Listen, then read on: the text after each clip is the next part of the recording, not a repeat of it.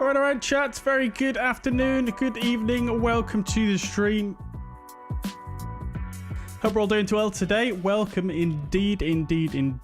Exciting day today. Oh, transitional error there. Excuse the momentary black screen there.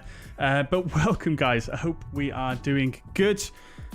Today we're going to be flying in the PMDG 737, as you may have guessed from the title of this stream, and I'm sure many of you are aware by now that PMDG have released their long-awaited universal flight tablet, or some people may refer to it as an EFB, but I think more accurate terminology, according to PMDG themselves, is a universal flight tablet. But nevertheless, EFB, UFT, whatever you want to call it, it's here. And yeah, we can now enjoy it in Microsoft Flight Simulator after what has felt like a very long wait for a lot of us. And yeah, we're going to dig into that today, have a look at everything it's got to offer. That being said, I don't think there's too much to show. There's already been a lot of content out there regarding it, so I'm sure you guys probably have used it more than I have already.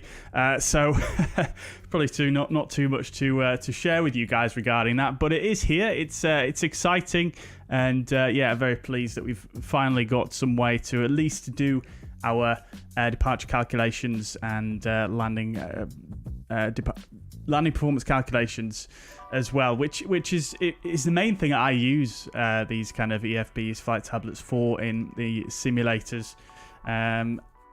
As you guys may know, I don't really use them for charts or anything like that. I have that on my second monitor, and I'm perfectly happy with that. So yeah, let's jump in then and have a look. The flight today, we're going to be flying cargo out of the absolutely impeccable scenery by Pyreegue Devco, EGNX, East Midlands Airport in the UK. We're going to be flying from there over to Amsterdam, the obviously fairly recently released Amsterdam scenery by Flytampa. And yeah, I mean, I don't think I've ever flown cargo into Amsterdam. That's a nice little change of pace for the stream. It should be pretty cool, actually. It's obviously such a big airport, Amsterdam. You know, a lot of us probably hardly ever see the cargo apron except for from a distance. So yeah, quite excited for that. And then if everything goes well without too many delays or too much waffling on my part, we'll fly from Amsterdam back to our home base in Leeds, Bradford, in the same aircraft. And that should give us a good chance to really see what the EFB has got for us. UFT, EFB. I'm gonna mix those up so often today. It's just so much easier to say EFB at this point. But yes, that's the plan for today. If you want to fly along with us, we are going to be on VATSIM. We're logged on VATSIM now. I'm currently parked at stand 76 on the west apron at East Midlands. All right, so who have we got in the chat? We've got Jetty Flies. Welcome indeed, my friend. Hope you're doing well. Thank you very much. Yes, enjoyed making that one today. It's been a while since I've done a thumbnail like that, so yeah, thank you so much. Mikhail, welcome to the chat. Hope you're doing well. Yes, I have heard that about the map function in the EFB causing a crash to desktop. In fact, I managed to replicate that myself a little bit earlier on, so yeah, we'll be touching on that later on, but yeah, I'll probably be steering clear of that map function to a great extent. Dio's here. Welcome, Dio, my friend. Hope you're doing well. I hope you're still here. Are you still here? I'm not sure. I think you posted that message earlier on. Hope you're doing well anyway. It's been a while. Good to see you in the chat. Welcome indeed, my friend. MPS, good evening. I hope you're doing well. And yeah, it looks like MPS has experienced the crash to desktop thing as well. Yeah, I think it's I think quite a lot of people have come across that, to be honest. The commentators here, good evening. Daz, good evening. Welcome. I hope you're doing well. Aviato4, welcome to the chat. Jan, welcome indeed. Hello, hello. Grey Shirt, welcome. Welcome, good evening. Soren, welcome. Hello, hello. MPS says it looks like it's a Google overlay in the EFB. Yes, yeah, I think it's something to do with the Google one. Yeah, it seems that way. Flo, welcome to the chat. Hope you're doing well. Yes, that is the correct version number. It should be 0.080 at the end of the version for the PMDG Universal Flight Tablet version. But Grey Shirt's just answered you there. It should be, yeah, you need to go manually select it in the FMC, which will show you. It is basically a per aircraft configurable option. So each time you pick a new livery, you are going to have to select it again. But once you've done it once, then for that livery, it will be persistent. But yeah, just something to bear in mind. Evan, welcome to the chat. Hope you're doing well. Welcome indeed. NPS is not updated yet. Get it done. Get it done. A commentator wanted it for performance calculations as well. Yeah, indeed. I think that's the main thing that I've been wanting, really. So, yeah, absolutely. Might join for the second leg. Great stuff. Awesome, awesome. Lovely, lovely. NPS says it's a nice future function for EFB, but I've survived over 20 years without it on PMDG. Yeah, fair enough. I mean, obviously, if you've got external tools to do your performance calculations, things like that. I mean, we've coped just fine without it, haven't we? Up to this point. But it is nice to, you know, be able to run those calculations and just double check things, really, as you would do in the real world. And yeah, especially if you're landing on a short runway, quite high weights, it's quite nice to know if you're going to be able to actually stop on the runway sometimes. Okie dokes. Great stuff. Great stuff. Great stuff. All right, let's get cracking then, shall we? So, coming over here, we're at a very, very moody looking East Midlands at this moment in time. It's raining and it's quite a little bit foggy here as well. We're not using live time today just because it's going to get dark really, really soon here in the UK. So we are just going to be using live weather, of course, but we'll be using slightly earlier time. Using the same minutes, but just slightly different hours. Just to give us more light to work in, really. Okay, cool, cool. So, before we go any further, let's just jump on board. Let's get out of the rain here, and let's go ahead and do some, a quick run through our OFP here as we normally do. Can hear the rain coming down. Right, so we'll jump over to the fuzz pad and first of all do our OFP as we normally do. Righto. So then, chats, here's our OFP. Today we're going to be fuzzair cargo, or Fuzzy 574. We're going from East Midlands to Schiphol. We're in the 738 Charlie Reg, which is You've Got Fuzz. And our call sign is going to be Fuzzy 574. Target off blocks 1740. And estimated on blocks at 1900 Zulu. Cost index is 5. Now, I'm not sure if that's I think I may not have adjusted the cost index on this sim brief profile yet, but we'll take 5 for today. That's fine. It is only a short flight. So that's fine with me. Covering 284 miles, and we will have a slight tailwind on average. Not much, though. Estimated takeoff weight is 62.8 tons. Alternate is this one here. Hamburg, I want to say. And cruising at flight level 350. Trip time 52 minutes if we need to divert. Dusseldorf, that's it. Yes, if we need to divert to Dusseldorf, 32 minutes from Schiphol. And block fuel today, 5,483 kilograms is what we're expected to take. Expected 09 here at East Midlands. Now, I've not actually checked the weather yet, but we'll... or if there's any ATC online. There wasn't earlier, still none. But that's fine. So 09 here at East Midlands on the Daventry 4 Papa departure. And then expecting red for 1 Alpha into 18 right at Amsterdam. There is some ATC online at Amsterdam at the moment. And 18 right is in use. I've double checked that. So cargo got 15.3 tons. Obviously no passengers with it being a cargo flight. Coming down, air met signets, tropical cyclone signets, and volcanic ash signets. Nothing there. Winds are from the northeast here at East Midlands, varying between the north-northwest and the northeast. Let's see here. We've got 4,000 meters visibility to the west. So not as much visibility to the west, but over 10k in the vicinity. Rain, scattered clouds at 900 feet, so quite low ceiling, and 10 degrees temperature, 10 degrees dew points. So we've got, you know, obviously some slightly foggy conditions developing here, and recent rain. Weather is set to not change too much really over the next few hours by the looks of things, and then the weather at Schiphol does look marginally better, but still a fairly similar story, albeit the wind from the southeast, and light rain there as well, with a fairly similar pressure and temperature dew point situation as well. So we may expect fairly similar conditions going into Schiphol, which could be quite fun. Weather at Dusseldorf is again marginally a step up, but still very similar conditions, to be quite honest with you, with light rain there as well. So that is our OFP. You can see our routing taking us initially out to the south towards Daventry, over the north of London, and then over to the east, over Norwich, and over the Channel, and then into Amsterdam from the west, as you might expect. And then looking at the charts here, quite a lot showing here.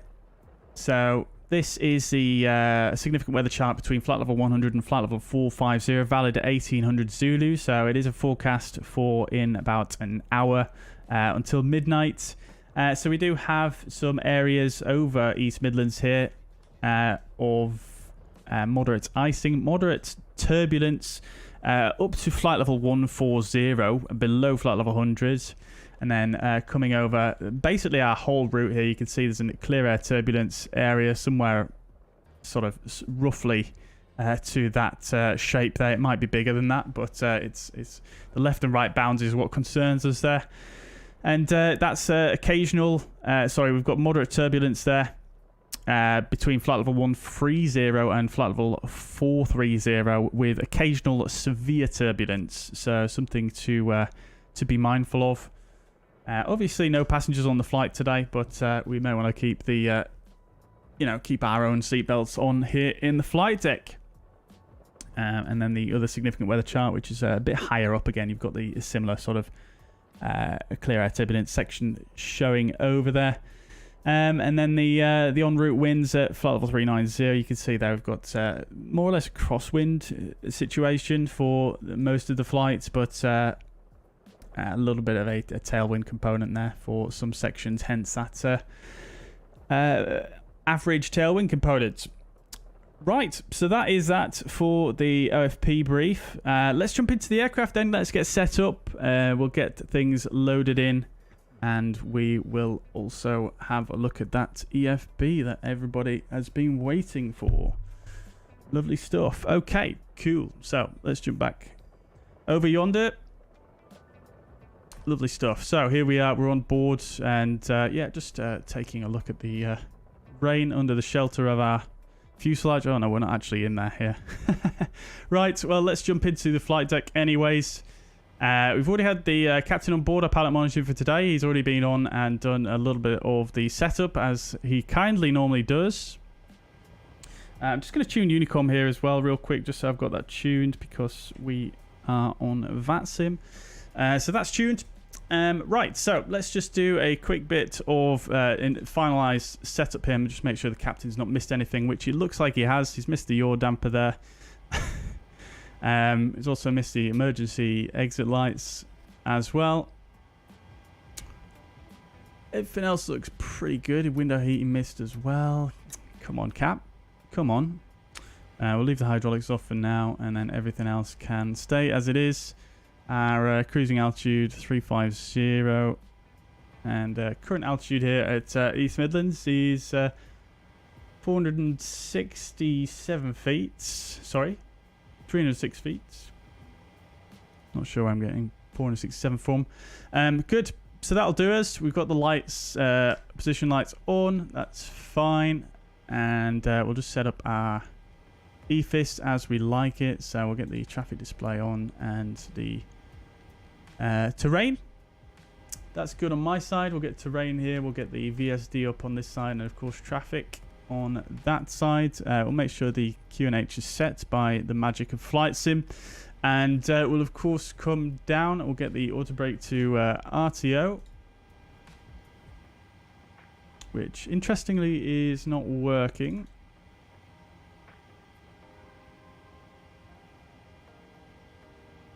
Ah. It is because my spad.next is still in the Fenix profile for whatever reason. There we go. Cool. Alrighty, we'll reset the fuel flow there as well. That's all good. Good, good, good. Down here, we'll make sure the parking brake sets. We'll do that now. That's good. And coming down here. Everything else looking fine and dandy. We do have a bit of a texture pack going on as well here today for this flight. So you might notice a few things a little bit different, but we can talk about that once we get underway.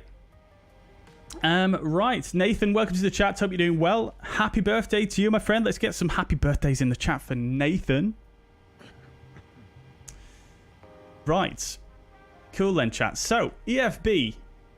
As you can see, it's not currently there. So I thought I'd just leave it off just for the start here, just to kind of show you guys how to get it to appear. So you want to go to your menu, PMDG setup, aircraft, equipment, and then go, I can't remember what page number it is, but if you go back a couple of pages, page 16 here, optional equipment, flight tablet, yes, that's what we want there.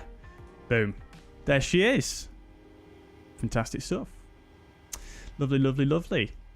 Cool. So, just before we do that, however, let's just come here. I'm just going to go to the ground services here and get rid of the pallet loader here because we're going to use GSX for that stuff.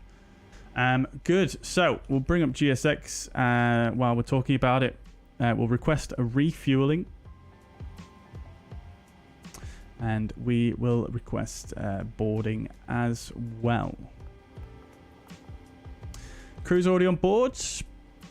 Good stuff. Right, so let's come over here then. And we'll go to electronic flight blag. Takes a minute to load the map, but we'll request our data from SimBrief because I have already set up our options here. We've got Bobby Fuzzy on there. I haven't really messed with this yet. Default brightness is fine. So yeah, I've already set up my SimBrief and Navigraph authentication, so that's all good and well. So flight details 574 Charlie, EGNX to Amsterdam, EDDL, because it's 5. Yeah, all looks good to me. Fantastic. We can get an up-to-date METAR here, which is the same one as what we've just read, so no issues there. That's fine. Now, I'm not going to play around with this map too much, really, on this flight, just because I know it has been causing some crashing issues, unfortunately. It is quite nice, though. I do quite like the fact you've got the Google Maps on here, which is really quite cool. Obviously, Google Maps being very detailed, which is very nice, but I think the main thing about this one that's good is the fact that you can bring up the Navigraph map and you can zoom all the way in and use this sort of taxi view here, which I think is absolutely fantastic if you ask me. That being said, I usually have that on my second monitor anyway, so I doubt I'll be using that, but just to show you guys that is there. OFP, we've already been through that, and then Navigraph charts again, you can sort of use your departure, arrival airports and alternates. That's all great and well. Again, like I said, chat, I don't really use charts too much on the EFB, although I can see how for some people it would be very useful. We can full screen it, which is very nice. That's quite a nice big size, actually. I think that's probably the best sizing we've seen so far in an EFB for the sim. So that is quite nice. I do enjoy that, although that being said, I don't think I'll use it too much. Not sure about the font sizing on here. It seems a little bit over big, but nevertheless, it works. And then we've got that and that. So we've already seen all that stuff. That's great. Like I say, I'm probably not going to use that. Most of those bits there for a great deal here. It's most of this button and the weather here that I'll probably make most use of. However, we're going to continue on with our setup here, and it is quite nice now that we've got this EFB. We can actually import a flight plan directly from SimBrief to the FMC in the aircraft, which is super nice. Now we don't have to worry about using what do you call it? We don't have to worry about using SimBrief downloader, which is always nice. Right, is the fueler here? They are. Fantastic stuff. Okay, good, good, good. What's going on the other side? Nothing yet. Right, so our fuel, we're going to require 5483. Not sure why our total fuel is already that high. So that's probably going to freak GSX out. Oh, there he goes. He's gone. He's gone. And here come our loaders. That's fine. Okay, well, no issues. Whatever. So let's carry on then with our setup. So FMC, I've already done the POSINIT page, just so that was all ready to rock and roll. So we can go to our route here. And rather than putting in your origin, as you would normally do, what you can do now is go EGNX, and then we're going to go to EHAM. And we can just type it like that and put it in co-route, and then it's basically just going to stick in our routing there, which is nice. So initially Daventry, Papa 166 Banto, Papa 155 Sivda, Papa 137 Redfer. That is our route. That is grand. So that is lovely stuff. We're expecting runway 09, and we're also going to be a Fuzz 574. Almost forgot my call sign already. So that's that. Good, good. And then we'll go in and stick in our departure, the Daventry for Papa. And then we'll come back and stick in our expected arrival, 18 right, red for 1 alpha. I'm going to stick this in now because it is quite a short flight, and it'd just be nice to have a bit of a... just get that done and out the way. Nathan, thank you very much for subscribing to the channel. Much appreciated, much appreciated, my friend. Welcome indeed. Okay, good. So that is that. We're going to use Sugol as a transition. We don't need to use the Sug1 Delta, as that is the nighttime transition, if I remember correctly. Let me just have a see here. Did I get those mixed up or not?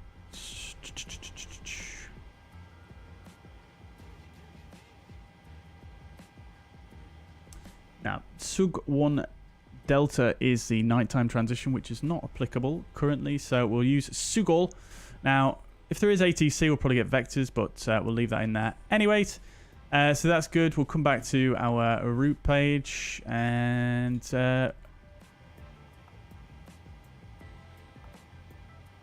yeah, all looking good there. So we'll go activate. We'll come over here and we'll just look at that on here. Make sure it all makes sense. I really need a new camera view that can kind of just show this guy. But we'll do that and not that. There we go. Right, good. So stepping through this.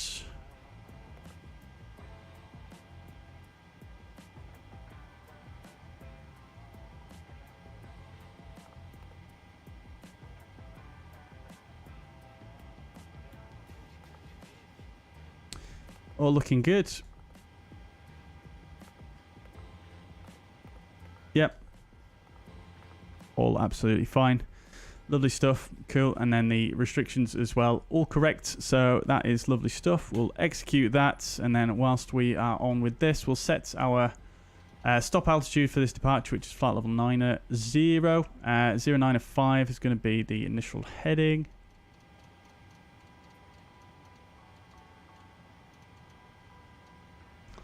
We'll get the flight directors on, of course. LNAV we can select, and then we'll input the V2 speed once we get around to it. We'll also do as well for the departure, just to have a backup here. We'll use the localizer 10935 as a DME. And then we're also going to use the Honolulu VOR as well, which is 11365, And then in the standby over here, we'll also put the Daventry 1164 as our final fix. And then we're basically just going to set... we're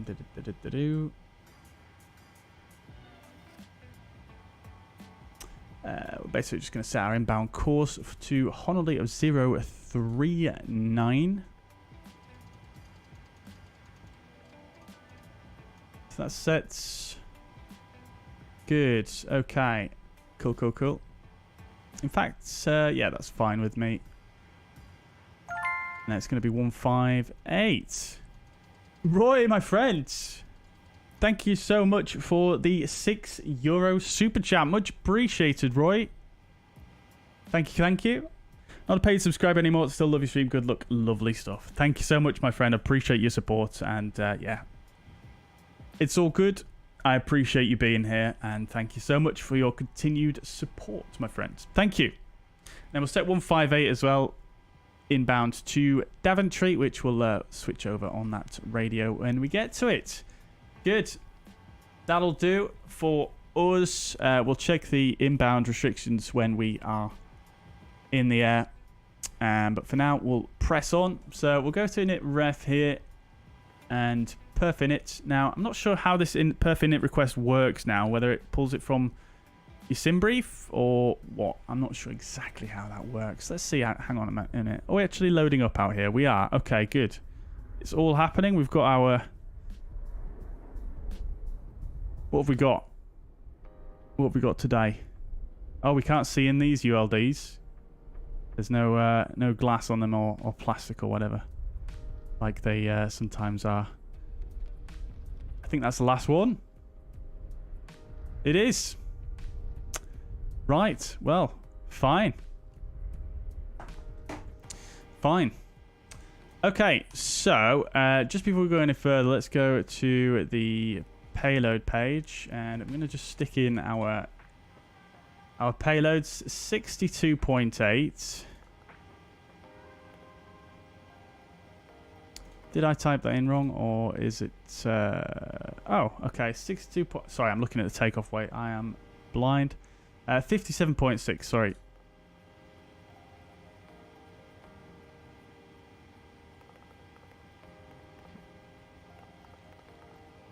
There we go. Good. Okay. So, let's just see how this works now, because this perf init request worked a little bit... It didn't used to pull details from SimBrief, did it? It used to pull some details from, you know, what you set in your PMDG options. So let's just see what it does here.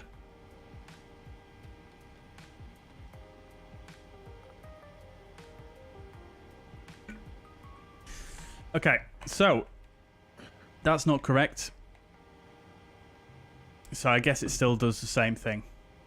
It's got the zero fuel weight correctly,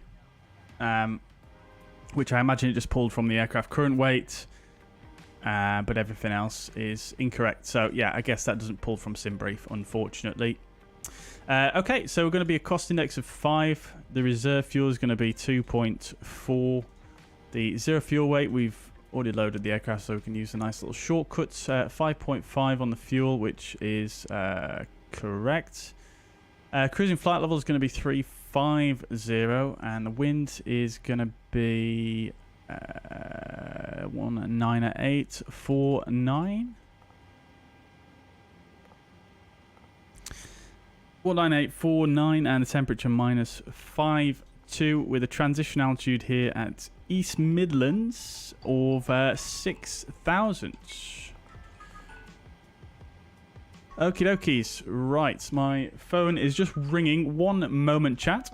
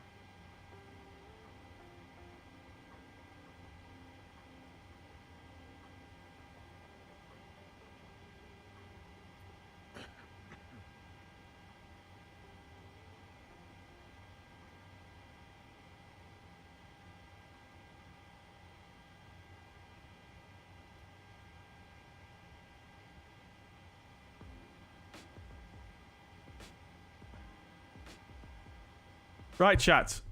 Sorry about that one. Okie dokie. So, transition altitude of 6,000. And that's all good. Great stuff. Execute. Fantastic. Amazing, mates. Welcome to the chat. Good evening. Hope you're doing well. Welcome indeed. Welcome indeed. Ace Airstream, good afternoon. Hope you're doing well. Welcome.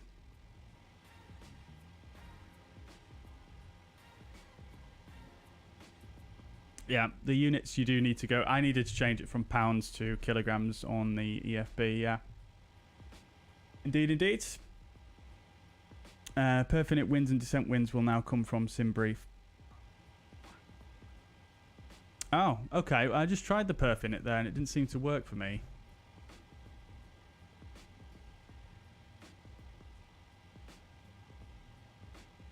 Let me just try it again. Let me just make sure I wasn't just having a moment.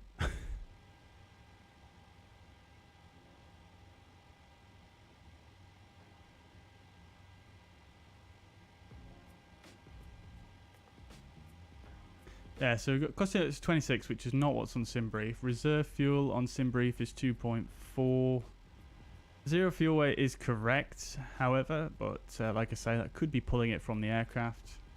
The cruising altitude on SimBrief is 350, so that's incorrect. Cruise wind is 198.49, so that's correct, but that's not actually changed anything. As you can see, the figures that it's changing is the lowercase.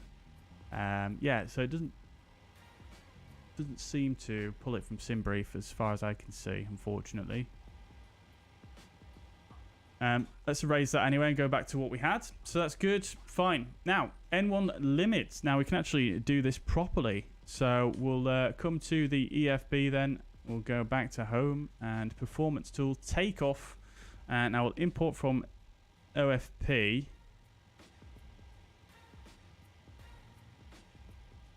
Which is not working either. Right. So we've got a flight imported there.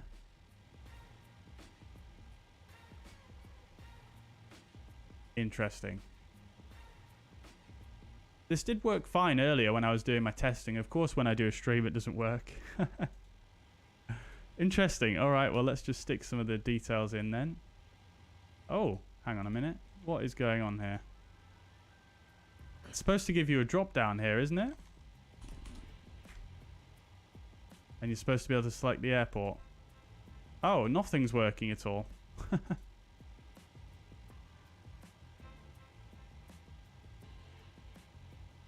What?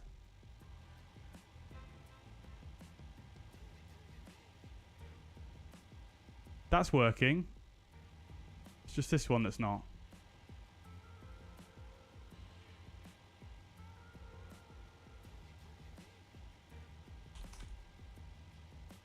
Hello?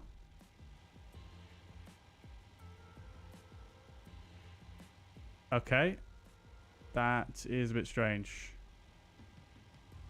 Let's just do this.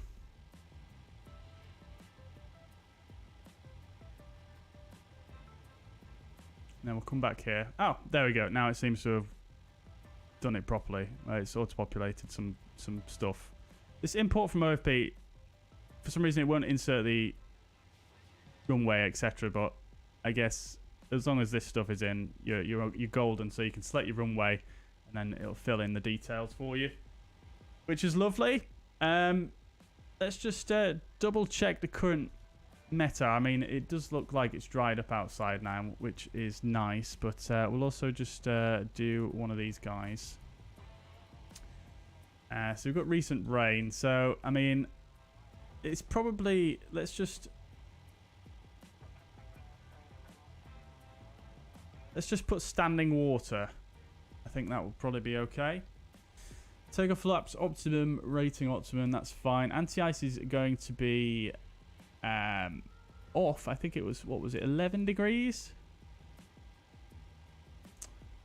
10 degrees. Okay, so we are going to have anti-ice on engines. Our weights, we'll import that from the aircraft with the CG, and packs are going to be on. We'll import the weather as well. Which, again, I'm just going to cross-check. Because there is some weirdness going on here. 909 040 at 6 and 10. All looks good there. Lovely stuff. Calculates.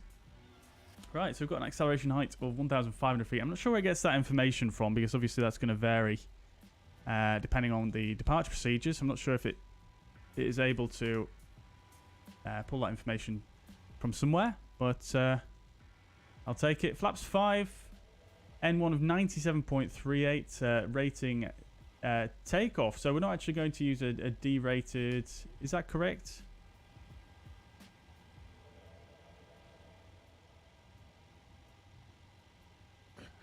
Yeah, so we're not going to use a D-rated takeoff at all here. Trim 4.61 and the V-speed's there. Lovely stuff. Good. Interesting. Okie dokes. So.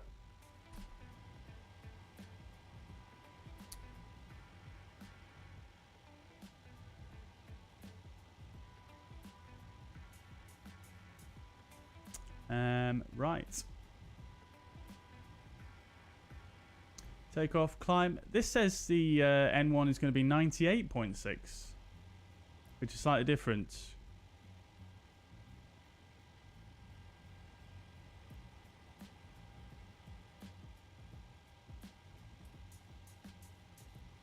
Interesting. All right. So that's fine. No D-rate. Speeds are going to be flaps 5. 1333545. Okay, so they're as per the QRH. 33135, 145, and a VRF of 1.6 if we need to return to field. 63.1 tons. Yeah, good. Alrighty. And then CG 24.6. Did it get that correct? It did. Okay, fine. Interesting that it's giving a slightly different N1 here. Okay. Well, let's press on anyway. So that's good. All fine there. And then let's just try one thing before we go any further. We'll go to our forecast page here on the descent, and we'll just press descent winds request. Let's see if that works.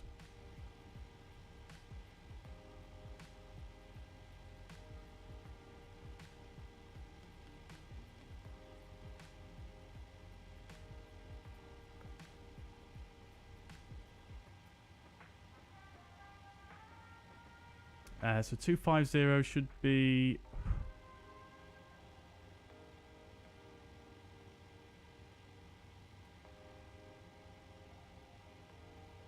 They are slightly different to what SimBrief is saying, but I mean, it's fairly similar. I don't know if it necessarily pulls it from... I'm not sure which part of the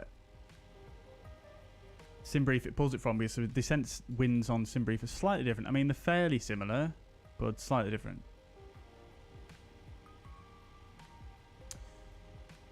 We're not going to dwell too much on that anyway. It is only a short flight, so we'll just go with that for now, and we'll fill out the rest once we are underway.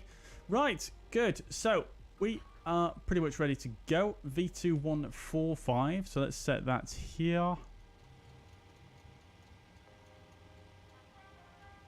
Lovely stuff. Okie dokies. So that's all that done. Our loading should be done as well. Yep, the cargo door is now closed. All the other doors are closed. Let's get ready for our pre-flight checklist. Then we'll get the fuel pumps on and the hydraulics. We'll get the seatbelt signs on as well. That's all good. We'll get the APU fired up.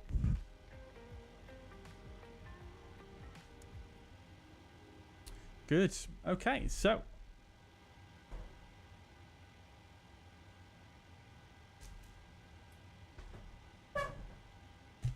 Rick's Aviation, welcome to the chat. Hope you're doing well. You can select on the EFB whether it pulls from Microsoft Flight Sim weather or the EFB.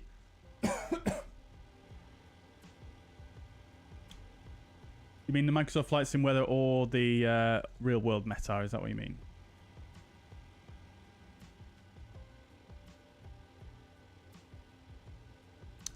Yes, I did see that. I think I left it to the in-sim weather because that's going to be most accurate, isn't it? That being said, the sim should be pulling the real world meta as well, to be fair. So let's go with that. That's fine. Good.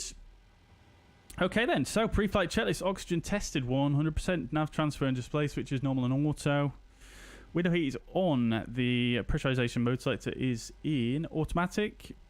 Flight instruments, we've got 178, 300 feet, QNH 994. Engine start levers are in cut-off. Pre-flight checklist complete. Before start, down to the line. Flight door is closed and locked. Fuel is 5.5 tons. The pumps are indeed on. Doors and windows are locked. MCP is V2145, heading at 095 and altitude of flight level 90. Auto brake, RTO. Just say disarm though, so let's just cycle it.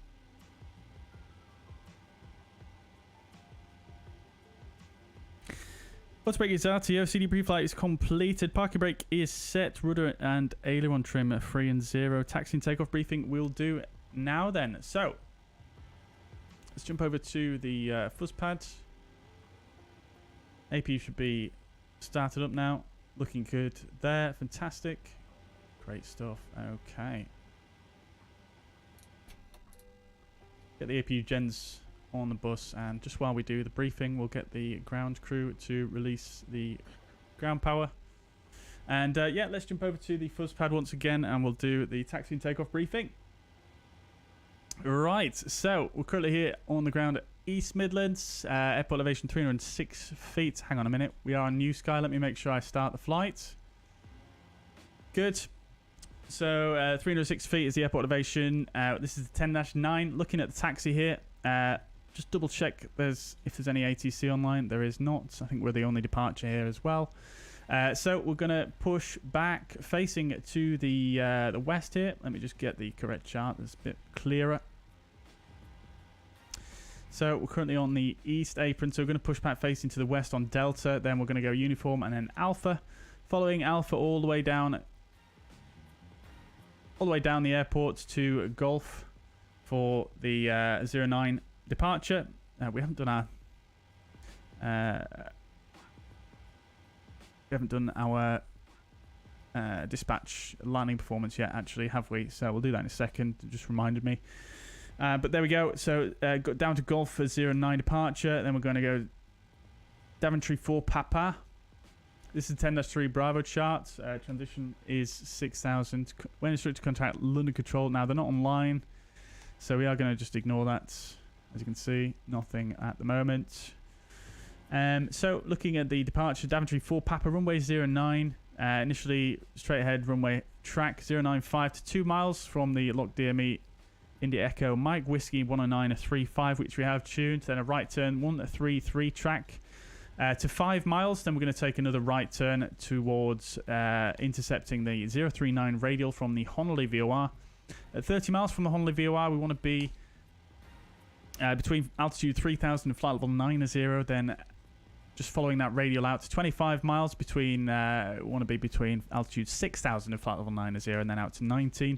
And then once we get to 19, we're going to take a left turn to intercept the radial 338 inbound, the radial 338 towards the Daventry VOR, and once we reach 23 miles from the Daventry VOR, we should be at a required altitude of flat level 90. Now, because it's quite quiet at the moment, we don't have any ATC online. We probably will give ourselves a clearance up higher than that much earlier, but that is that.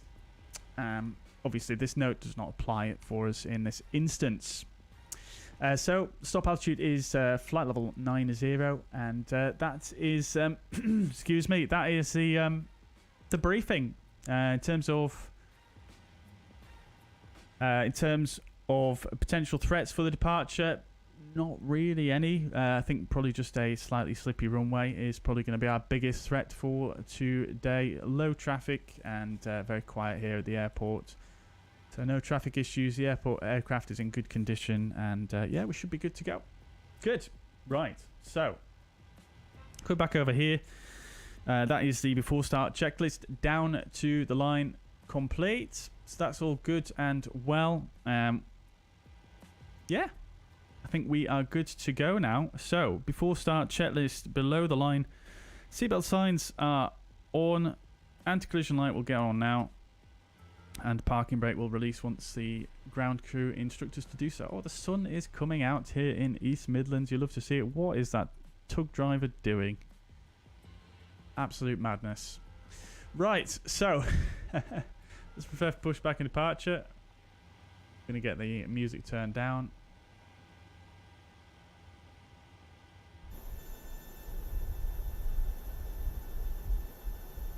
Lovely stuff. Here comes our ground handler. Oh look, they've still got the wipers on.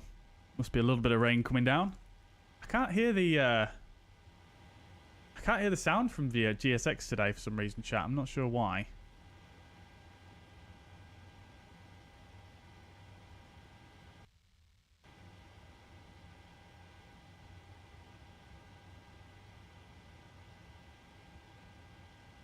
Can you guys hear the GSX audio? Oh, I see. It's done something weird. Right, okay. Okay, well, I'll fix that when we're in cruise. It's just switched the audio devices for some reason. But we'll do that. We'll fix that once we're in cruise. Okay. Chocks can go.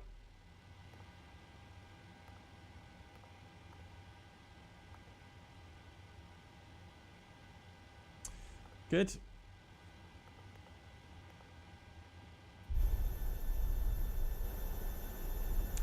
Beautiful fuzzair cargo 737-800s. Big fan.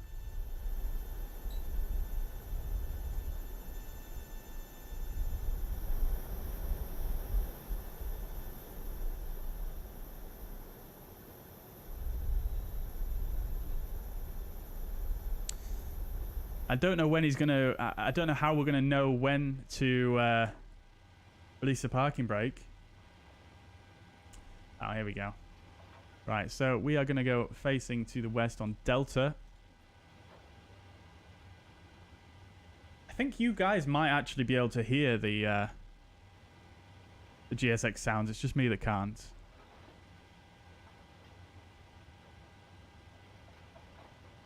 What is that sound?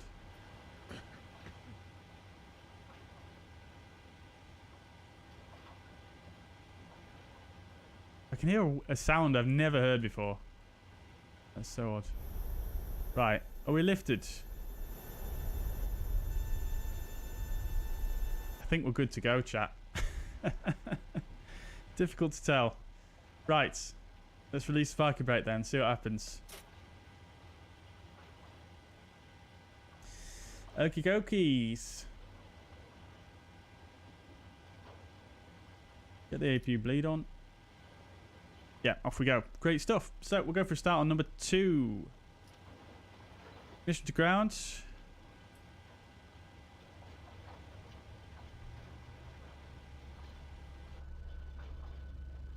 Lovely jubbly.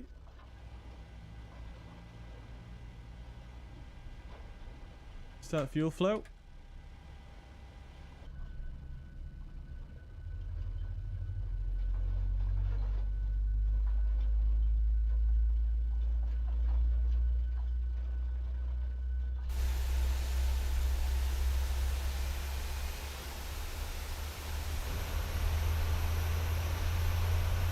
I may need to set the RTO. Yeah, I did already try that, but it didn't go out for whatever reason. I think I probably need to fix that once we have the engine started.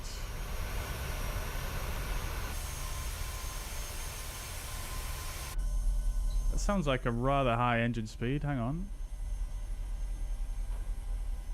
Okay, I did not realize my thrust levers were slightly forward. Oops.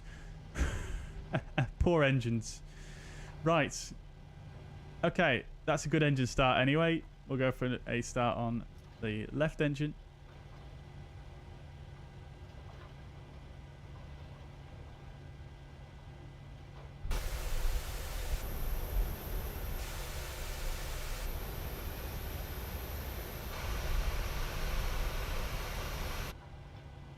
Start the fuel flow.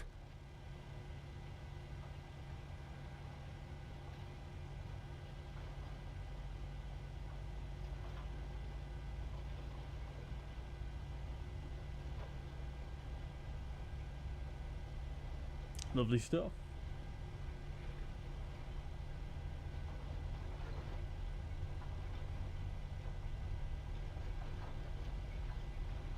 It's quite weird not hearing the GSX sounds, actually. Right, they probably want us to set the parking brake at this point anyway.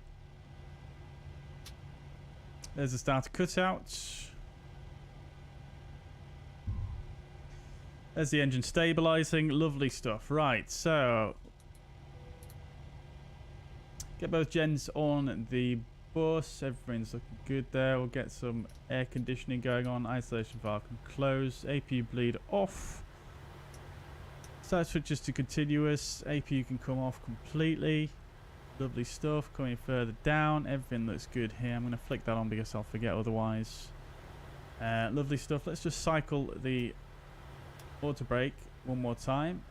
There we go. Lovely. Okay. Grand trim 4.62.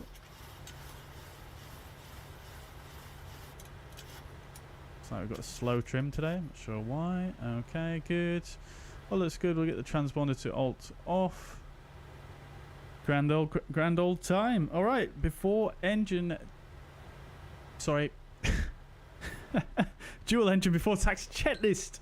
Generators are on anti-ice. Oh, we are going to use anti-ice, aren't we? Anti-ice engine only. APU is off. Engine start switches continuous. Recall is checked. There's the hand signal. Engine start levers are in the idle detent and the flight controls. We'll do a quick check of now.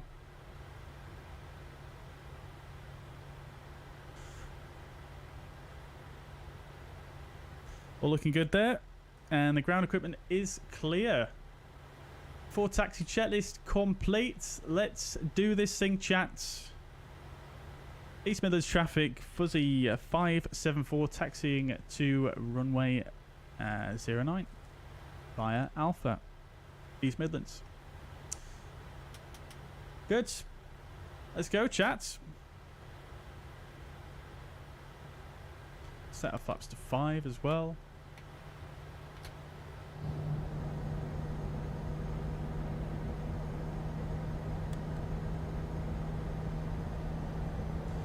Chainsaw Rocks, welcome to the chat. I'm not sure I welcomed you earlier. I hope you are doing well. Welcome indeed. Roy did a flight to. Also this afternoon there was snow in the Taff. Crikey, yeah. Crikey, yeah. I mean, it's getting to that time of year, isn't it, for those northern reaches. MPS said we had about 20 centimeters of snow in the middle of Sweden. Winter is coming. Indeed, winter is coming. It is, indeed.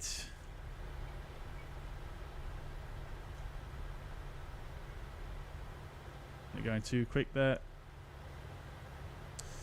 Okay, okay.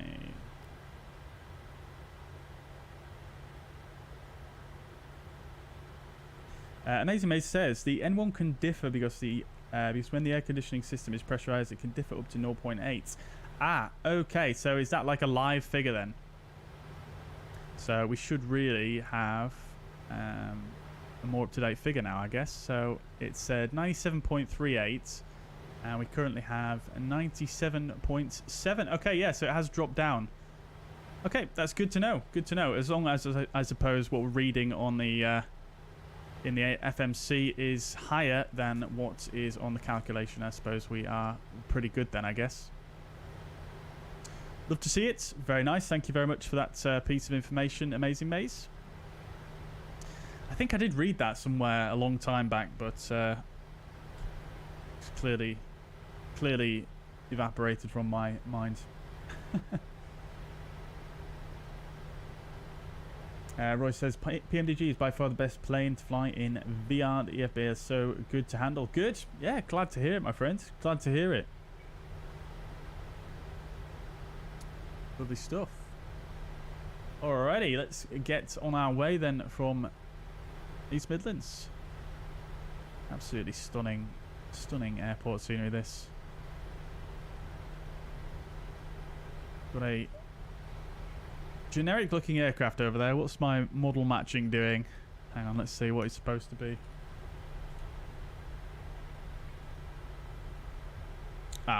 It's an A320 with just a normal registration as the call sign. I wonder if that's supposed to be like an executive, like a BBJ flight or something like that, maybe.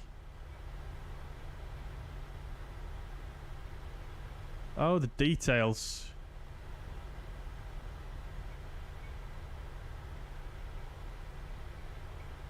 Ah, such a good scenery. I can't wait to see what Edinburgh V2 is going to look like.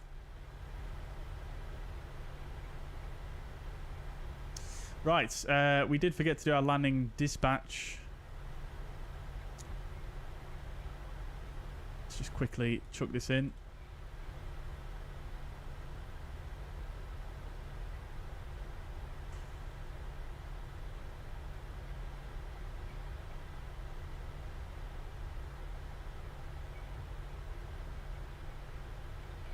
Taking a little while to calculate that. And it's not come back with anything. Interesting.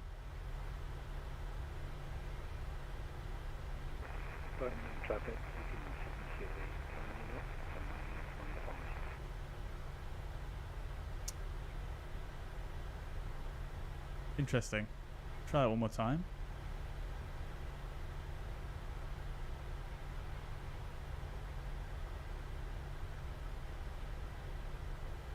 It's not come back with anything again.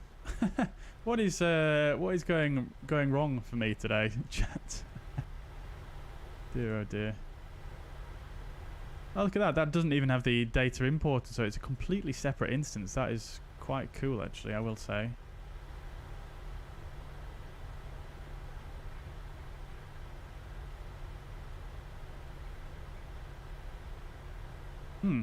I wonder. Is it because the aircraft is moving, maybe? I'm not sure.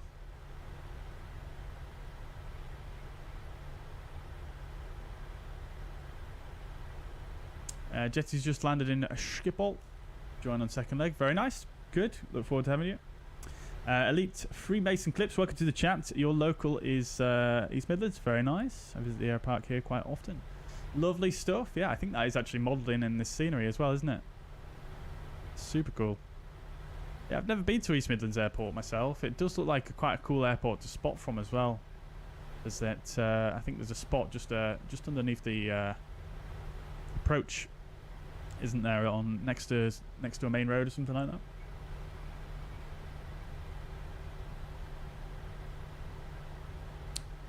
Okay, I don't think this is going to do its thing for us, so we'll put it on there in anticipation.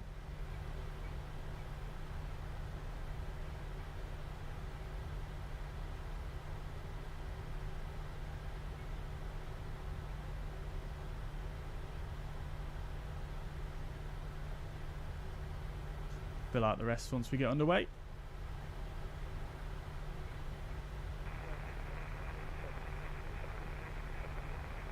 One thing I did notice about this landing dispatch here is that it gives you the quick turn weight there as well.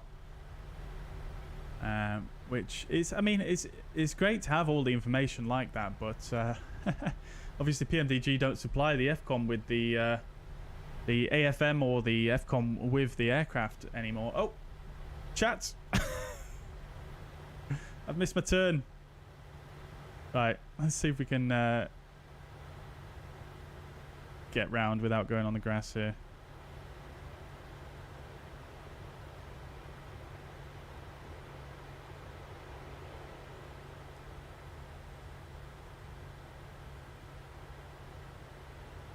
Yes, easy game.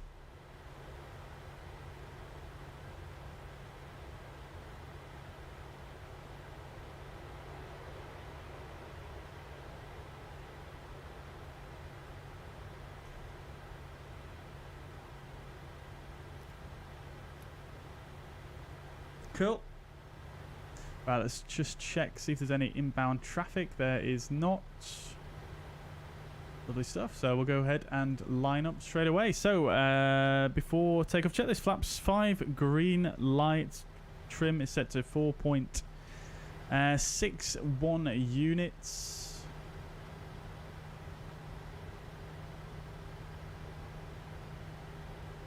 Ready to rock and roll, chat.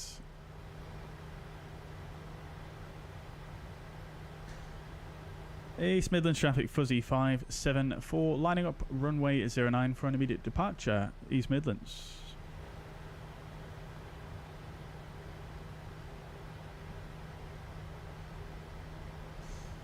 Alrighty, let's check the meta one more time, make sure we're on the correct QNH. 995 now.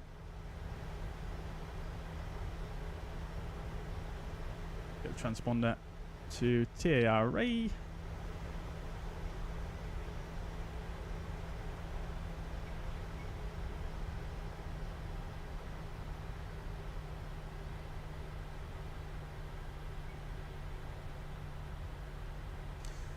Alrighty, let's do this thing then, chat, shall we?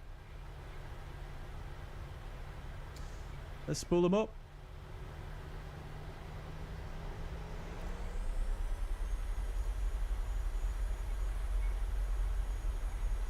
Take off. N1 Toga. Your speed's alive. 8 knots.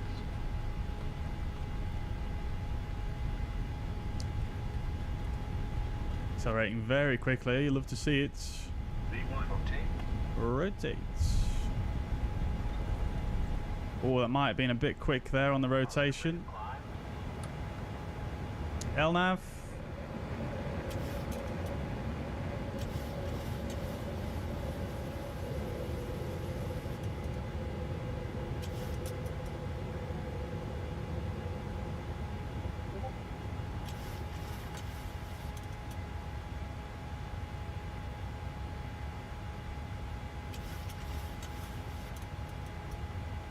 N1, we'll go to flaps 1.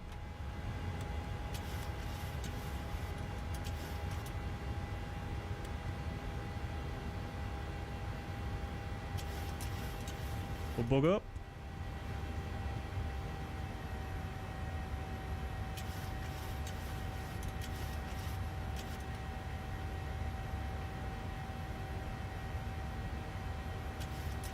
Lovely.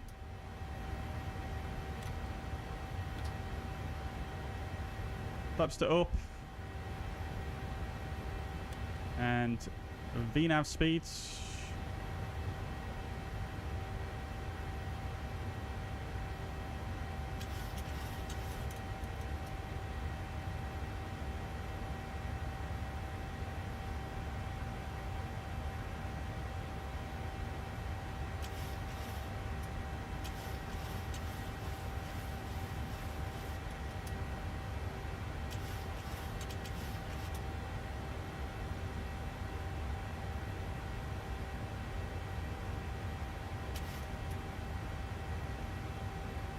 Command B.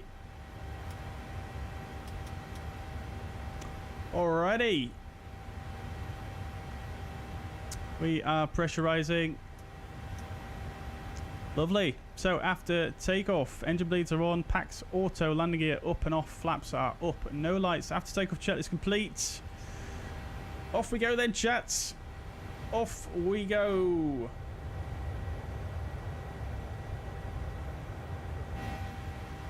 Alrighty, we'll set standard, passing through the transition altitude here. We'll go ahead and clear ourselves up to flight level 120. Clear out those restrictions. Good stuff.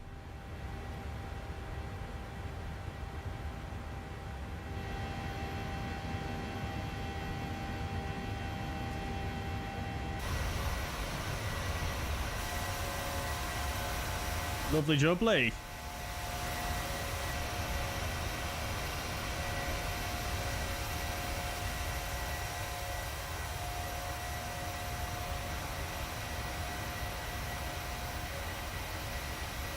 Fantastic.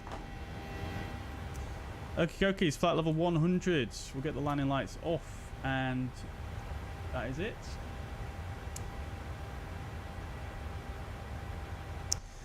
Yeah, good. Some of you may notice I didn't put the strobe lights or the landing lights on when I started the takeoff roll. I actually realized that while we were rolling down the runway, and I actually just flicked them on with my keybind. So I did remember that. Hopefully I won't get penalized on Newsky for it. We'll go ahead and clear ourselves up all the way to our cruising flight level of 330, I think it was. 350 even. Lovely job. Good, good, good. Bring that heading book round.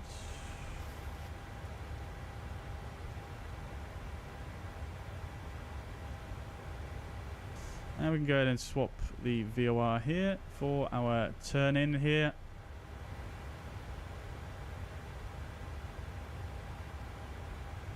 Lovely.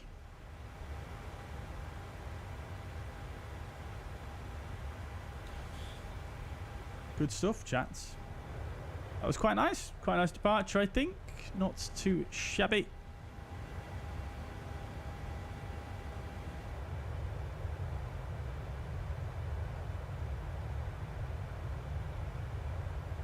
Lovely stuff.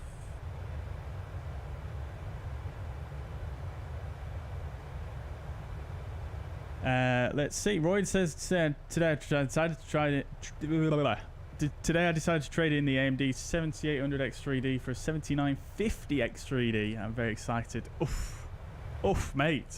Yeah, that is going to be very exciting. Yeah, I very much look forward to hearing what results you have with that. Yeah, does seem like a extremely good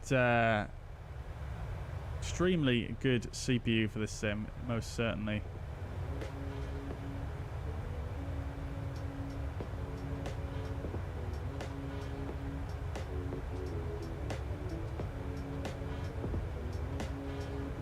NPS, good luck. I hope it goes well for you, my friends. Hope the update is all nice and straightforward, which it should be. It was quite straightforward for me.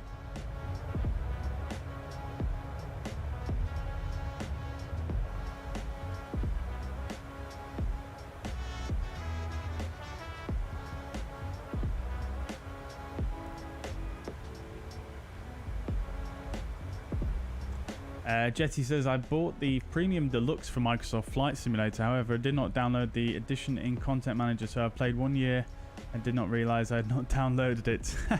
Oh dear, Jetty. Oh dear, oh dear. Oopsie daisies. Well, never mind. At least you know now.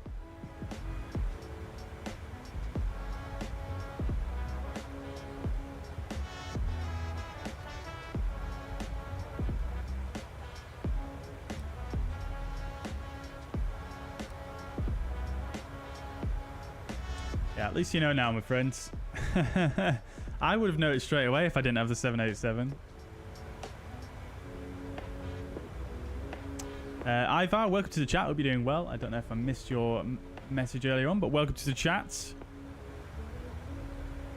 Welcome indeed. Utkash, welcome to the chat. Also, hope you're doing well. Welcome. Did I not fly across the pond this time? No, I didn't. No, I wanted to, but me being, you know, just I was a bit too late on the draw regarding the slots lottery.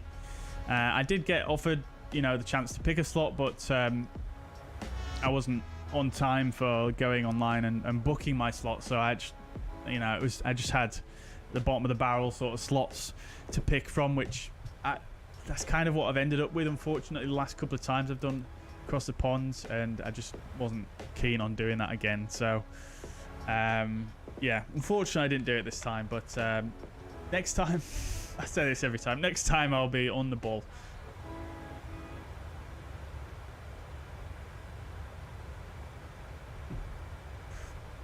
Right, let's see how we're doing regarding ATC. Not much ATC on, surprising amount of ATC, or surprising a lack of ATC, should I say, for this this time of the evening in Europe. Although it is a Monday, don't know if that should really make a difference or not, but yeah. Hopefully we'll see some approach ATC come online for Amsterdam once we get a bit closer, maybe.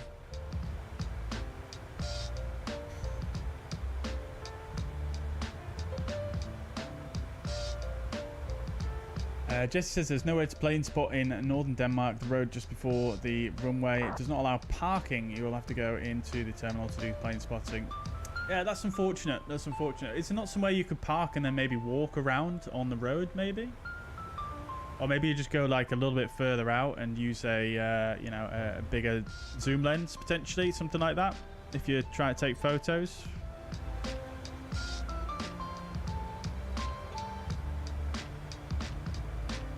AN224 landed a few times at East Midlands. It did, didn't it? Yeah, yeah. I have seen some videos of that.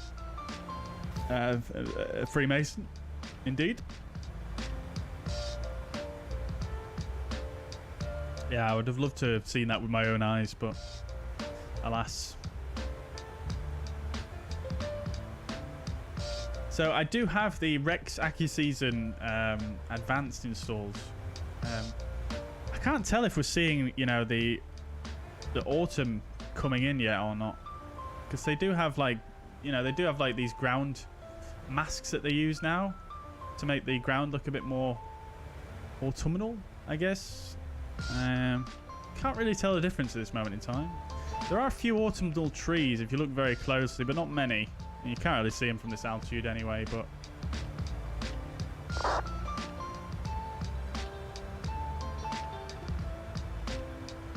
Box 0020. Is that cargo? Is that Aerologic? Lovely.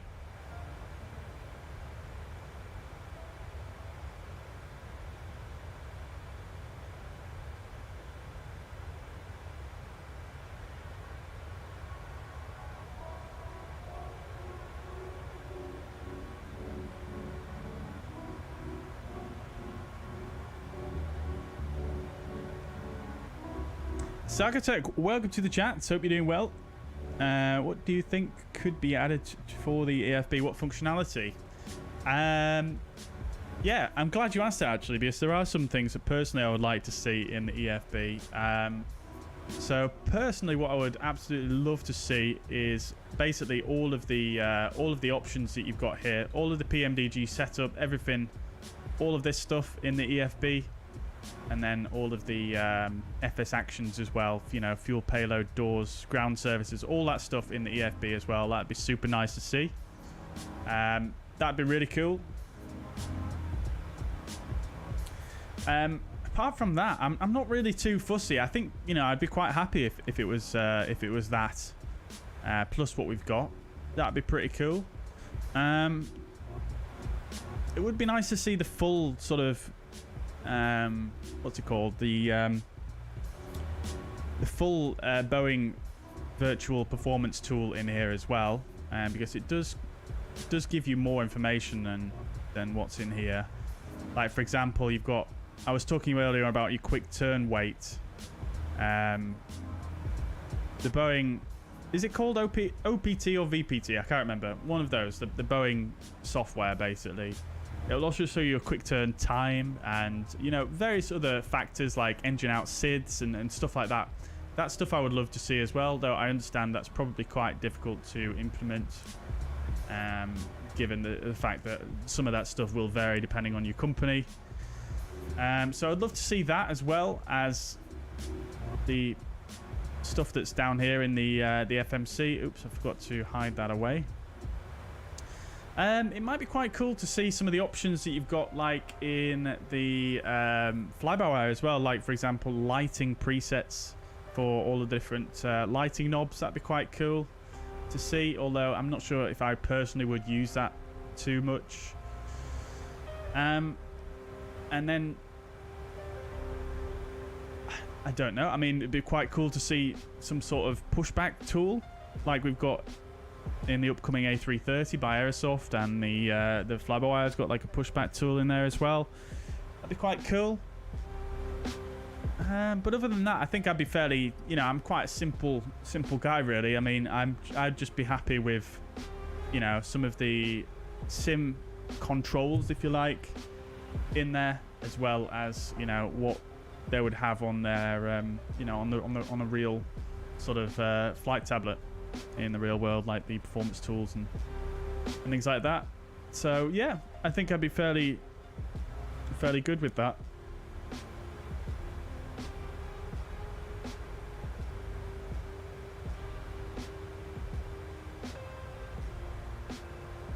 I don't know. I honestly can't think of anything else to go in there. I mean, I've seen some people suggest like Netflix and Spotify and stuff. Yeah, it'd be cool to have it, definitely. But again, if I was going to use something like that, I would put it on a different monitor. But obviously, some people have different requirements and, you know, needs that I probably haven't considered. So, yeah. What do you think, Sarkatech? What would you like to see in there that's not in there already?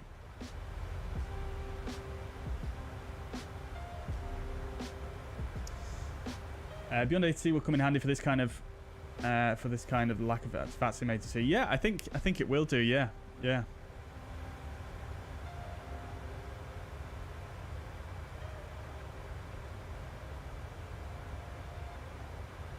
VPT, that's it, boy. Yeah. Side of the road is grass, basically. Ah, that's unfortunate. Jetty. Well, maybe just get your boots out. You'll be fine.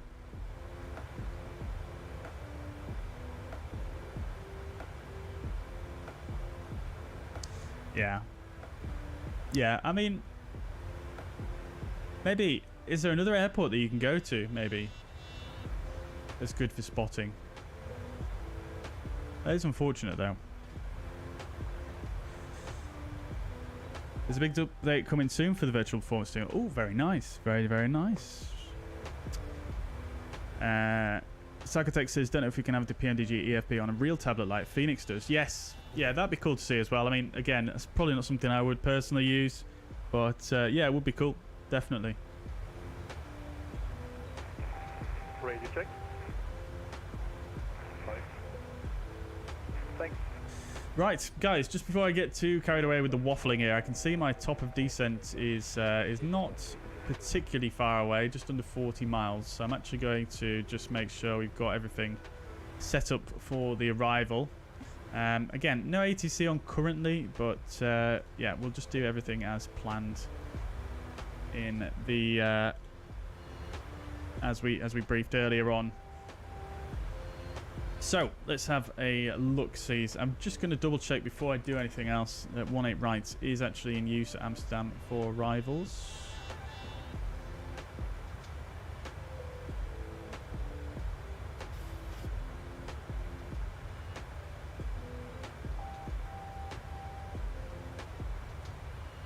Oh, they're using 18 Center as well, I think. They're using 18 Right and 18 Center.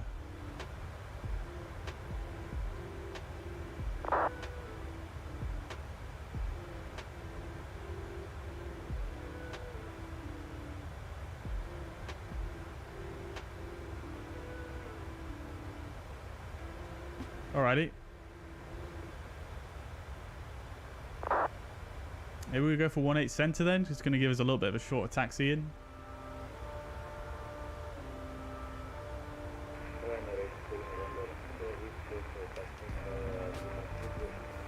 So we'll go 18 Center.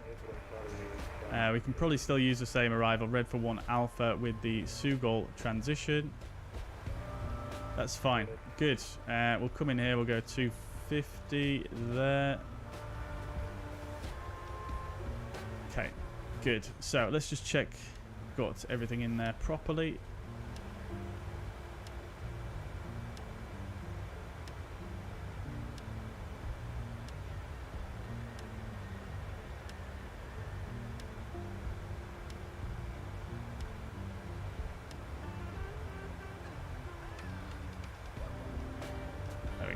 Okay, so red for 1 Alpha.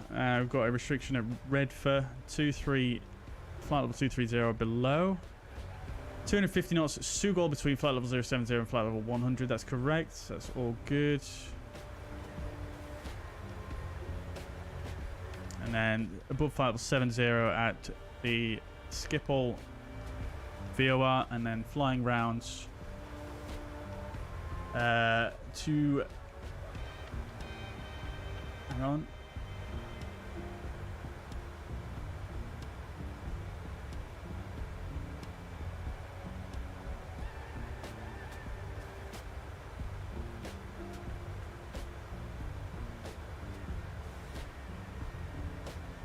Then we'll follow the transition around to Sydney. Max 220 knots there. We're going to be below. That's fine. Okay, good. Yeah, I think we're all set then regarding the restrictions. That's all fine. And go around on vectors. That's also fine. Current weather at Amsterdam. I've got 11 degrees. 996.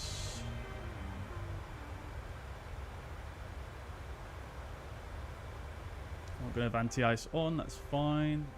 Looks like the temperature's increased slightly. Good. Minimums. Oops, that's the wrong one.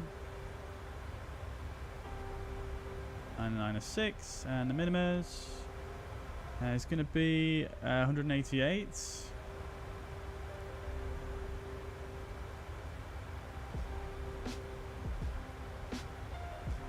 round up to 190, that's fine. Top of descent coming up. Let's wind this down. Just do that for now.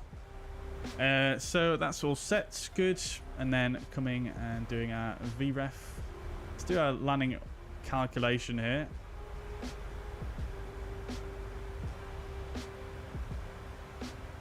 So we're going to have 3.2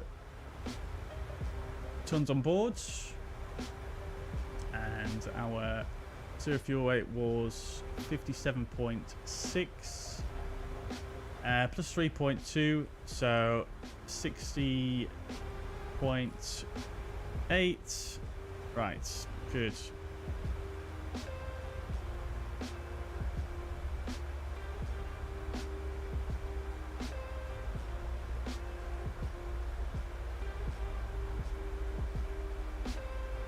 Landing flaps, we'll choose 30 initially. Pack's going to be on, anti-ice is going to be off.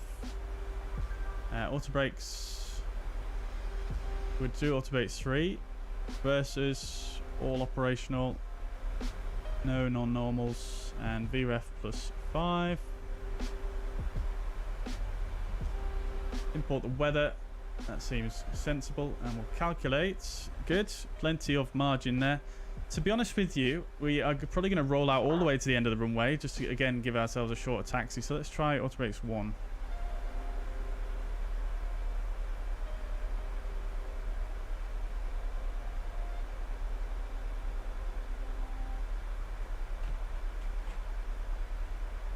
Okay, nothing. I don't know if that's... I don't know if it just doesn't come up with anything when it's not possible, maybe?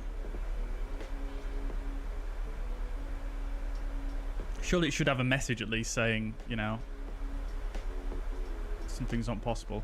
Right, so we'll go for auto brake 2.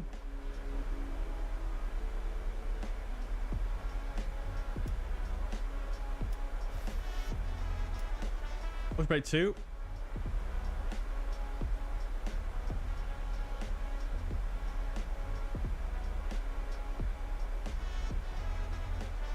Like we've got another plane off to our side here. Let's see if we can spot them.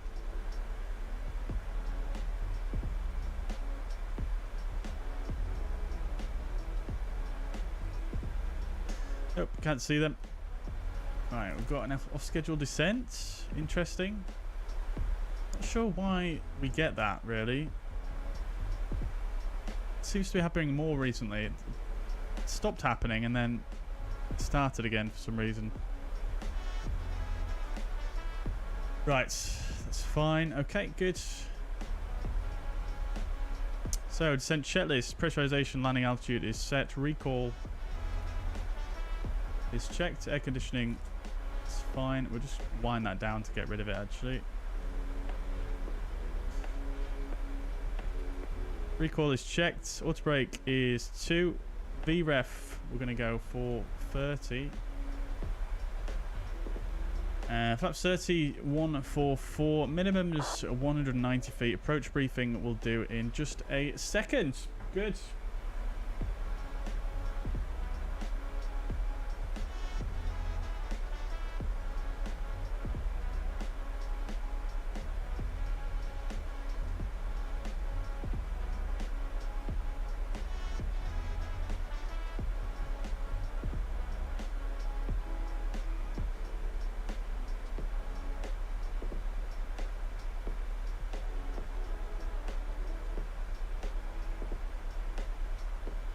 Cool. Okay, so let's keep coming down anyway.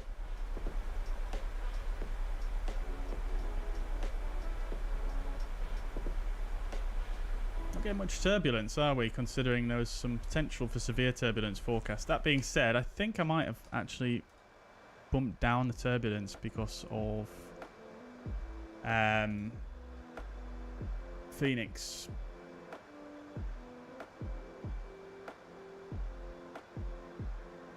Let's see.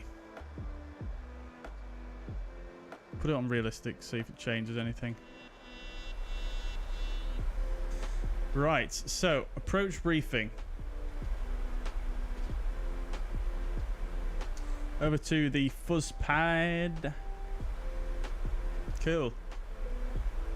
Righto, so we are arriving into Amsterdam, Netherlands, into Schiphol Airport. This is 10-2 Bravo charts. Transition level by ATC. They're not online, so we'll take that as flight level. Not sure actually. Flight level 20 probably be about right, I think. We'll put 30 anyway, just to be safe. Flight level 30 for the transition. Right, so this is our nav star. Now we're going to ignore some of this because it's not applicable because we don't have ATC online. Airport elevation is minus 11 feet below sea level. Flying the Redford 1 Alpha RNAV. So it's going to bring us in at Redford. We need to be below flight level 230. Redford, which we have checked, is in the FMC already. And we're going to continue down on the 059 track to Sulut. And then a right turn 076 to Sugol, which is our initial approach fix. Max 250 knots between flight level 70 and flight level 100, or as instructed by ATC, which again is not relevant. Still don't have any ATC online, unfortunately. So that's that. And then we're going to fly the ILS for runway 18 center, which is actually in use in the real world. We did check that one earlier on Flight Radar 24. So it's the ILS 18 center. This is the 11-2 charts. Localizer is Zulu Whiskey Alpha 10905, which we've not tuned yet. I'm going to do that in the background whilst I'm briefing here. 10905 and the final approach course of 182 degrees. Final approach fix is at Alpha Mike 630 at 2,000 feet. And our minima is CAT 1 minima we're going to use of 101 feet.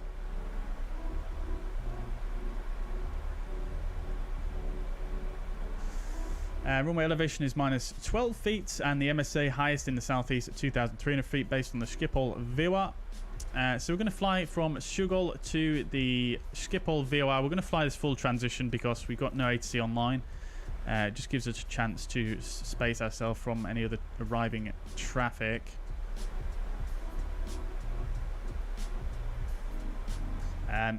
Radar vectors would be normal, as you can see here, but they're not online. So we're just going to fly the transition here, which is what we've planned for anyway. And then we're going to take a left turn, Alpha Mike 120, Alpha Mike 121, and then a left turn to this fix here, which is incredibly difficult to see what it is. Alpha Mike 122, and then a left turn to 630, and then a left turn following that down. Actually, sorry, I'm reading this wrong. Alpha Mike 122, and then to Sydney, which is our initial fix here. Max 220 knots there, and then a left turn to 630, which is our final approach fix, 2,000 feet. Glide slope, 3 degrees standard, and the Cat 1 minima. Sorry, I read that out incorrectly earlier on.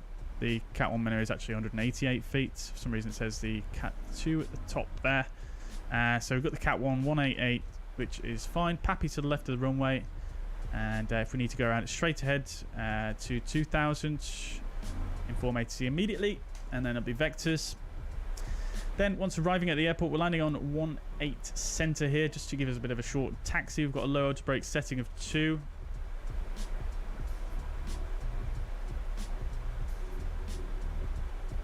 Lowest brake setting of 2. So what we're going to do is we'll come in on 18 center. We'll roll out really as far as let's see. We'll roll out to Whiskey 9 here. I think would be ideal, or Whiskey 8, or Whiskey.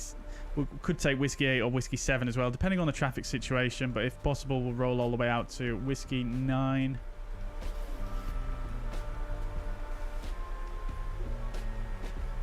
Let's just zoom in on that a little bit here.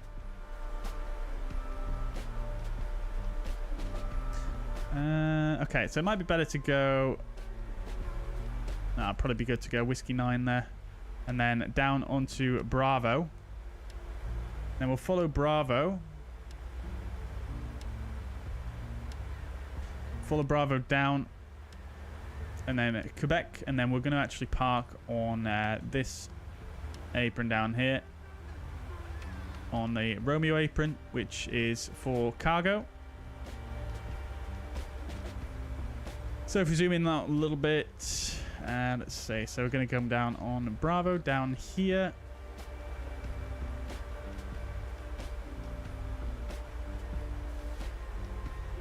Coming through Quebec.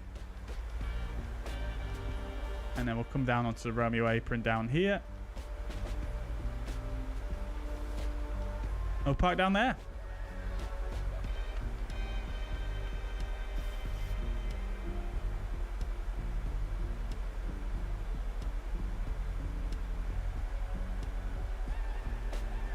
So that should do us for the arrival.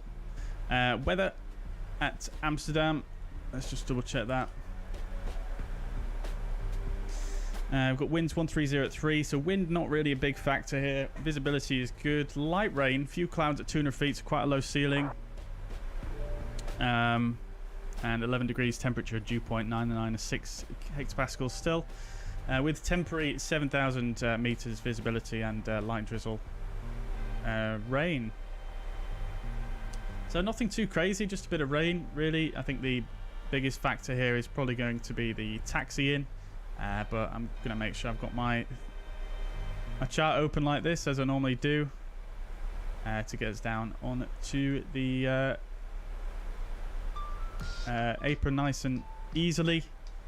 Should be quite a straightforward taxi in reality. But other than that, I don't think there's too much to worry about. And we are now on the arrival. Let's jump back in then. Have a look where we're at. So currently passing flight level 197. So we met the restriction at Redford. Inbound Sullet. And we might as well set this down to flight level 70. I think on the descent forecast I didn't actually select the transition level. We'll put that there. And then the ILS we did tune 1095, which I did while we were doing the briefing there. 109.5 and then a 182 at the inbound course there. So that's all good. Fantastic. So that is the descent checklist complete. Lovely. Alrighty, Notty, welcome to the chat. Hope you're doing well. Welcome indeed. Celtian, welcome to the chat. Also, hope you're doing well. Good to see you. Too much zoom level could crash the sim. Yes, I have discovered that myself. Yeah. Yeah, I'm basically just staying away from that map at the moment.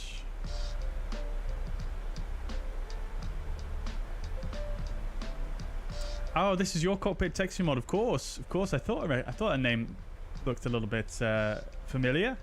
Very good. Yeah, well, it's really nice, my friend. I do enjoy it. I actually saw it on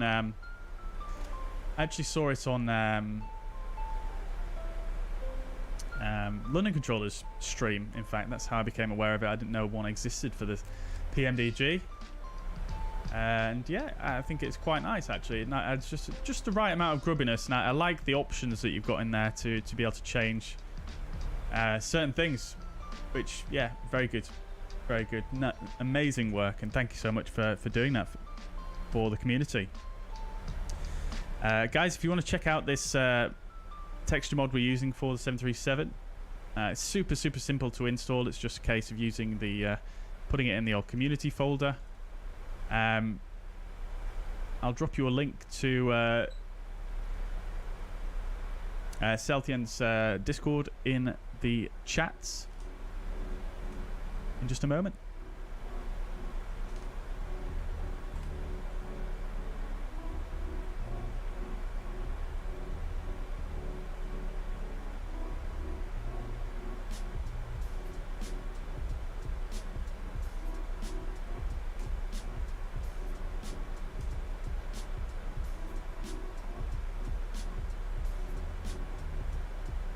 If I can find it. Flightsim.to. Terrible search these days.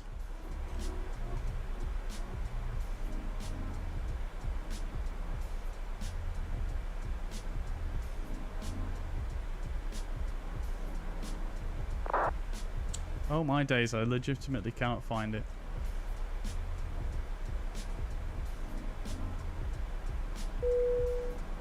There we go. I've got it. Yeah, so I'll drop in the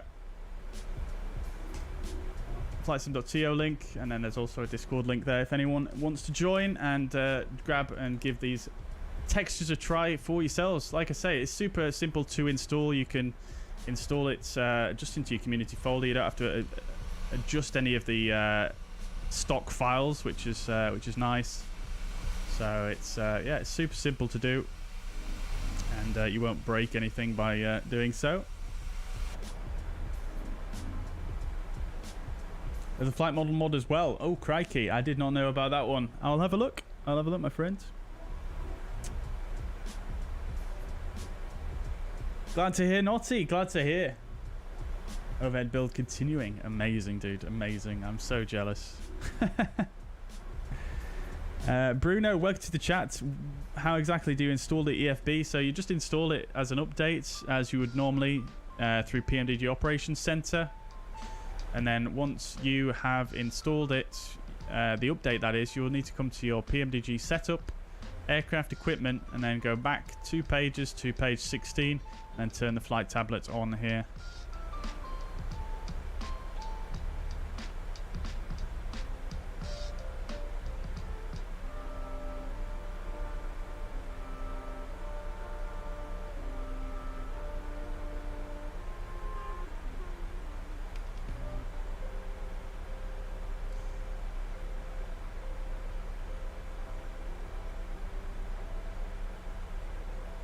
Alrighty, chats. Looking like we're coming into quite a moody Amsterdam. It's 12 departures, only 2 arrivals though, so it should be quite straightforward in terms of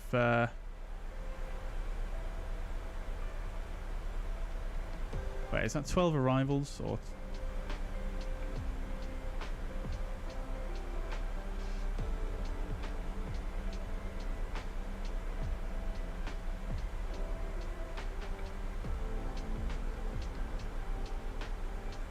It says there's 2 arrivals, but I can definitely see more than that on the map. So strange. Right. Well, nevertheless, not that many arrivals though, so should be fairly straightforward, I think, just getting in there.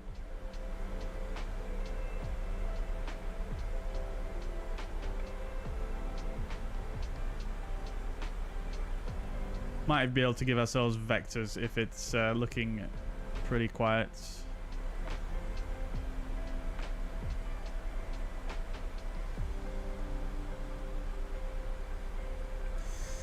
Do I think the PMDG 777 is coming this year? Welcome to the chat, Zao. I hope you're doing well. Oops. Do I think it's coming this year? Probably not. I wouldn't say. I think we will probably see some previews of it this year for sure. But yeah, I don't know if it'll release this year. I don't know. I mean, I suppose it depends where they're at with things when they decide to start previewing it, but I don't know. I mean, everybody knows what PMDG is like at this point in terms of you know, the amount of time it takes them to do stuff.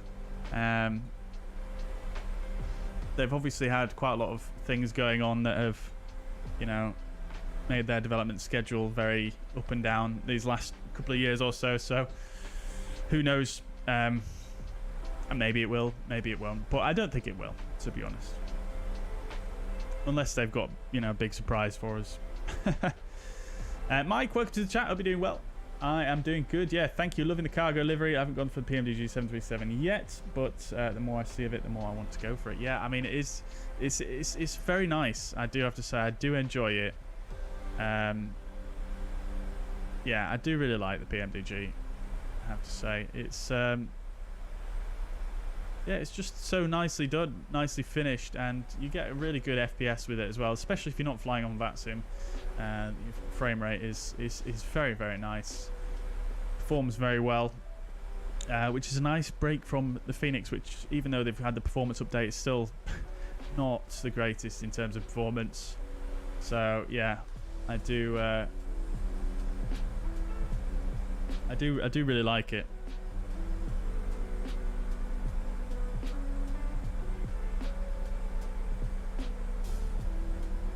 I mean, I would definitely recommend it without hesitation, especially now it has the EFB, but UFD, should I say? Oh, flight level 100. Let's get the landing lights on. Don't want Newsky to mark us down there. I'm going to get logo lights on because it's quite dark here. But yeah, I would really recommend it. I mean, to be honest, it depends how you know, how much you want to do realistic flights. Because if you're not that bothered about doing, you know, super realistic airline routes and stuff like that,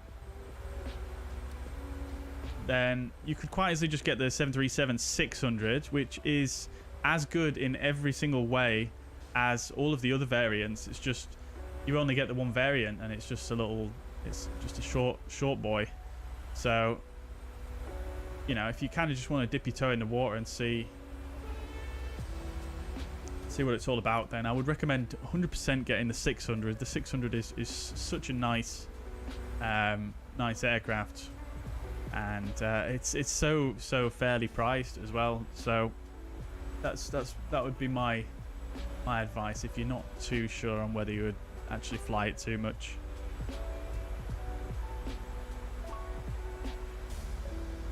Klaus, welcome to the chat. Hope you're doing well. Good to see you. What throttle and side stick am I using? I'm using the Airbus TCA throttle and side stick with the add-on as well for the throttle.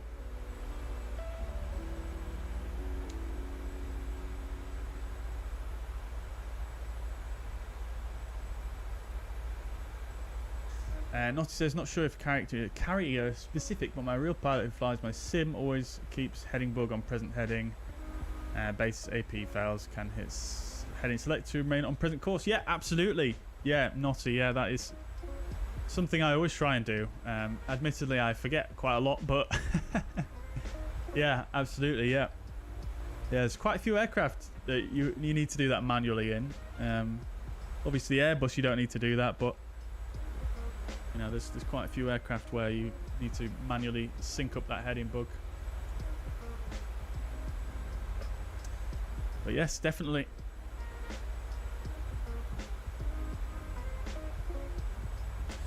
Klaus says, how do you get TCA Airbus to work with PMDG? It works fine if you just use you can use the default bindings in Microsoft Flight Simulator, but I personally use spad.next to do mine. It just gives you a little bit more flexibility, but it is possible to do it just through the standard Microsoft Flight Sim commands.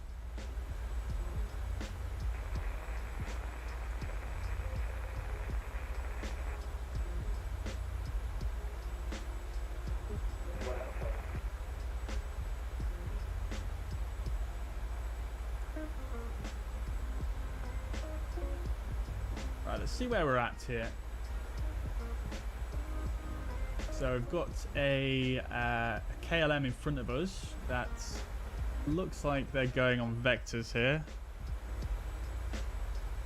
Surprised we can't see them somewhere up here. This is a departing aircraft here. This is also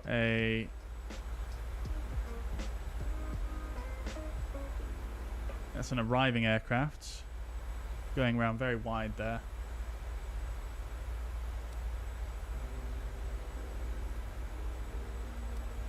There should be another aircraft up here, to be honest, but I can't seem to see it. That's fine. Oh, is that it?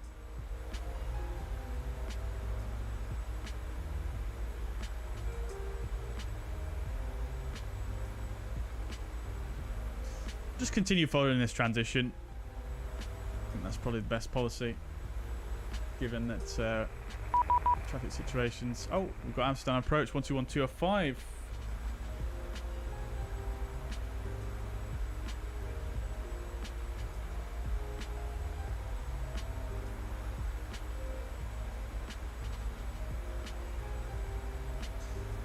Schiphol approach, very good afternoon. Fuzzy 574, we're passing flight level 78 for flight level 70 inbound Schiphol BOR. Fussair 574 to left heading 340, vector via that's 18 right. Descent flight level 50. Left 340 vectors, ILS. Say again, runway for Fuzzy 574 and descend 5,000 feet. Fuzzy 574, runway 18 right. Approach Speedbird 22 with you. Speedbird 22, hello, vector ILS 18 right, to right 040, descend 2,000 feet, the QNH 996 hectopascal. Go to level change here, and we're just going to slow down a touch. Can you say again for Speedbird 22? Right 040, descent 2,000 feet, QNH 996 hectopascal, runway 18 right. Right, 040. We'll get the ATIS. Hectopascal. Speedbird 22.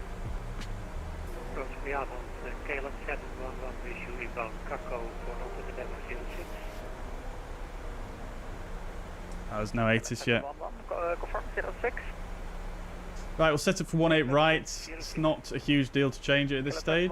Vector ILS 06, fly heading 200, maintain. Actually, let's request 18 center, if possible.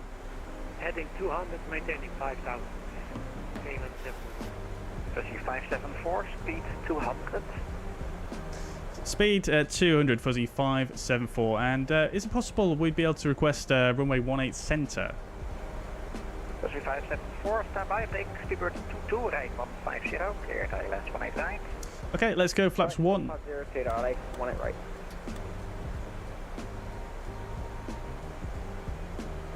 Right, let's get the music turned down.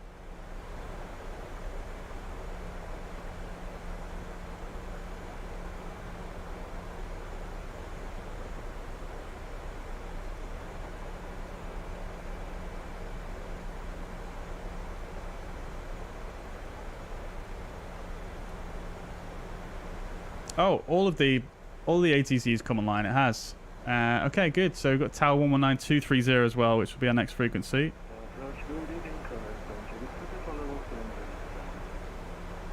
Kilo Center Whiskey, hello, vector ILS 18 right, descend to flight level 50.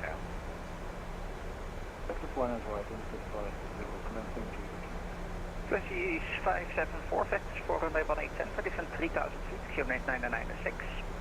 Vectors 48 centered, send 3000, QNH 996, Fuzzy 574, thank you. Right. 996, approach checklist, altimeters are 996 hectopascals, set and cross checked. Lovely. We got our request, which you love to see. 3574 to the right, heading 090. Right, 090, Fuzzy 574.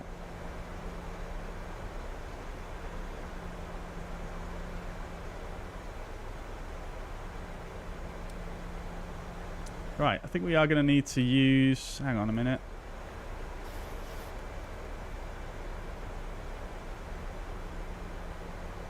Let's go Sydney here. 574 to the right, 150, cleared ILS 18 center, descend 2,000.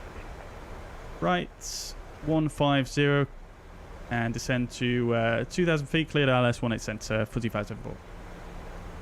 KLS 72 Whiskey, speed 210. 210. Right. Let's not bother with that now. That's just distracting me. We're clear for the ILS. Speed's good. 22, contact. So arm approach. Forelock glide slope is armed. We're actually right on the glide slope as it stands at this descent rate. So that's nice. We'll go vertical speed. I'll go to... we'll just stay at our current config, actually.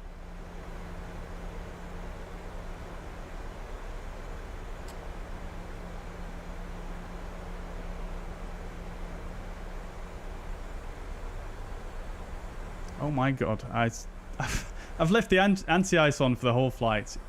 Oops. Right, Vorlock and glide slope capture at the same time.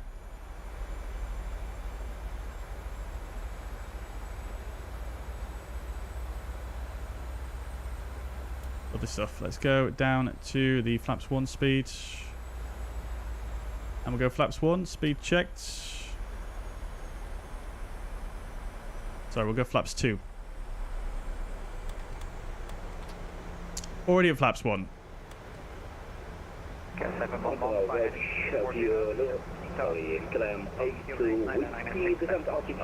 And flaps 5.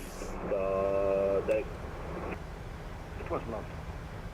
Killer 711, flying 240, set 3000 feet, QNH 996, acceptable skull. Turning 240, descending 2000, QNH 996, KM701. Yep. Flaps 10, speed is checked. 3000, sorry. Kilometer whiskey, hello, vector ILS 180 right, descent flight level 50. Radio altimeter alive. Now we'll go gear down.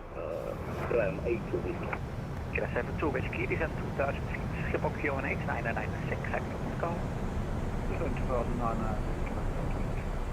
574, contact tower, 119.230. 119.230, fuzzy 574. Thank you, bye. Tower, very good evening. Fuzzy 574, ILS 18 center. Fuzzy 574, 18 center, clear to land. The wind 080 degrees, 3 knots. 18 center, cleared to land. Fuzzy 574. Could we request to do a rollout to the end of the runway? We're just going to the cargo apron. Yeah, that is approved. Vacate whiskey 8 or whiskey 9. Thank you so much. Lovely.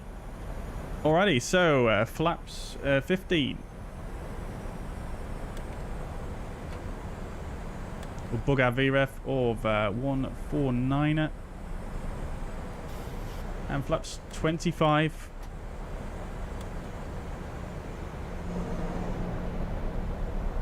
Very, very misty out here. And flaps 30. Oh, God. Amazing controllers. You love to see it. Contacts. Right, let's do this thing then, chat. Landing checklist. Engine sight switch continuous. Speed brake is armed. Landing gear is down. Flaps are 30. Green light. Landing check is complete. It's raining.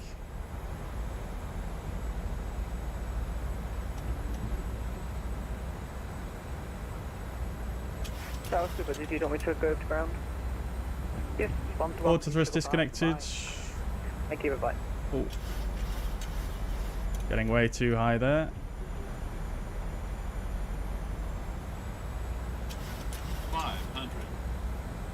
No wind at all, so no excuse for not buttering it, chat. We've also want to roll out all the way to the end, so I am actually going to try and butter it as much as I can do here.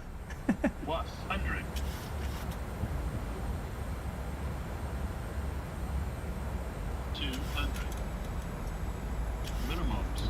Continue. 100. 50. 40. 30.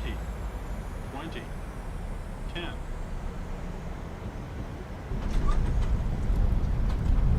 Speed brake up.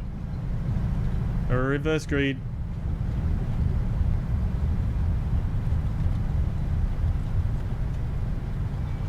Onto manual brakes. Versus arts, dude.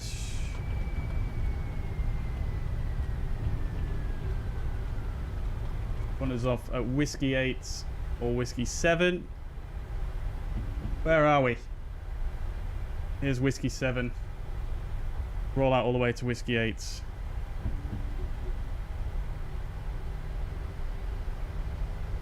Not bad. Not bad, I don't think. Auto brake can come off. Speed brake down. And the flaps can come up. Lovely. Landing lights can come off as well. Land, wind 080 degrees, 3 knots.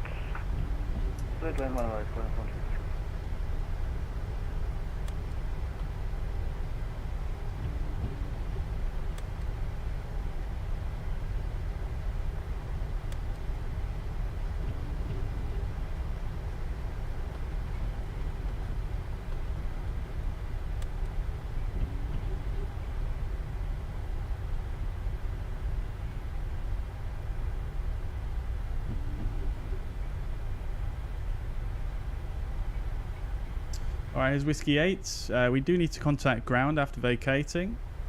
We don't need to wait to be handed over. So we'll go to ground. 121805.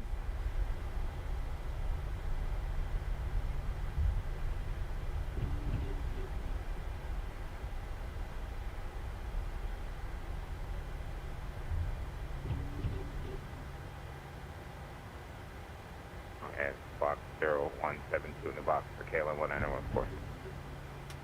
Strobe light off. Full repair correct, report fully ready. Okay. KLM 11 is contact my Delta 7 request time for clearance to Paris, Charlie Gaulle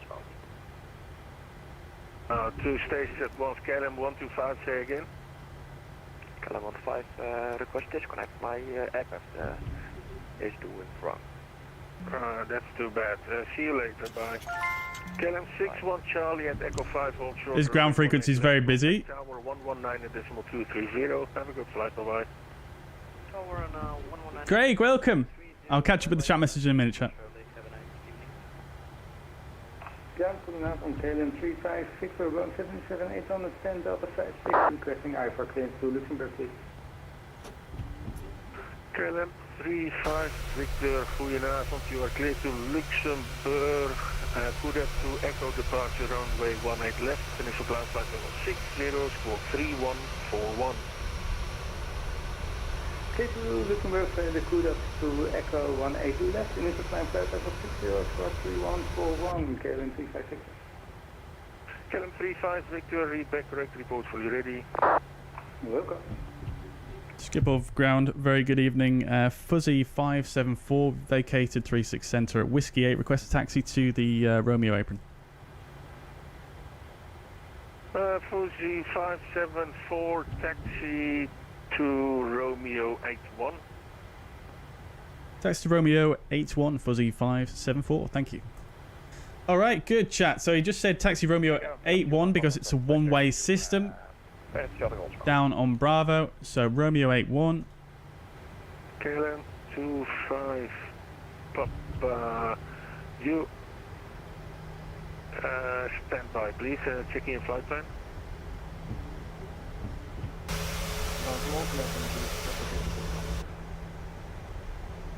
KLM 72 Whiskey, good evening. Welcome to Amsterdam. Taxi to gate Delta 54 at Whiskey 13, cross runway 18 center. So we're on Bravo. You can see that just on the signs there. It's quite dark, but we are on Bravo. KLM 1914 Delta. Driving on the right side of the road as as Roy advised last time. Nice little tip there for taxiing around Schiphol. We get the APU on as well. Push back and start up cruise. KLM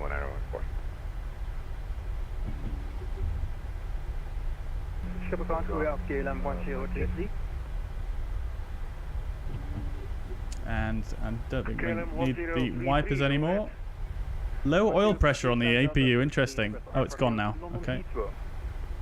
KLM 1033, you're clear to London Heathrow. Falco 5 Echo departure runway 18 left.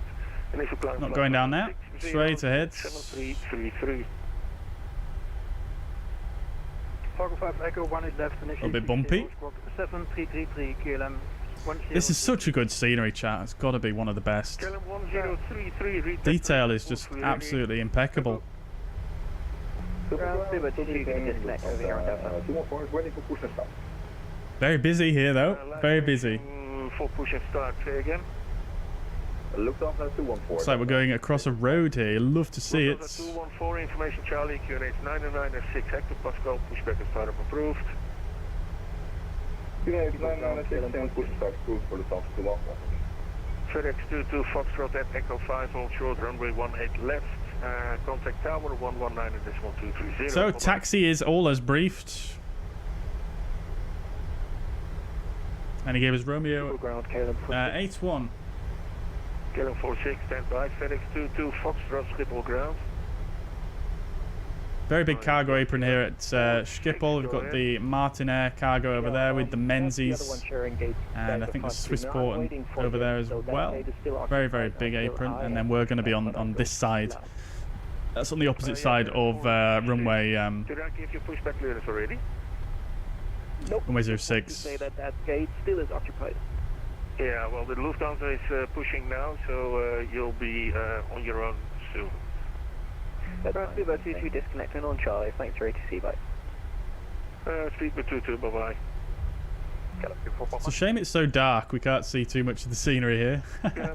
This is quite nice conditions though, because you kind of get to see some of the night lighting, don't you? But at the same time, you can still actually, it's not pitch black. 25 Papa, sorry, I forgot about you. You are clear to Paris over goal. Good up to Echo departure runway 18 left. Initial climb flight level 60. Squawk. 1000. So there's the apron we're going to. Echo, initial climb 60, squawk 1000. It's going to take a right turn down here. Papa, read the correct report for you ready. Quality 6 Alpha, ready to taxi. Victoria, stand Delta 56 is ready for push and start. First quality 6 Charlie Alpha, taxi to holding point Echo 5, runway 18 left at Sierra 8, cross runway 24. Echo 5 at 08, cross 24, quality 6 Charlie Alpha. Last station for pushback, say again. Donata.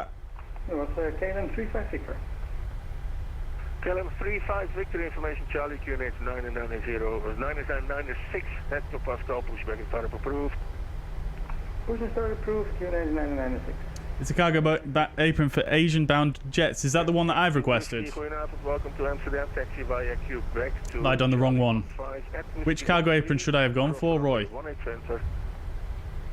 This is our stance.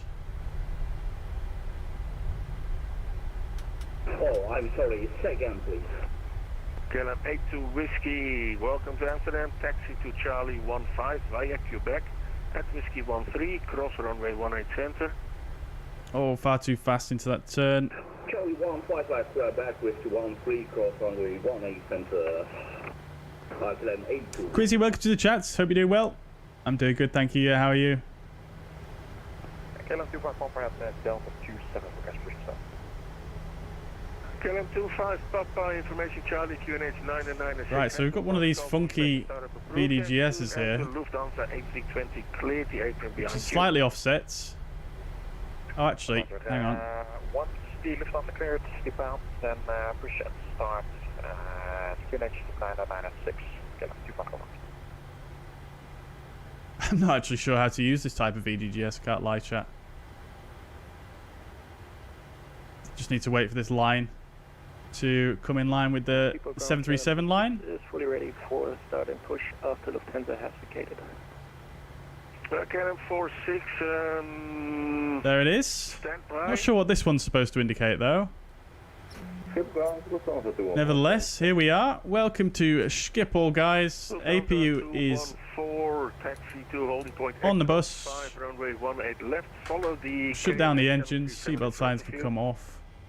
Taxi to holding point Echo 5, and then 18 left. And Lovely stuff. Chat. Love to see it. Very, very nice.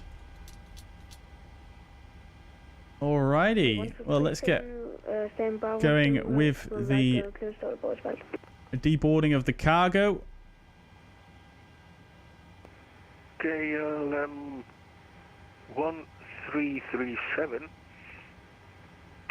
You are clear to Aalborg. Transponder can come off. I'm going to just turn the ATC down a bit as well.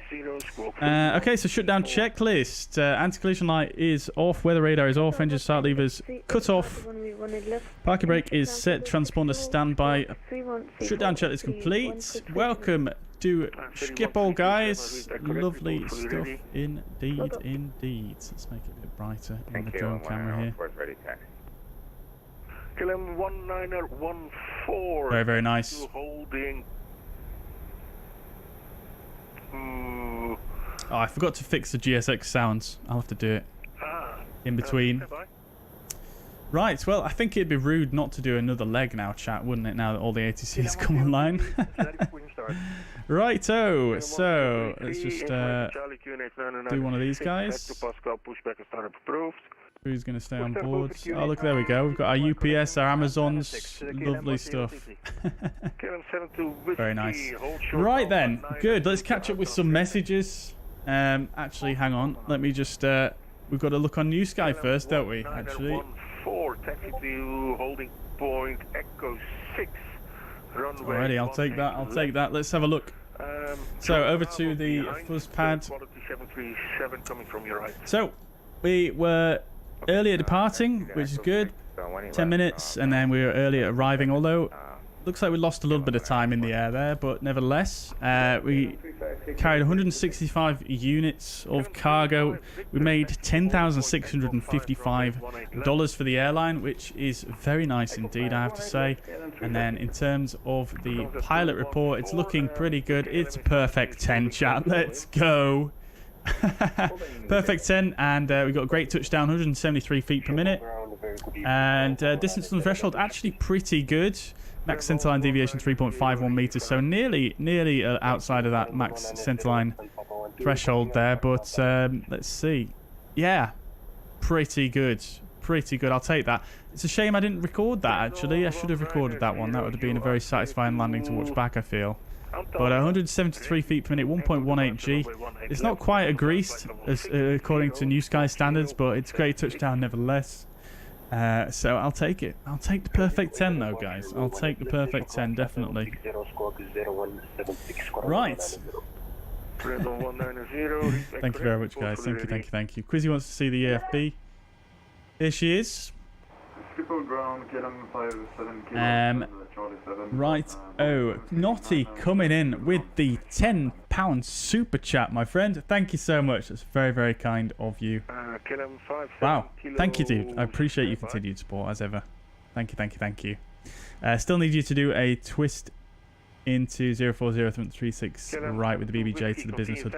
Yes, Naughty. Yeah, that would be super cool. That does look like a very enjoyable approach. I will have to give that a try at some point in the future. That's for certain. Definitely, yeah. I should be on the sharer apron. Right. Okay. Thank you, Roy. I will bear that in mind for the future. I was really unsure, to be honest with you. But yeah, Sierra apron does make sense. Yeah. Well, thanks for that, Roy. Good to know. Let's see. Mike says I'm left off center. It should be 2 green bars. Red on left means shift to the right. Oh, does it? Right. Interesting. I'm not even that far off there. Let's see what it says. Oh, it's disappeared. Interesting. Alrighty then. Yeah, I've never used that type of docking system before, so yeah, I think I need to do a bit of research there. Craig, welcome to the chat, my friend. I hope you're doing well. Watching from a kebab house in southeast Spain, enjoying a good Donna ice cold beer, mate. I am so jealous. That sounds absolutely amazing. Amazing, dude. Enjoy, and thanks for popping by. And also, thank you very much for the €149 super chat as well, Craig. I appreciate your continued support, my friends. Thank you so much. Naughty says, good time on confirming runway exit. I was told off at Frankfurt for confirming runway clear before crossing past the runway entry line. Yes, exactly, yeah. I have been told off for that before, and since then I have never forgotten to do it.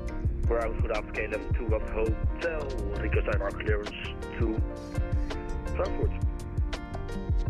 KLM 21 Hotel, you are clear to Frankfurt, ready to Echo departure runway 18 left, initial climb flight level 60, squawk 1000.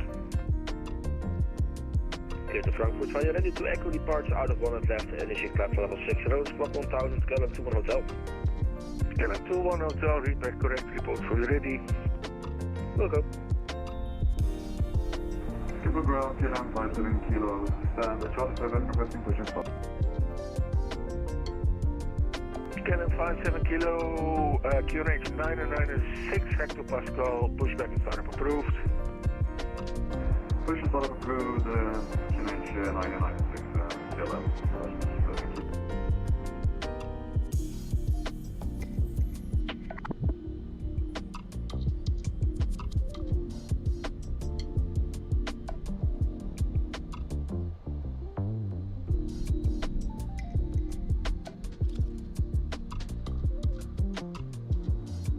KLM 25 Papa at Echo 5, hold short runway 18 left, contact tower 119.230, have a good flight, bye-bye.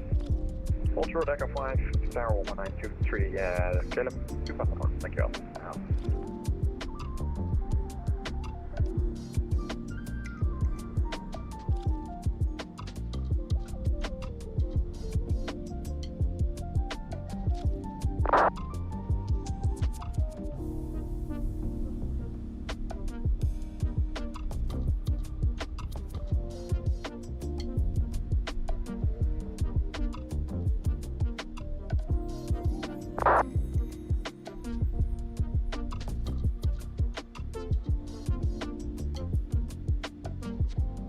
Navigraph, good evening, Nippon Cargo 049, runway 18 right, vacated.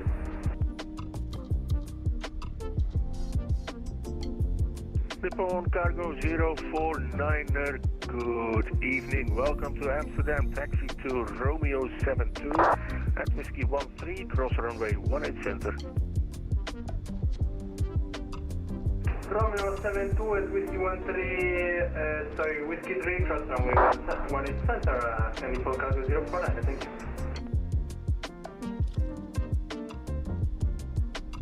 Good evening, people. This is Speedbird 176 at Gate Echo 18 radio check.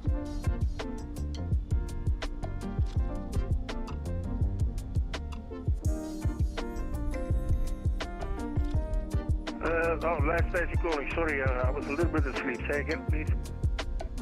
Good evening, Skipper. This is Speedbird 176 at Gate Echo 18 with no information, looking for IFR to Gatwick. We are 8320 for you. Speedbird 176, you... Good evening, by the way. You are cleared to London Gatwick. Falco 5 Echo departure runway 18 left, initial climb flight level 60, squawk 7331. Clear to Gatwick via 1 check 5 Echo departure via runway 18 left, initial climb flight level 60, squawking 7331, Speedbird 176. Speedbird 176, just to confirm 7331 for the squawk. Squawking 7331, Speedbird 176. Speedbird 176, read back correct, report for the ready. Will go, Speedbird 176. 46 ready to taxi.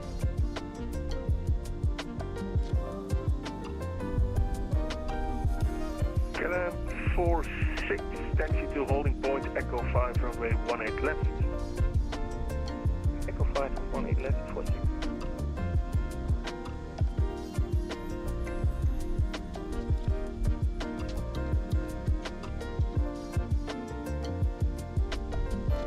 KLM 347 ready for a push and start.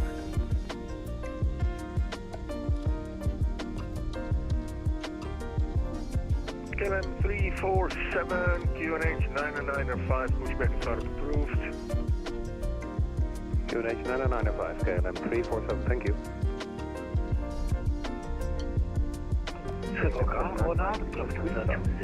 Forward information, Echo stand Bravo 23, request Alpha to Düsseldorf. Lufthansa Lufthansa 2014, good evening. You are cleared to Düsseldorf. Arnhem 4 Echo departure, runway 18 left. Initial climb flight level 60, squawk 1000. So clear, this is of Arnhem 4 Echo departure out of runway 18 left. Initial climb 60, squawk is 1000. Lufthansa 2014. Lufthansa 2014, read that correct, report fully ready. Welcome. KLM 7 and Mike requesting push and start. KLM 7, 9er Mike in formation Echo, QNH 9. Right, okay, chats. Pushback and startup approved. We're back. We're back. QNH 995. Okie dokies. So, And for cargo 049, we have now crossed we're going back. the White Center.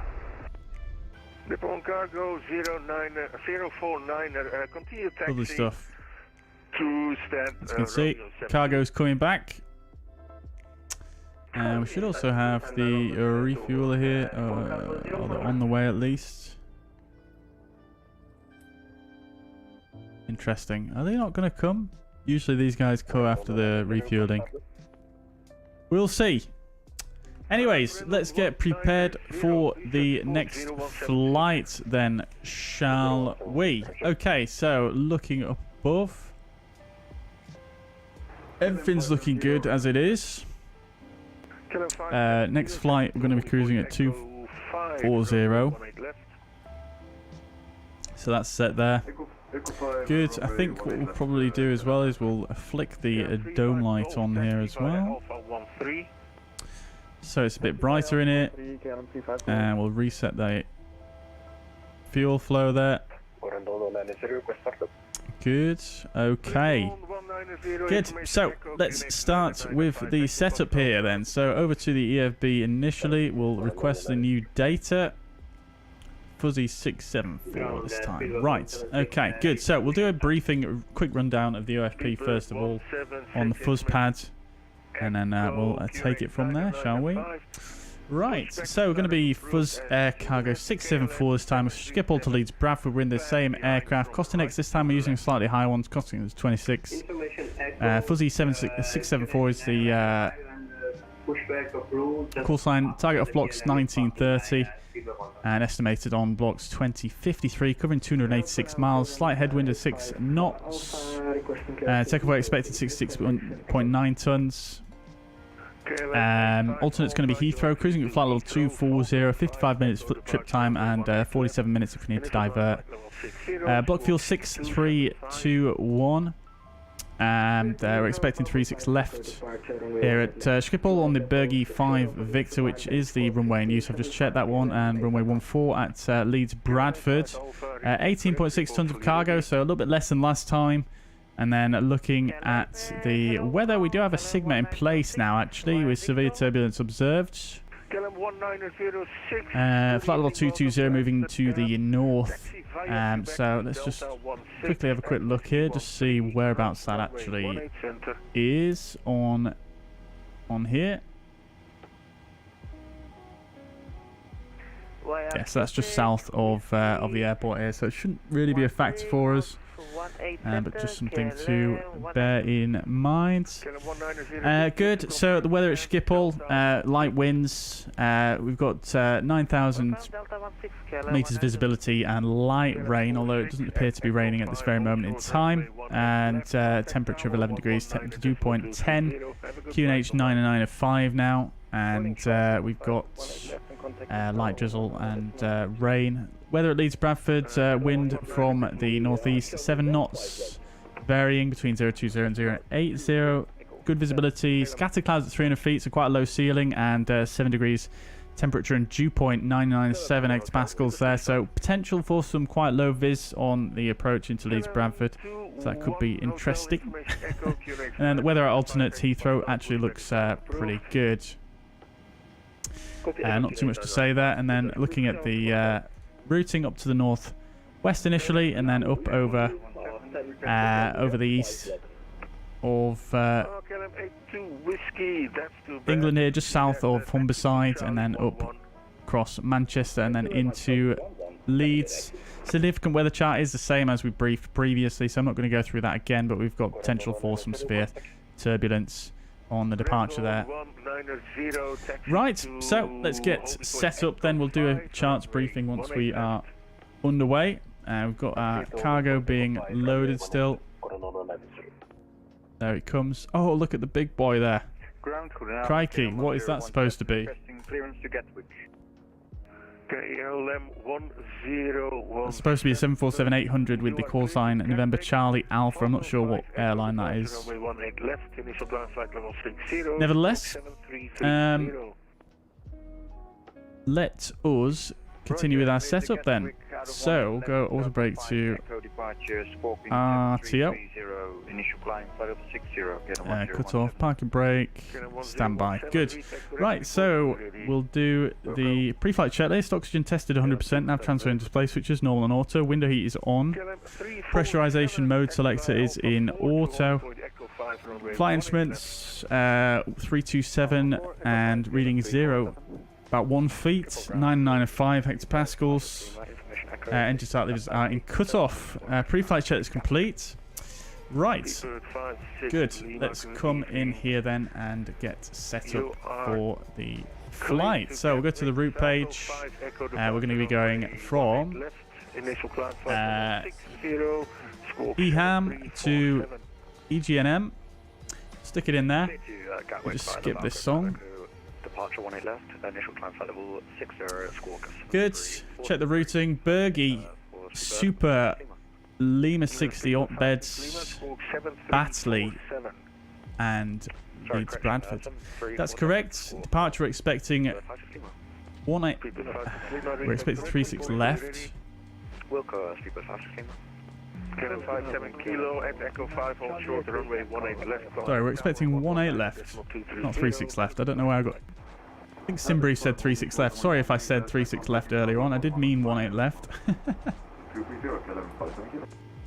Lufthansa 2014, fully ready. Lufthansa 2014, information Foxtrot QNH 995. So that means we're probably going to get the Pyreegue for Echo, which is, yeah, I definitely didn't say that earlier, so apologies. So, 18 left, Pyreegue for Echo for the departure. And then for our arrival into Leeds Bradford, we're going to expect ILS 14 with no transition. We'll do vectors.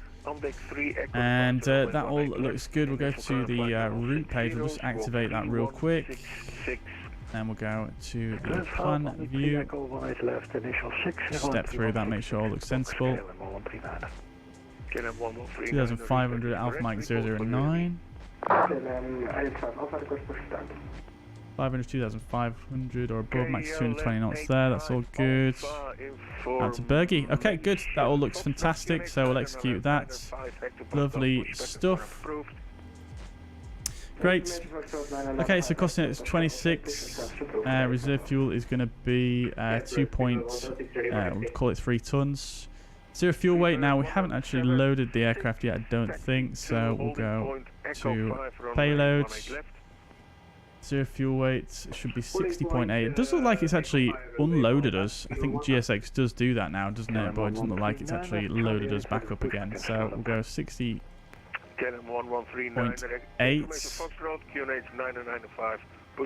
Oh, okay. We can't actually get 60.8. Interesting. Not sure what how SimBrief has come up with that figure then.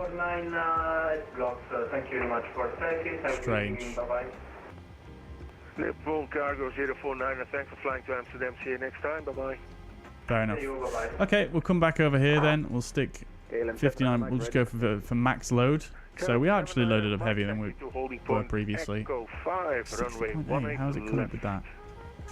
Anyways, cruising at 240 with a cruise wind of 203.65.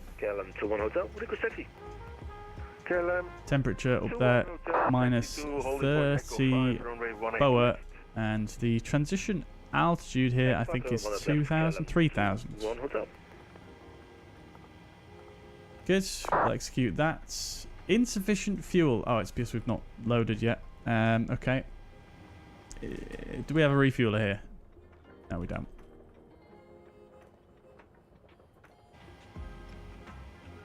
Fan fuel is 6.3. Okay, so regarding the takeoff performance, we're going to be departing 18 left. So that's correct. We'll import this from the OFP. We'll import the CG. In fact, we haven't loaded the fuel yet, so we can't really get an accurate CG, can we? So, is the refueler here? Yeah, we'll just wait for him to do his thing. There we go. Should ask me to do it now. There we go. 6321. Oh. Oh. Oh. I forgot that it types it in on its own now. Oops. Okay. So 6321. Good. We'll make sure we clear out the plan. Figure.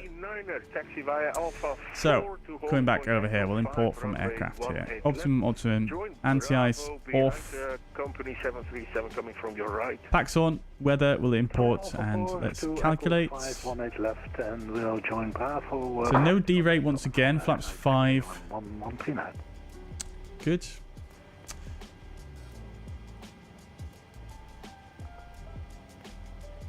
That size 3638 and 48.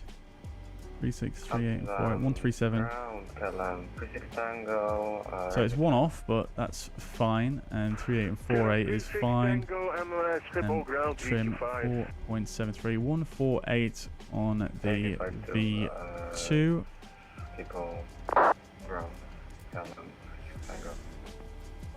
Then initial climb clearance we can expect 60. And heading 182 initially. Oops, too quick. Echo 5, runway 184, 85 Good, right. So it's an RNAV departure, so I'm not actually going to mess with anything regarding the radios. Good, okay. Fantastic. So I think we can go ahead and request our departure clearance now. 014, taxi to holding point Echo 5, runway 24, taxi via Alpha 4. Just double check if there is actually any more ground controllers on. Nope, just one. Alpha 4, Lufthansa 2014. Ground KLM 1017, request push and start. KLM 10. Stand about. Romeo 81 was it? Information Golf QNH 995 hectopascal, pushback and start approved. Oh, frame rate's really struggling now. Approved, KLM 1017. Skip for ground, KLM 57 Juliet. KLM 57 Juliet, triple ground, go ahead. KLM 57 Juliet with information Foxtrot. Romeo 81. Delta 26, requesting IFR clearance to Copenhagen, filed. KLM 57 Juliet, you are clear to Copenhagen, Amdex 3, Echo departure runway 18 left. Initial climb flight level 60, squawk 3156. Clear to Copenhagen, Amdex 3, Echo out, runway 18 left. Initially flight level 060 and squawk 3156, KLM 57 Juliet. KLM 57 Juliet, read back correct, report fully ready. Wilco 57 Juliet. Ground hello, KLM. It's very busy on this frequency. I'm just going to sort out my GSX so we can actually hear it for this departure. Information Golf QNH 995 hectopascal, pushback and startup approved. Golf 995, push start approved, KLM 890. KLM 21 Hotel at Echo 5, hold short, runway 18 left, contact tower 119.225, bye-bye. Hold short 18 left, and KLM over to tower 119.225. KLM 21 Hotel, with Pyreegue, position. Yo, yeah. Skip all ground, very good evening. Fuzzy 674, stand Romeo 81, type 7, Boeing 738, information Golf QNH 995, requesting clearance to Leeds, Bradford. Yeah, that was two stations together. First is Fuzzy. You're still a departing aircraft for me. Follow flight plan, please. Break. KLM 36. Oh, bugger. Of course I forgot. Again, Idiots. Ready to copy IFR clearance to Rotterdam filed.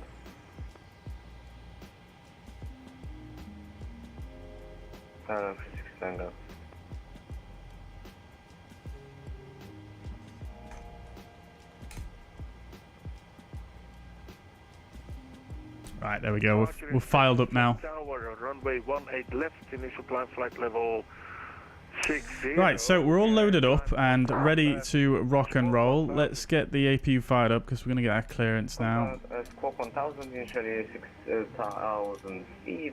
Expect the vectors from tower. Clear to Rotterdam Fire, KLM 36 Tango.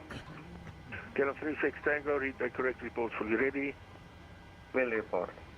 KLM 85 Alpha at Echo 5, hold short, runway 18 left, contact tower 119 at decimal 230, bye-bye. That's Nippon Cargo. Ah, gotcha. Very good. So are they over here then? Yeah. Schiphol ground, Fuzzy 674, stand Romeo 81, requesting clearance to Leeds, Bradford. Fuzzy 674, you are clear to Leeds. Pyreegue 4 Echo departure runway 18 left, initial climb flight level 60, squawk 7341. Clear to Leeds, Bradford, Pyreegue 4 Echo, 18 left, initial climb, flight level 60, squawk 7341, Fuzzy 674. Fuzzy 674, read back correct, report fully ready. Wilco. KLM 79er, Mike at Echo 5, hold short, contact tower 119 at decimal 225, have a good flight, bye-bye. Right, good, 7341, everything as expected. Pyreegue 4 Echo. There it is. 18 left. Good. Okay. Grand. KLM 1042, good. Okie dokes. Welcome to Amsterdam, taxi via Quebec to Charlie 18 at Whiskey 13, cross runway 18 center. Right, okay, so APU is firing up. Stand Charlie 18. Let's do before start down to the line. Flight door is closed and locked. Ground scanner 1017. Flight door closed and locked. Fuel is 6.3. Pumps are on. Doors and windows locked. MCP 48182. Flight level 60. Auto brake RTO. Takeoff speeds 373848. CDU pre-flight completed. Parker brake set. Rudder and aileron trim 3 and 0. Taxi and takeoff briefing we will do now. 9 Juliet Lima. Okay, good. So, chat, taxi briefing. Over to the fuzz pads.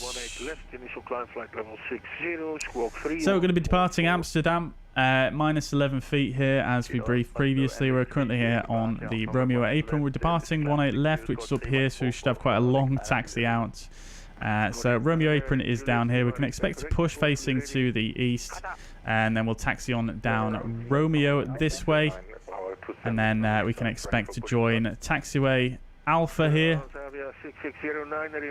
Sorry, taxiway Bravo here, one-way system, of course.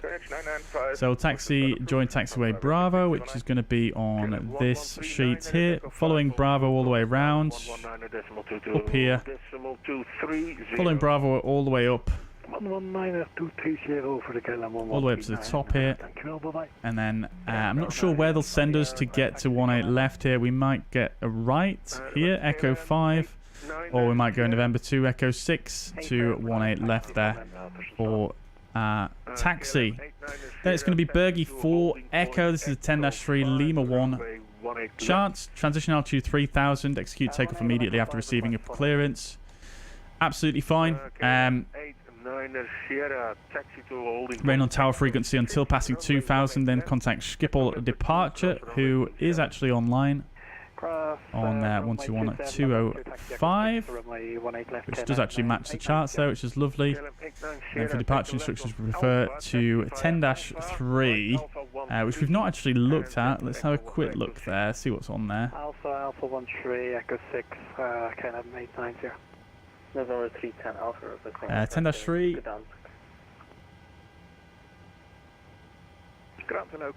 Not actually seeing a 10-3. Oh, there it is. Sorry, no, that's not it. 10-3. Minimum noise routings, main and tower frequency 2000, then contact Schiphol departure and port altitude.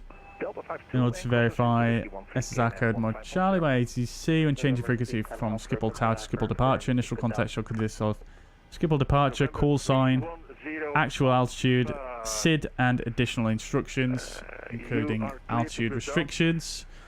So for us, it's going to be Pyreegue, Pyreegue 4 Echo.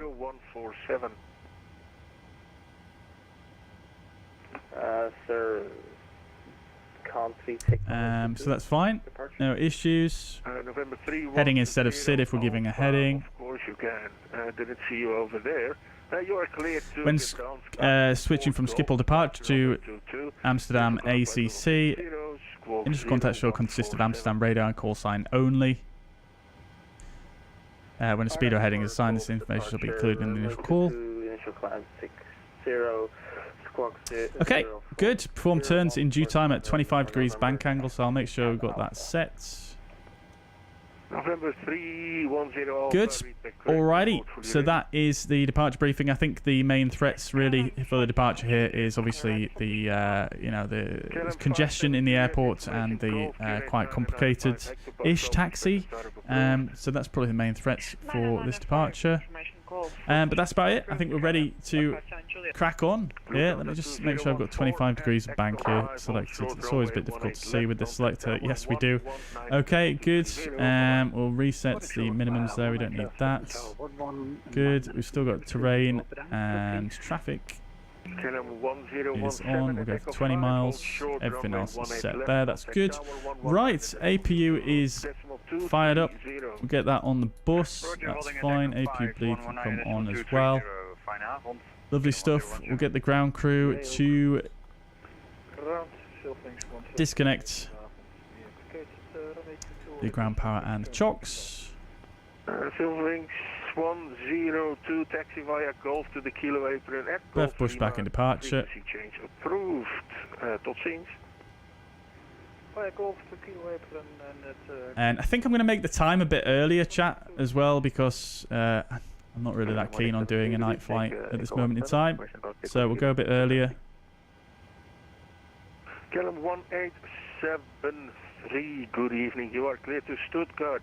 Lopik 4 Echo departure runway 18 left. Initial climb flight level 60. Squawk 3134.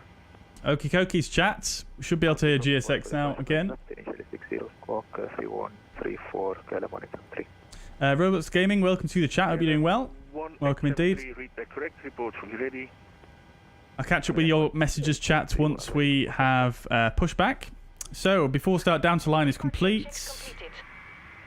KLM 1873, information Golf, QNH 995, pushback to startup approved.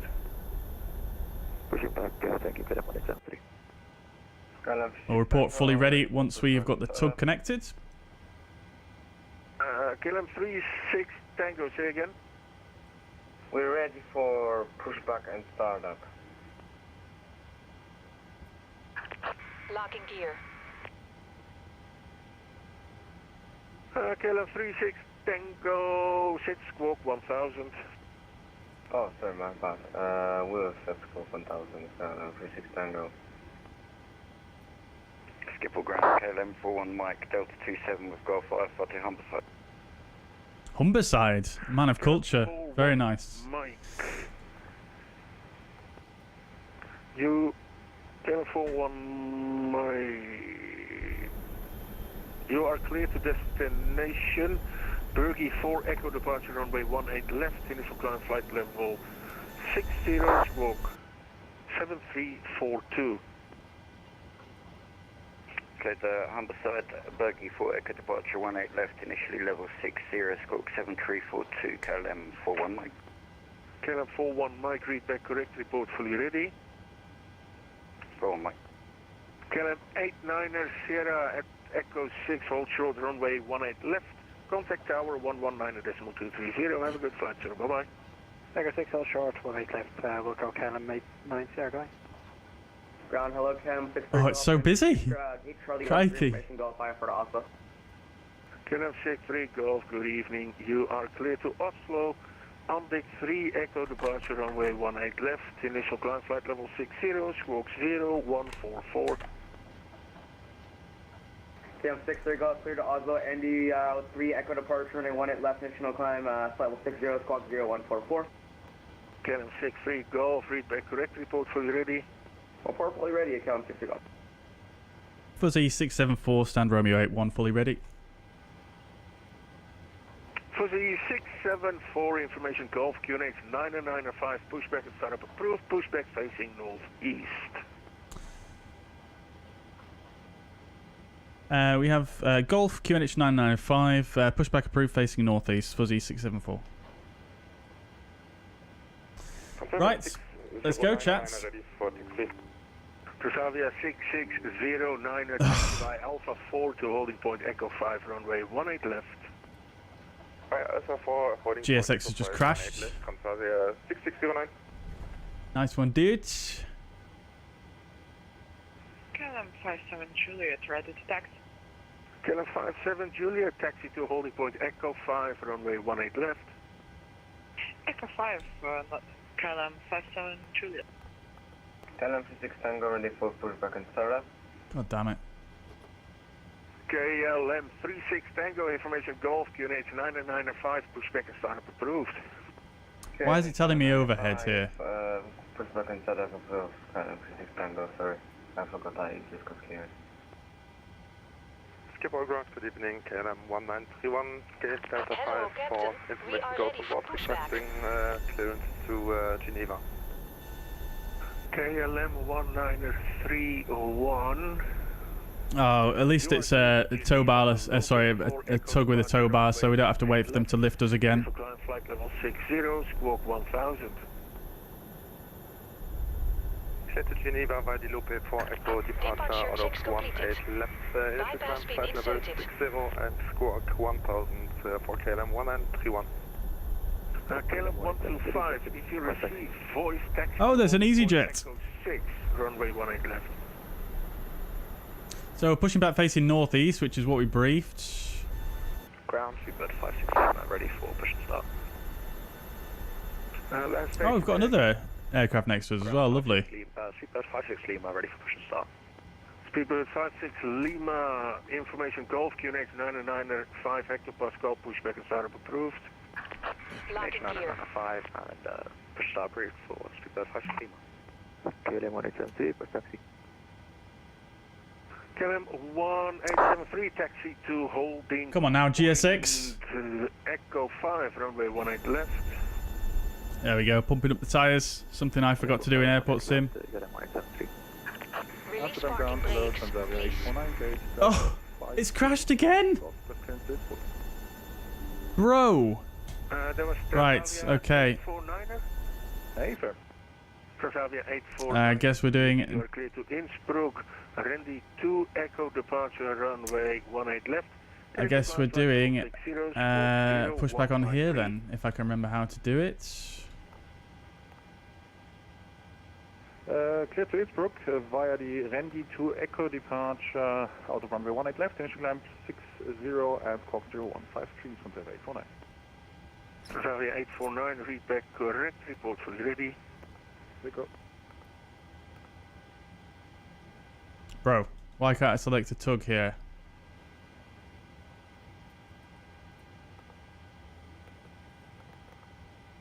Ugh. KLM 57 Juliet at Echo 5, hold short runway 18 left, contact tower. There we go. Okay. 230. Have a good flight, bye-bye. Right. At Echo 5, hold short 18 left and contact tower on 119.23. Have a great evening, bye-bye. Let's go.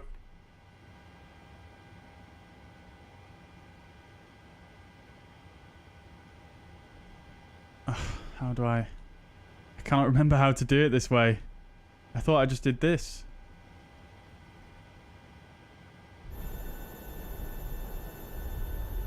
The wheels are moving on it.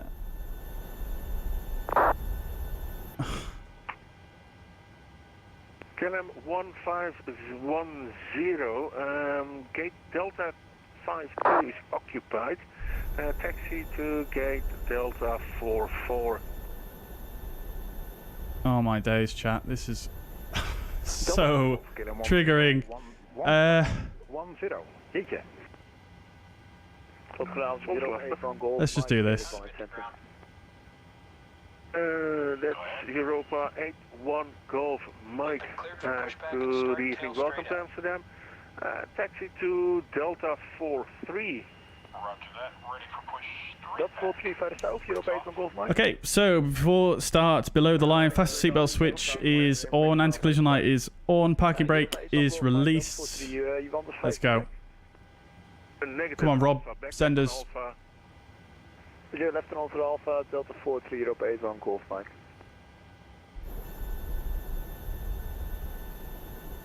Manager Lima, request to start and Delta 16. It's doing the same thing again.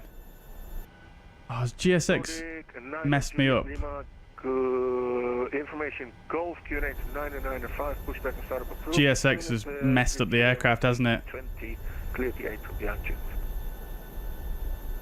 QNH 995 push starts approved behind the fatty behind me. Nordic 900 Julia Lima, thank you. Come 6 for the Golf pushback. Ugh. Stand Charlie 13. Right, let me just try one thing. I'll relaunch GSX and then see if we can just... Transavia 6609, a taxi to holding point Echo 6, runway 18 left. So take a left now. Okay, Echo 6 then for Transavia 6609. And at November 2, cross runway 27. Cross 27, right. To Transavia 6609. Triple ground, KLM 904, Yankee, vacated Victor 2. Right, so I'll go prepare for pushback and departure. And then what I'll do is I will go abort pushback and see if that releases it from whatever was going wrong there. KLM 904, Yankee, request port position Delta 6 if possible. Step by. Continue taxi on Victor. Continue on taxi Victor, KLM 904, Yankee. Has it caused a failure or something? Then Charlie 13, ready for pushback. KLM 63 Golf information Golf QNH 995 Hector Pascal pushback to startup approved. Push start approved now. Failures none. Golf QNH 995. Speedbird 516, we're ready for taxi. Speedbird 56 Lima taxi to holding point Echo 5. Wait, what? What is he doing? Why is he connecting? Taxi to holding point Echo 5, 18 left. Speedbird 516. And Nordic 9 and Juliet. Abort pushback. Pushback now. Stop what you are doing, GSX. KLM 904 Yankee taxi via Quebec to Delta 6 at Whiskey 13, cross runway 18 center. Continue taxi via Quebec, Delta. What is going on? Crossing runway 18 center, Whiskey 13. Oh my days. We've got 3 tugs now connected to the aircraft. We've got 2 bypass pins.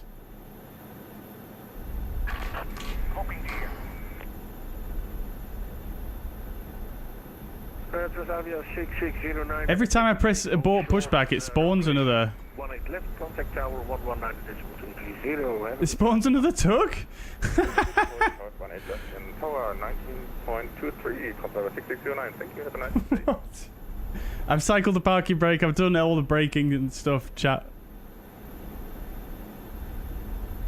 This is a really old thing that used to happen with the 737, but it got fixed. But it seems like it's back with a vengeance. Pushback and startup approved. Push start approved with Golf KLM for 113.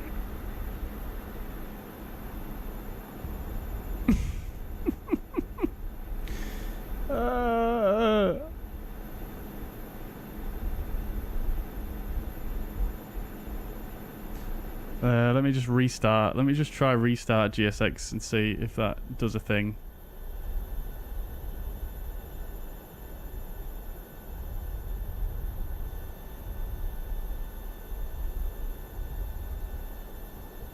I still can't move it. And ground Europa 81 Golf Mike, any possibility for 135 Alpha 13?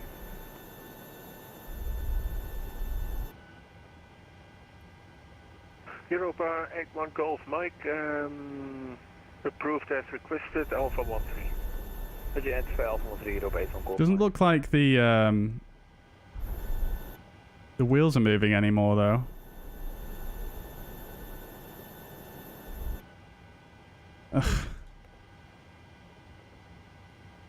Car Let's just see if this works. Can I remove the cones? The cones are from GSX. I could just quit GSX and they'll disappear. It's not to do with that. I think it's that weird bug that used to happen when if GSX crashes whilst doing a pushback, it basically like locks the aircraft in place. Delta 5 or Delta 7? KLM 904 Yankee, let's see. You requested a gate, didn't you? Apron, right. I was checking what kind of the real flight will take, and I said it's Delta 63, so I was a little bit confused. I thought, which gate do you want? KLM 904 Yankee, let's take Delta 5 possible. Instead of okay, KLM 904 Yankee, taxi to Delta 5, not via Quebec, at Whiskey 13, cross runway 18 center. Nothing's happening now. Delta 5 via Whiskey 13 crossing runway 18 center. Ugh, chat. Oh, it's doing it! Yes! Finally! Thank you. Nordic, right. Sorry, Nordic 9er Juliet Lima, taxi to holding point Echo. Let's get these engines fired up then, shall we? God damn, chat. I'm so sorry about that. I can only blame bugs. I can only blame bugs. Oh, we've not done our landing dispatch, have we? Runway 18 left. Taxi holding point Echo 5, runway 18 left, KLM 6 to go. See if that works this time. Oh, it does work this time. Okay, good. Okay, well that's fine. Start the fuel flow. Postman 1443, taxi to Sierra 9er 6 via Quebec. I guess we probably won't get pushed far enough here, but we're just going to have to cope with it because weird stuff happened. There we go, yeah.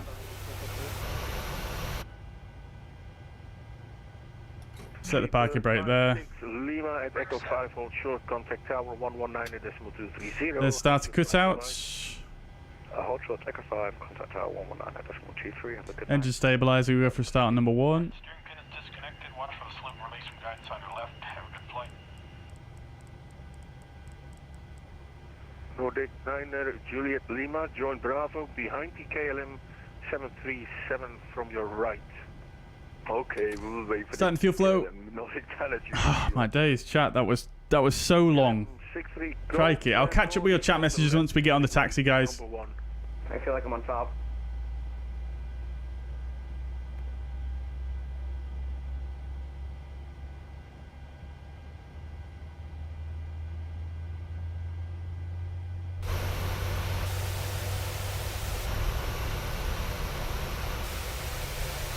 KLM 1921 for pushback. Crikey. Alright, start to cut out. 3-1 information Golf QNH 9er 5. Engine is stabilizing. Lovely stuff. 1, 2. 737 cleared the apron behind you. Pushback approved as soon as the company Boeing 737 completed the taxi. KLM 1921. APU off. Good. Right, before taxi checklist, generators on, anti-ice not required. APU off, engine start switch continuous, recall checked, engine start levers idle. Flight controls. Echo 5, 18 left, KLM 41 Mike, thanks. 849, request push. Checked, and the ground equipment is clear. Before taxi checklist complete. Right. Good. Finally. Stand by. Standing by, Transavia 849.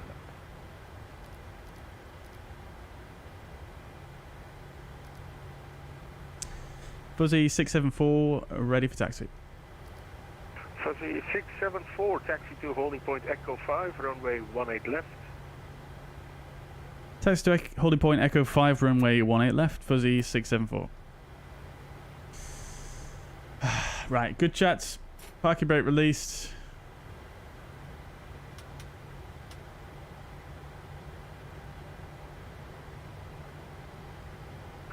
KLM 904 Yankee, taxi via Alpha So, 13 to Delta. taxi is as briefed. We did brief that we could get the earlier intersection for 18 left, which is Echo 5.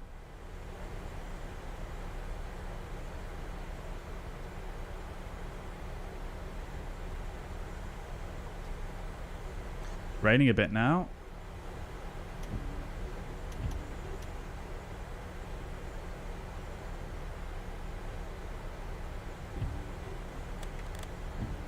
Set the flaps to 5 as well.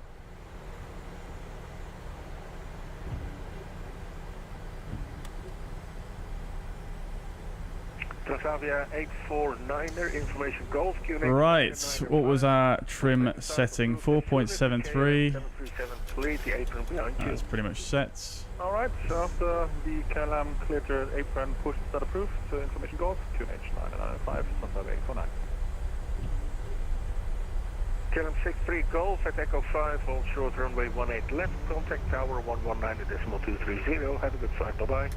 Short of 18 left at Echo 5, contact tower 119.230. Have a good night, thanks for controlling.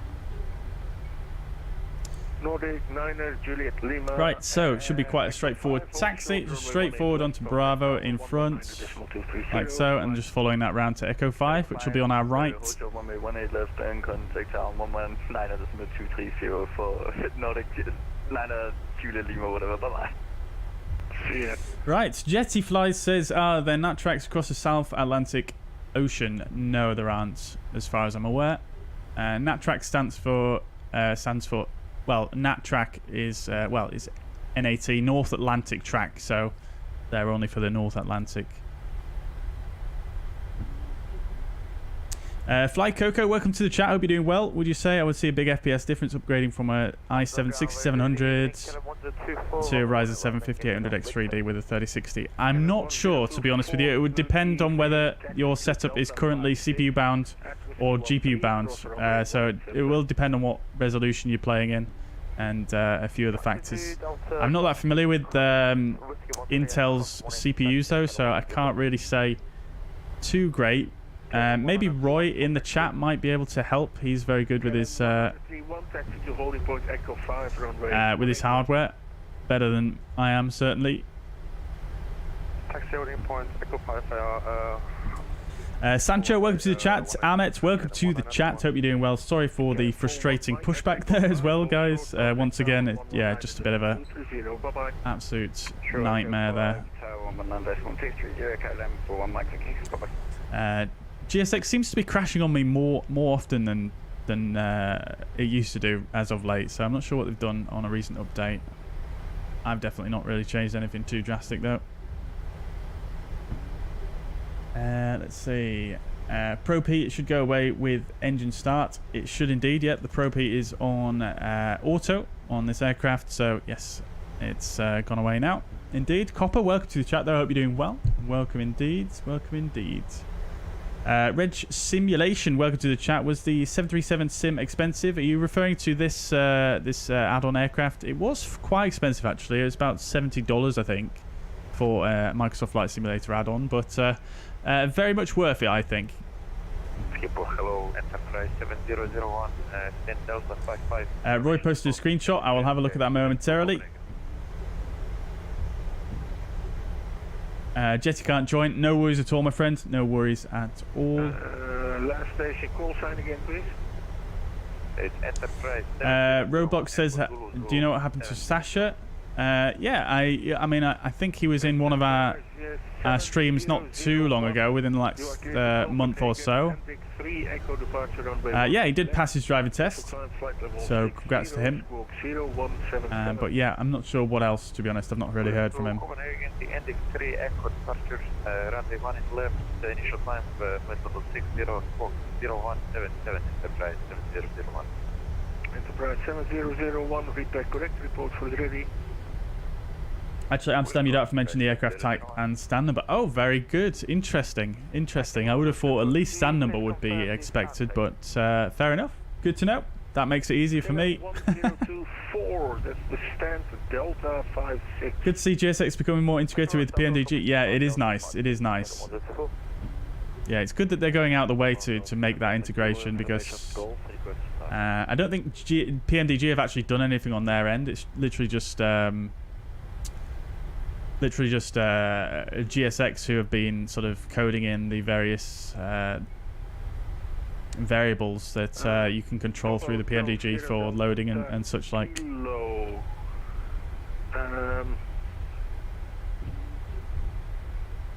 You need clearance for an IFR to Brussels, isn't it? EFB would like engine startup first if possible. Papa Hotel Sierra Delta Kilo, startup approved. Approved, Sierra Delta Kilo, thank you. Can I show Microsoft Flight Simulator settings? Which settings are you looking for, Fly Coco? If it's for graphics settings, type ! Graphics in the chat. Your flight level is too high. It's maximum flight level. Looks like we've got a bit of a queue here, chat, unfortunately. Oh, we've got a queen over there. I've amended your flight plan. Just call for clearance.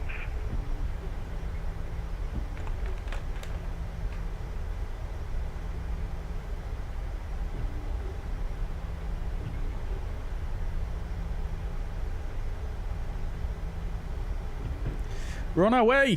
Yes, let's go. Okie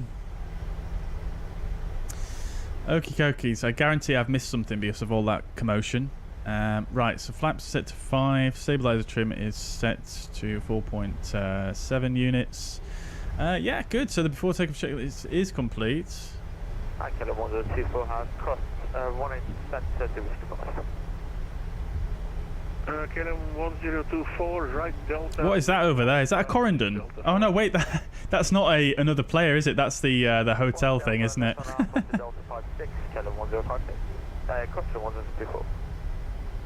1931 at Echo 5, hold short runway 18 left.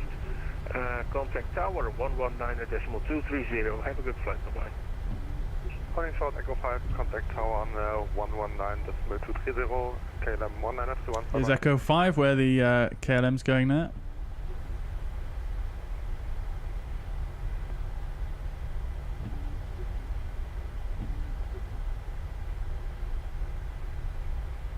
And Papa Hotel Sierra Delta Kilo, request 9 clean on this possible departure and make Papa Hotel Sierra Delta Kilo, you are clear to Brussels.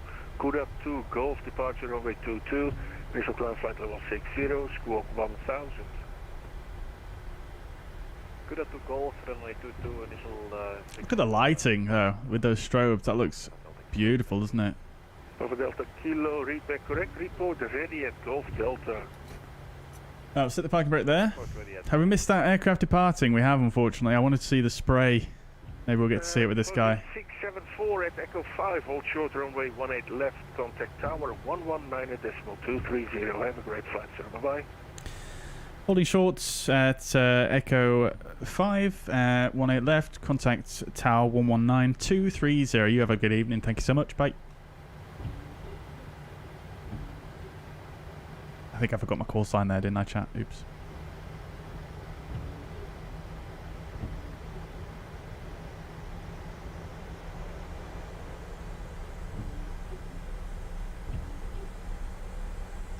Schiphol Tower, very good evening. Fuzzy 674 holding at Echo 5, 18 left. Fuzzy 674, is that you again? Line up and wait, runway 18 left. It is indeed. Line up and wait 18 left, Fuzzy 674. Welcome back.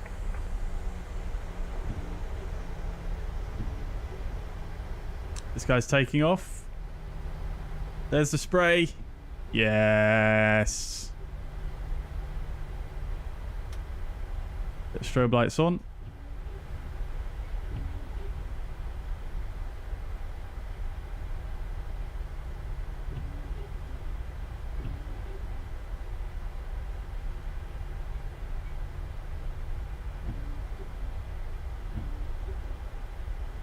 Toren, goedendag, Transavia van 904, established 18 right. Transavia 1904, goeiedag, 18 right, clear to land. There he goes, into the mist. Transavia 1904, runway 18 right, clear to land.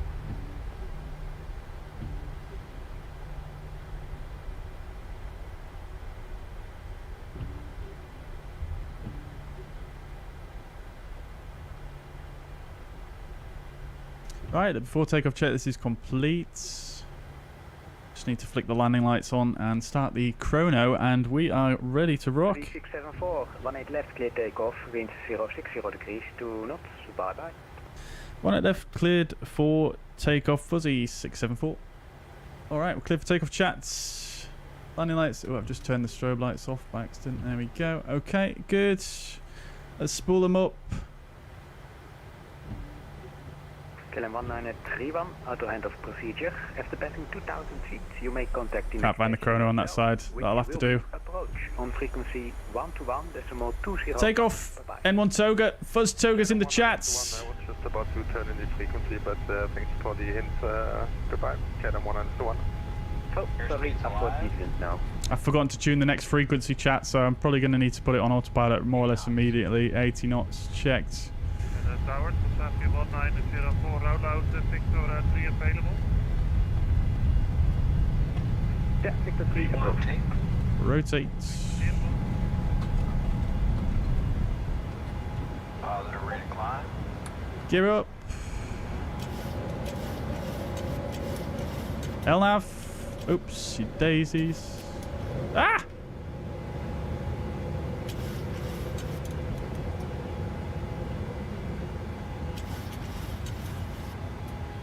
MSP speed, alt, acquire. Interesting that we're getting that already.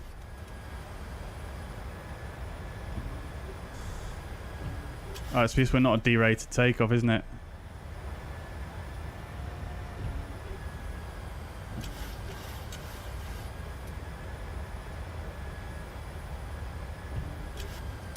Alright, once passing 2,000 feet, hang on a minute. Let's just go to VNAV, make things easier here.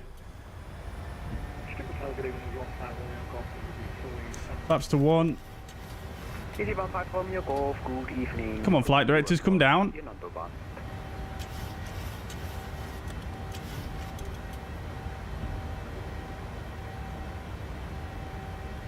Okay, next frequency. 121205. Oh my days, are you for real? What is going on? Bye. EG 15 Romeo Golf, 18 right, clear to land. Oh, I brought the flaps up too much. Clear land 18 right. G674, contact approach 121.205, bye bye. 121205 fuzzy 674.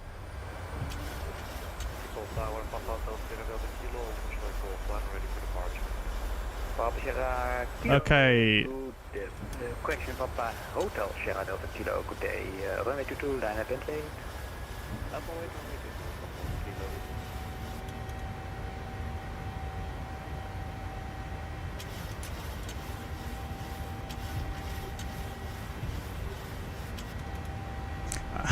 Command B, get it in. Ugh. VS 1000. We'll go 500. Papa Hotel Sierra Delta Kilo, runway 22 cleared for takeoff. The wind 060 degrees, 2 knots.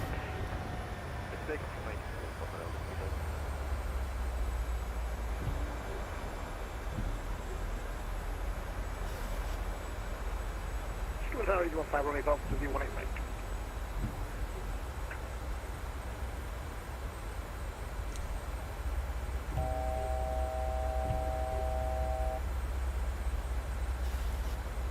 Schiphol, very good evening. Fuzzy 674, altitude 6,000 feet. Bergie 4 Echo. Fuzzy 674, identified. Climb to flight level 130. Climb flight level 130, Fuzzy 674.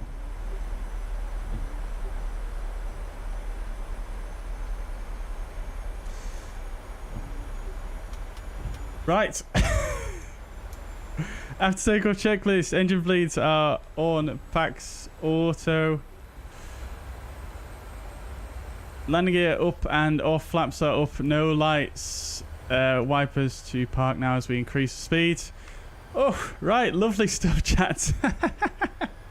Oh, that wasn't quite as smooth as the last departure, was it now? Right. Why are we not accelerating past the upspeed here? Kele 5252, good evening. 8 is Hotel, Vectors ILS approach 18 right. Descent flight level 50. Descending for the 50, Vectors for the ILS approach 18 right, information Hotel 2.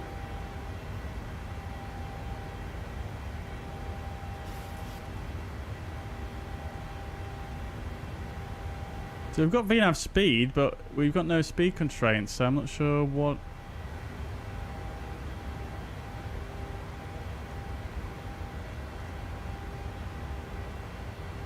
Huh.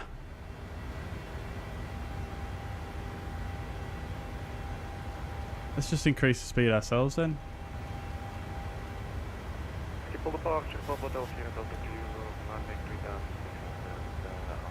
Why was it... Why was it targeting the upspeed there? That was very strange.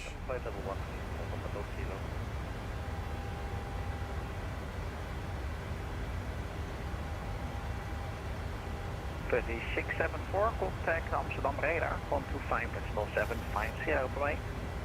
125750, fuzzy 674.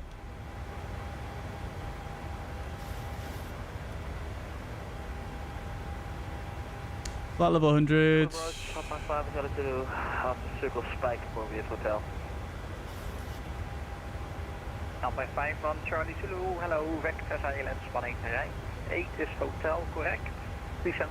Cleared, Helen to Alpha Roger, runway 18 right, squawk 1000, Alpha 41, uniform Alpha.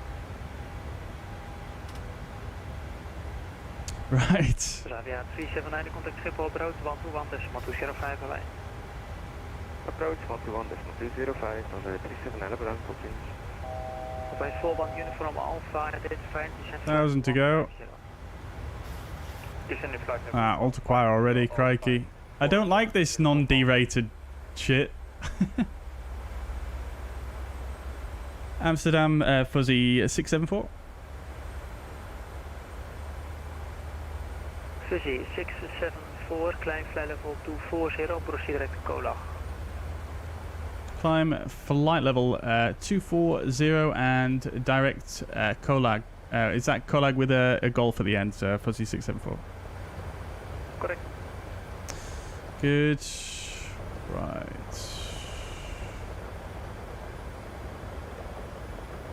Yep, still targeting the upspeed.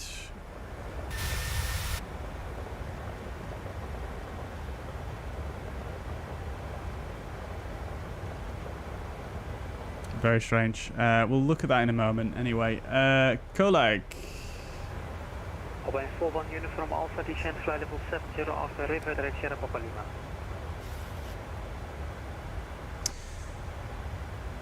Right. After river direct to Sierra Papa Lima, could you say the cleared altitude? Volban uniform Alpha, descent flight level 70. I'm gonna use these. I'm gonna use these in the future because I don't like this non-derated takeoffs. It climbs too quickly for one pilot. It's too much. Oops, I just transmitted that.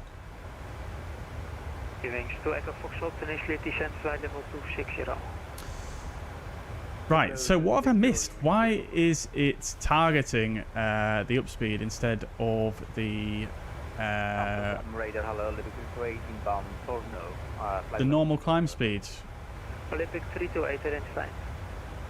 Target speed 280/MCP. So if I put it back into VNAV now, still targeting the upspeed. So target speed 297. 672, continue. Continue to what, sir? So strange. Bosman 672, climb flight level 240. Flight 240, 240.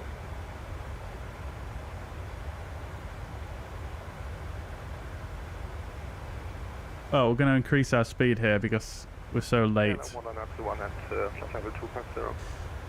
yeah.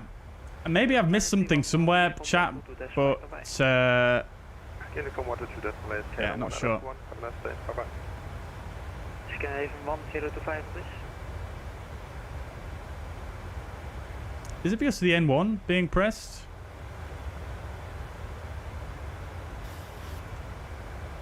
Lufthansa 104 negative. No. 0 by 5.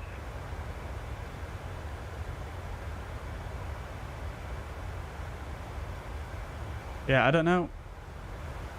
I'm gonna have to watch that back and see what I've missed, if anything. Very strange. Epic views though. Postman 672, Kleinfly level 3. Great ATC, despite me being an idiot. But, you know, we did the thing that you're supposed to do. Aviate first, navigate, and then communicate. So, I can't really expect more than that, you know? When we had the stall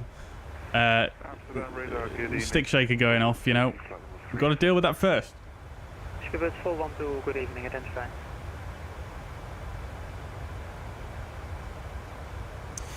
Alrighty, potato, welcome to the chat. Hope you're doing well. Bought a 737 via Marketplace, so you have to wait longer for the update. Yeah, unfortunately, that's, yeah, the unfortunate mechanics of the Marketplace. Uniform Alpha, expedite descent, contact Schiphol approach 121.205. Expedite descent, Tug audio is hilarious. I've uploaded it to Plane Hub. Very good, Mike. Amazing, dude. Funny. Nice. Right, guys. I'm sorry for that shaky start there. What I always do is when something goes wrong like that, I will always watch the stream back and try and work out exactly what it is that went wrong, and then we'll report on that in the next stream and see what the situation is, because I must have missed something somewhere, I guess. Thank you. So I just can't see what it is currently, but you know, maybe I've just got a brain fog at the moment from all the messing about for this flight. But nevertheless, we're on our way now. 1025 this. Yeah, absolutely cruising on here at 320 knots. Absolutely loving life. Good.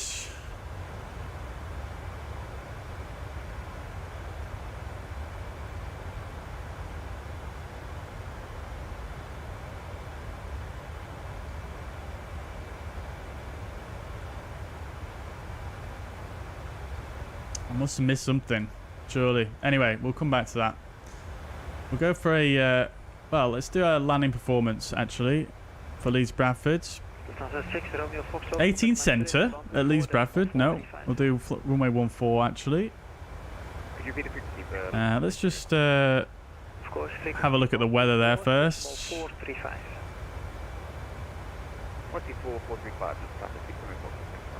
0407 still. Proceed direct Crazy. Sky clouds at 200, 7 degrees. Temperature 9 is 7. EG 36 Lima Golf identified. Operator, hello. Traffic 849. Traffic 849, klein verlaag op 250, proceed direct NAPRO. Level 250, proceed direct NAPRO. Okie dokie, so preferential runway at Leeds Bradford then. It is going to be runway 14, which is quite a rare occurrence. So do performance, landing on route runway 14. That's good. Let's see. Let's just level off first, and then we'll do our landing performance. We'll do a PAX on. We'll do anti-ice engines. Landing flaps will aim for 30. We might have to use 40 here though, given the lack of winds and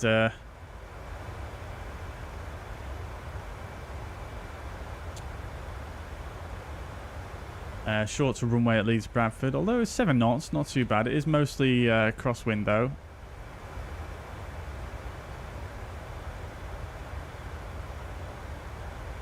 Actually, let's get an up to date. Up-to-date weather at Leeds. 674, Unicorn 122 decimal, bye-bye. 1228, Fuzzy 674, thank you, bye-bye.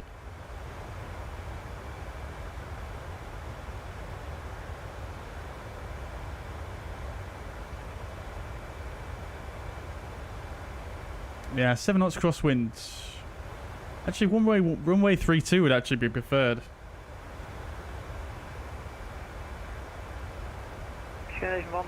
Let's see what they're using in the real world, shall we, on flight radar?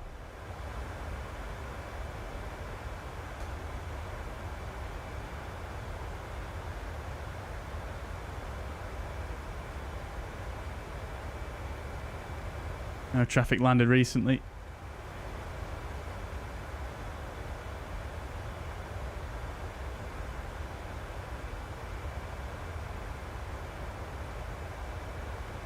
Let's see where this ATR landed, shall we? Runway 32. Yep. Alrighty. We'll do 32 then.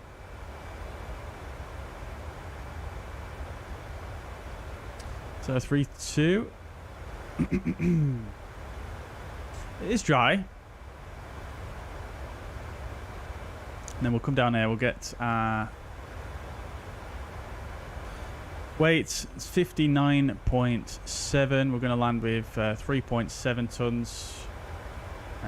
So 63, 64.4.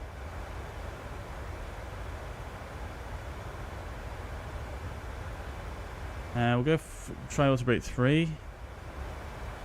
All looks good there. Calculate. Oof, that's not leaving much. Let's go for flaps 40.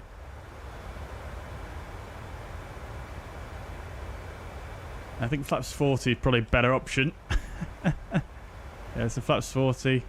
140 knots is a bit better, isn't it, really?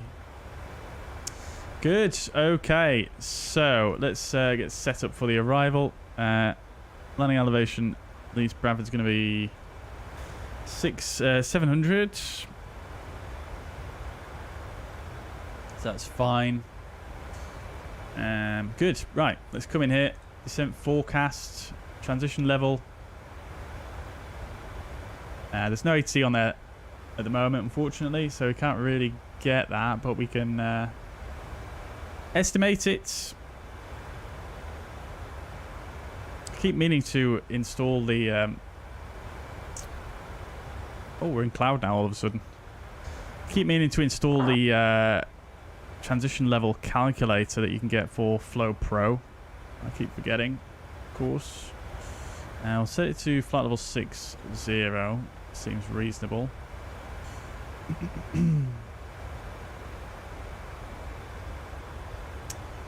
And regarding anti-ice, let's just take a look at the significant weather charts once again. Yeah, we're going to have anti-ice on for quite some time, I think. Put it on from flight level 140, going down to 500.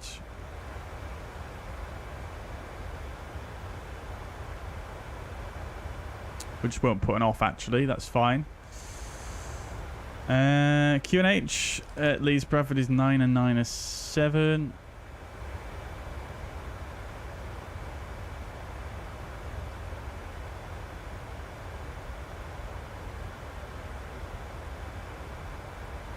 With a nice deviation. Excuse me, with a nice deviation of -7.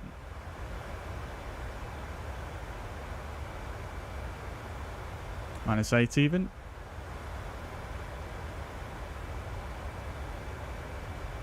And then we'll request the winds.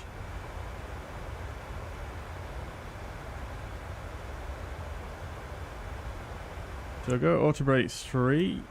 In fact, let's see what max auto gives us. Max auto is much nicer, isn't it? This is the last flight of the day. We might as well go for max auto.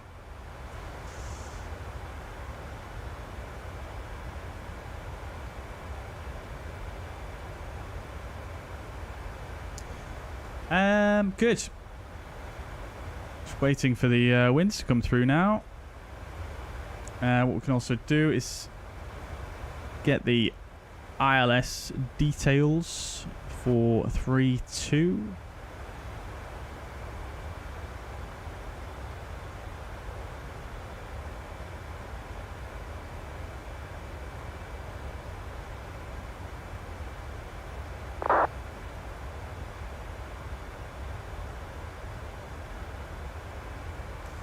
ILS 3-2.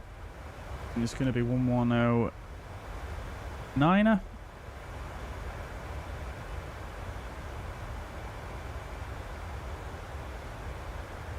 Get some music back on, shall we? We'll get the Leeds Bradford NDB tuned as well. 402.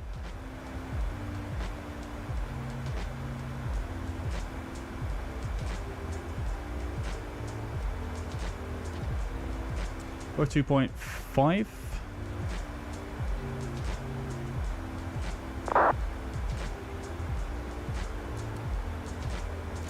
Or 2.5. That's good. Great, great. And then the inbound course 318. And given the low vis here, let's set up for a Cat 3, shall we? So we'll set radio minima 50.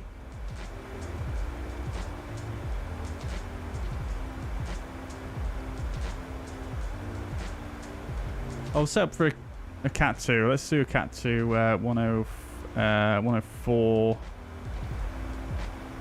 is the minimum of that radio altimeter.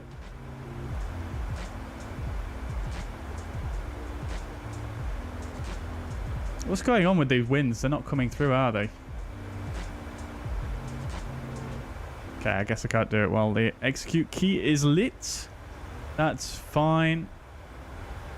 Right. Okay. So we're pretty much set there. That's good.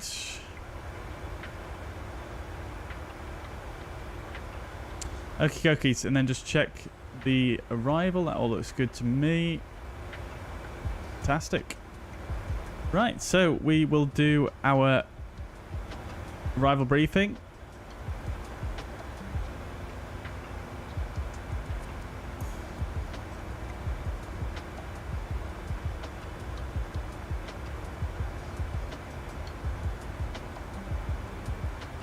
Josh, welcome to the chat. Hope you're doing well. Sorry for this stupid question. I'm new to this, but how do I get an EFB on my PMDG 737? So make sure you're on the latest updates first of all, and then once you've installed the updates, you need to go into your PMDG setup, aircraft equipment, go back 2 pages to 16, and then turn the flight tablet on. That's how you do that one. Aviation Ulf, welcome to the chat. I'm doing very well. Yeah, I hope you are also. Quattle Script, welcome my friends. Howdy.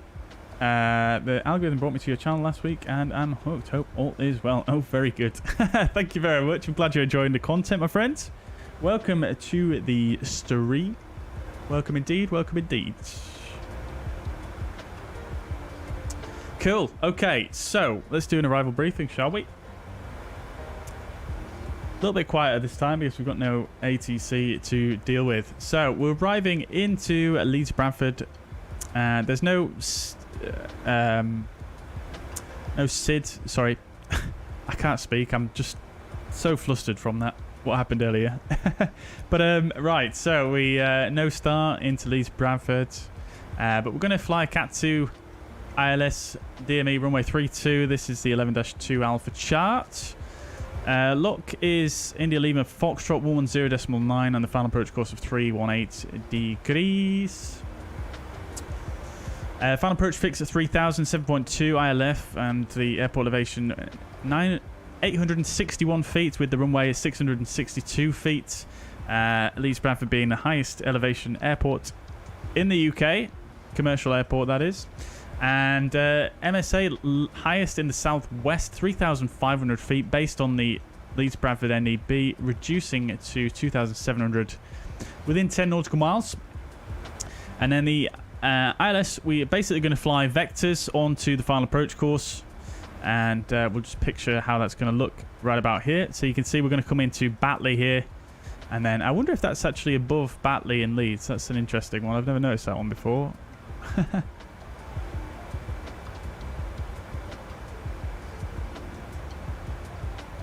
No, I don't. It's not, is it? No.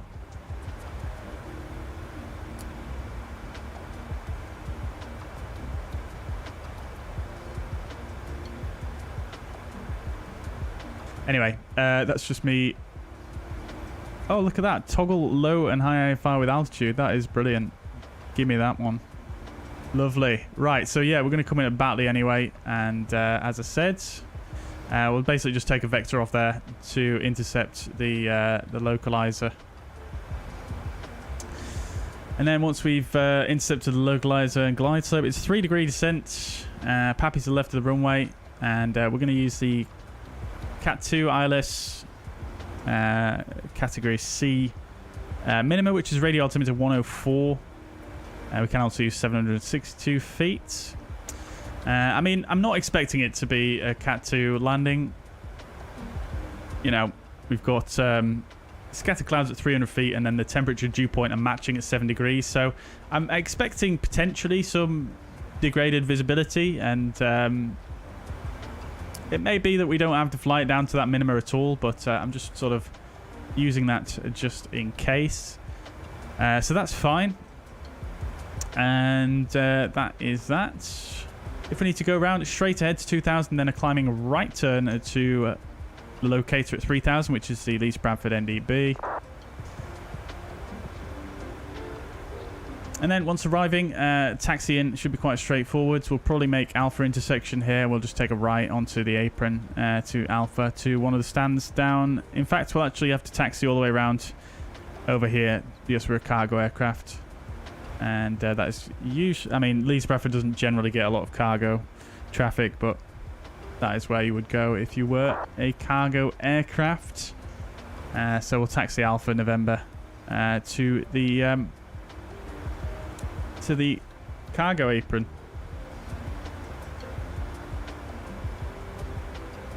Lovely. That's fine. Okie dokes. So that is the briefing complete. No, I mean, regarding threats, we do have more or less a straight 7 knots crosswind. So we do have some wind there. Obviously, Mike commented on that. But yeah, it's mostly crosswind, so not much headwind at all. Which is what I was referring to earlier. So yeah, I suppose main threats really is going to be the crosswind situation and potential low visibility. Biggest threats, so we need to be careful with our flare. Obviously with the Leeds Bradford having quite a sloped runway, 0.1% sloping downwards, so we need to be careful with the flare. Make sure we don't over flare and float down the runway, especially while we're trying to decrab, and with the crosswind we don't want to get blown off the center line. And obviously low visibility, we need to make sure we're keeping an eye out for the runway. Yeah, I think that's it. I think that just about covers the briefing. Coming up to our top of descent in 16 nautical miles, so let's just set this down. And we'll come back in to the VNAV path here. And we'll keep the speed up though.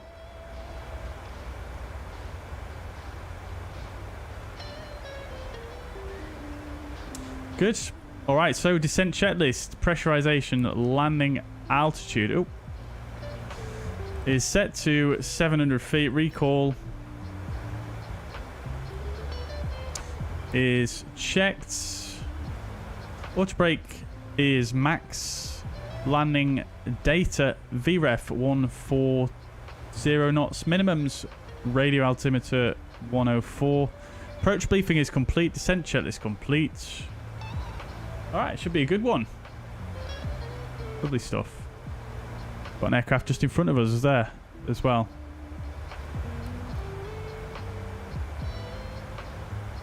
No, it's fine, Mike. It's fine. It's probably the way I said it. Don't worry about it. But yeah, it is quite a windy airport usually, Leeds Bradford, with it being so highly elevated. Dave, welcome to the chat. Dude, hope you're doing well. Good to see you. No worries at all. I mean, I can completely relate to that. I've had obviously quite a few issues myself today, so I can relate. Don't worry about it, my friend. Glad that you're here in the chat though. Roy, I missed your comment earlier on. I was trying to do a flight in VR when I heard you struggle with 1,000 tug bars, so I had to record that, put the videos on Discord. Great stuff, amazing. Dear, I'll stick it. Sorry, I'll have a look at that in a bit. Fun fact as well, here on YouTube, you can actually record a clip if you ever see a moment like that. There's a little clip button just below the actual video, and you can actually save a clip using YouTube that way. Just as a fun fact. Righty, chat, off we go.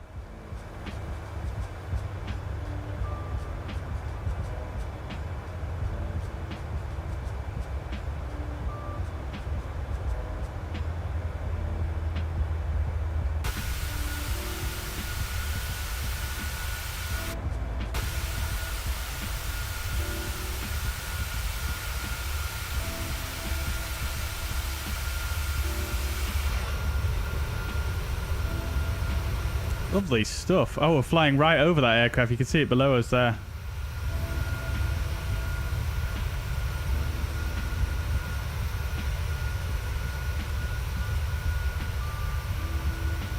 Can we see what it is? It's a KLM 737 by the looks of things.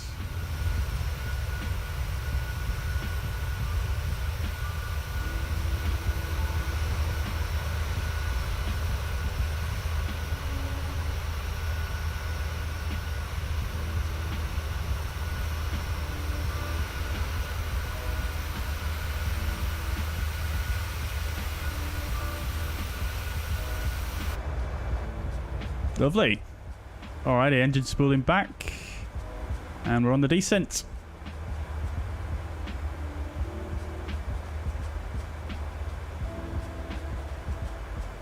Lovely stuff, lovely stuff. Do I have a screenshot of my A320 fly-by-wire rudder settings and tiller? Yeah, so my rudder settings are the same for pretty much all aircraft. I have them at minus 70%. I think that is actually in the Discord. Seeing as though we've not got too much to do here, though, I'll bring it up. And then the tiller, I can't remember what I have that on, to be honest. I think that I have that on the same on most aircraft as well, at about minus 35%, something like that. So let's see. No, I don't have my sensitivities on there. But I mean, I can quickly show you. So my rudder, feel free to pause the video. But the rudder is basically like that for pretty much all the aircraft that I fly in the sim. And that's going to vary though, depending on your setup. And then this is the settings I have for the tiller for the PMDG. I think on the fly-by-wire I have it sensitivity about minus 35% there instead, though, because the PMDG is a little bit more sensitive than the fly-by-wire.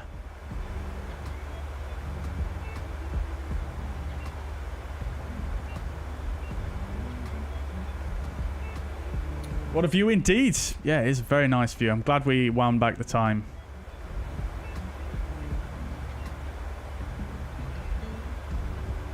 I'm going to record a replay of this landing. I think, chat, if it's...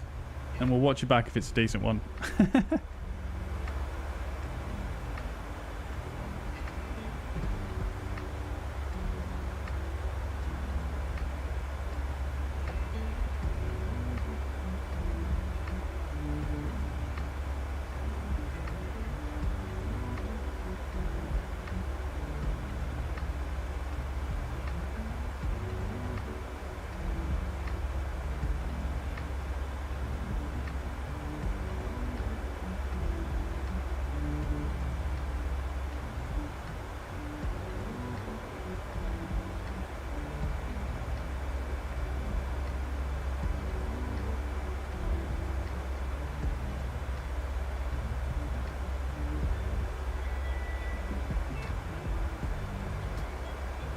Alrighty, chat.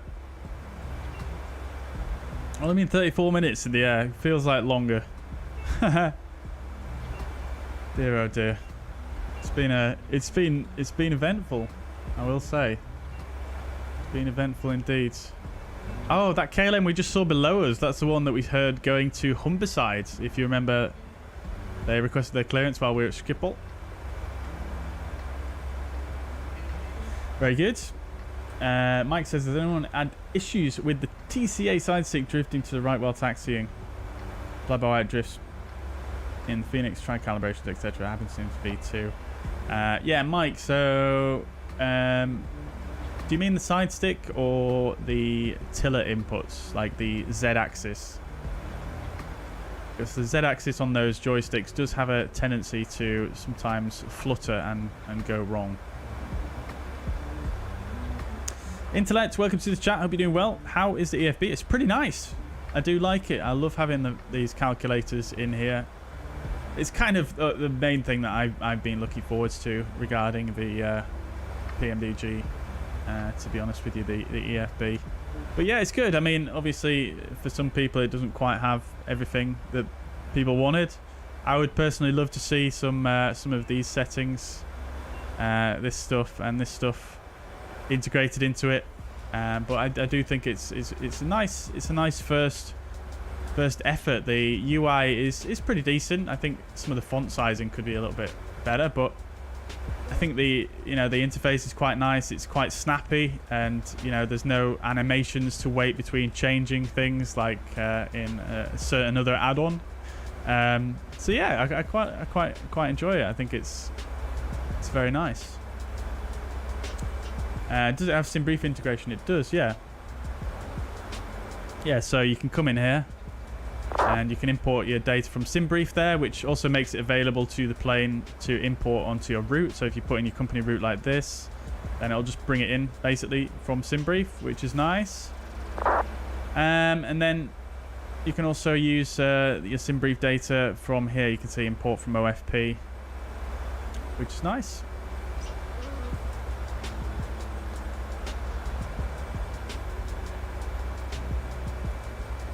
Right.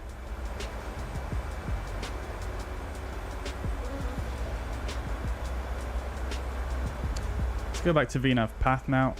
Bring the speed back as we start to get close to flight level 100.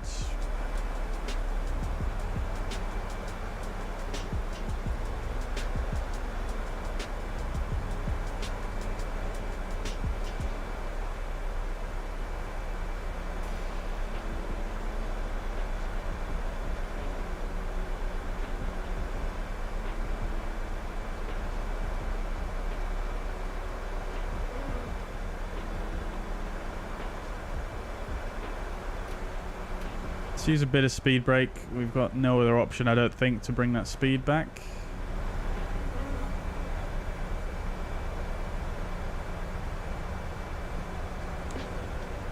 Mike says not using rudder pedals or tiller, using side stick, which isn't. Oh, I see what you mean. I see what you mean. Right. Well, so you're using like the roll on the side stick to control the tiller. Is that what you mean? I think there is an Easter egg. Oh, yes, I completely forgot to show you guys that. Yeah, there is an Easter egg, yeah. So on the home page, you can press on the PMDG logo here, and it's got a QR code. Feel free to scan it if you want. Pause the video and scan that. But basically, I mean, it just leads you to some liveries. I'll leave you guys to discover what kind of liveries they are, though.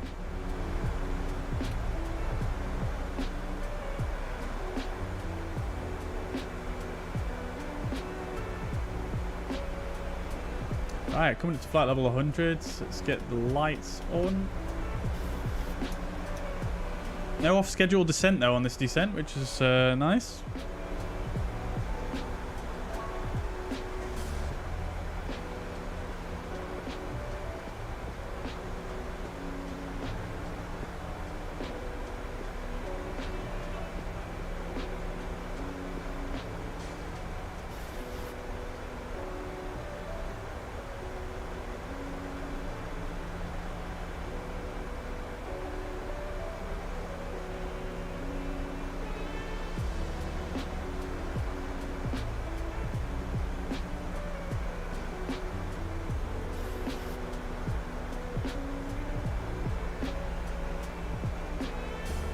Oh, bugger. I've just realised I've not changed my arrival to runway 32. Excuse my French.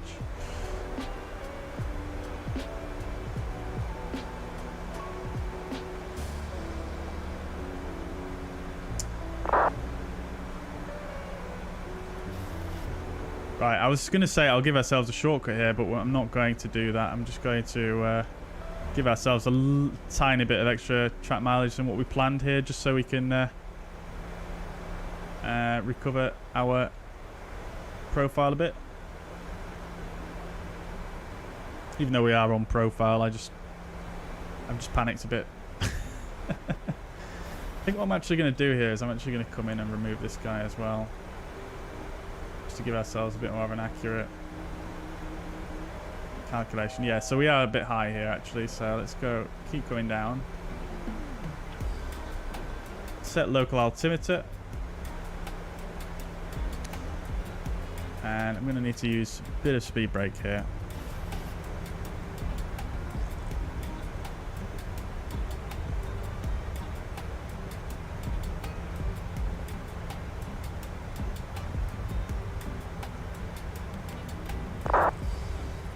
Right, MCB speeds. Let's go to heading select. And let's just give ourselves a bit of a right turn here. We might need to come a bit further round actually. Something like that.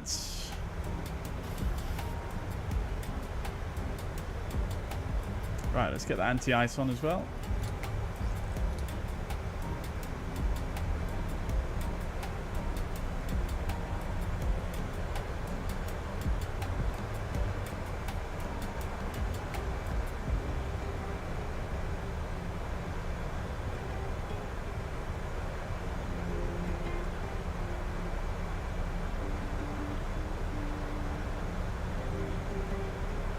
Oh, we are really struggling here. Bit more speed brake, please.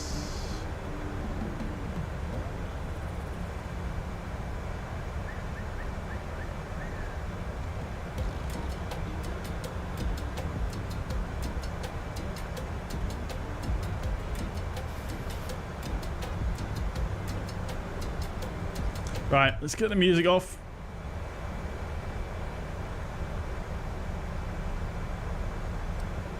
Might be a go around, you know, chat. Not feeling very good about this.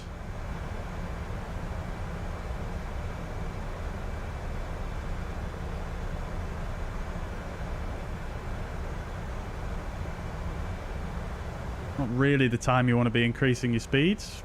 Poor luck.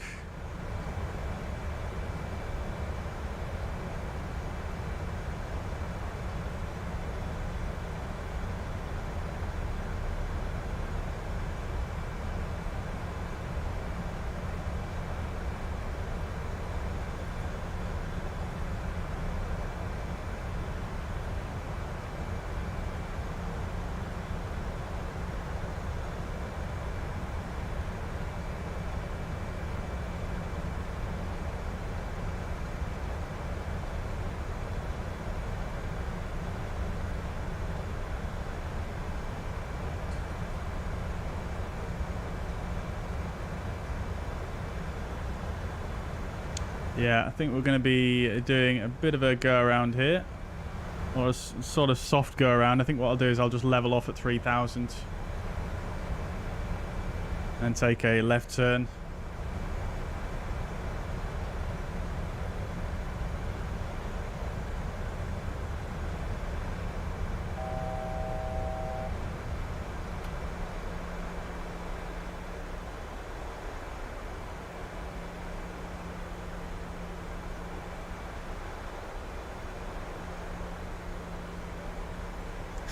Way too high.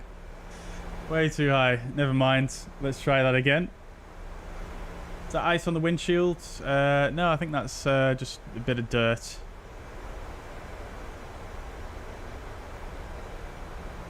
Fortunately.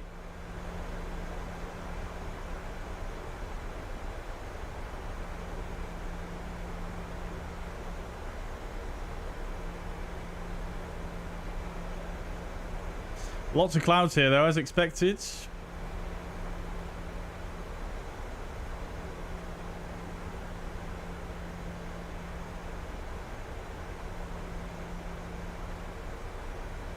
Fortunately, no other traffic here, though. So, let's go to heading select here. And we'll give ourselves a left turn. And we'll try that again, shall we?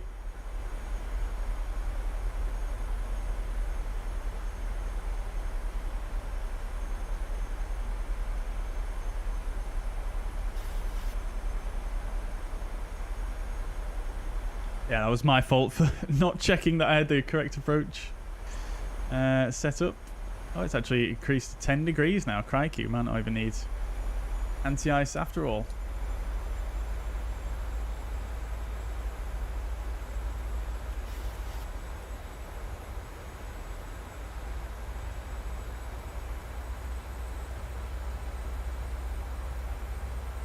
Milky clouds. We're flying right between two layers here.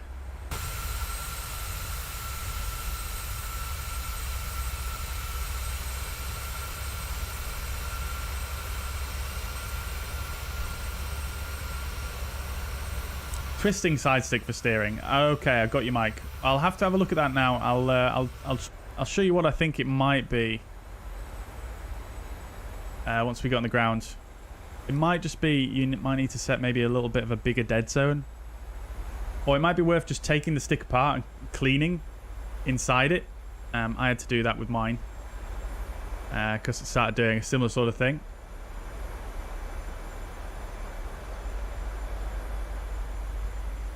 Evan, welcome to the chat. Hope you're doing well.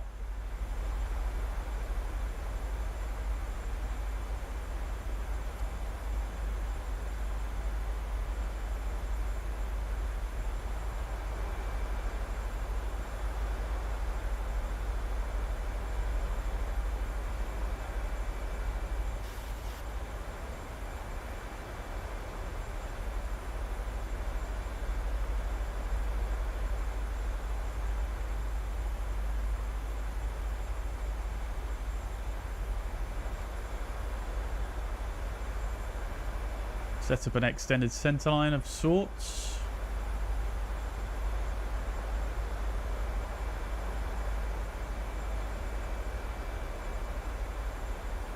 And we'll try this again, shall we? So approach checklist we did. 9 and 9 is 7. Set and cross-checked.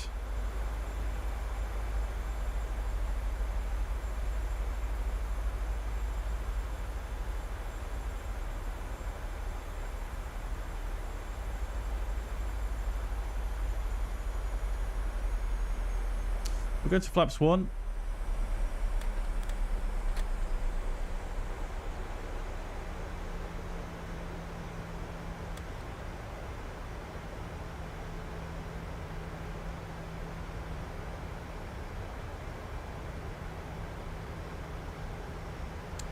And let's just make things easy for us, shall we? Let's give ourselves a direct to the final approach fix. Getting LNAV, of course.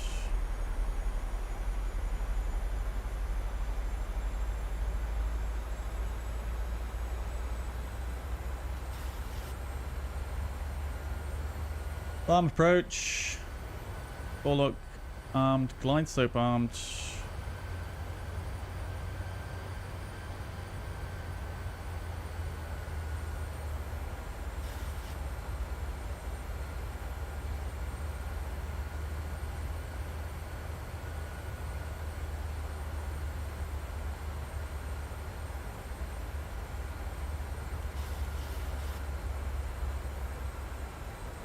Go to flaps 2. Let me remember to record the replay though. There we go. You saw me click it.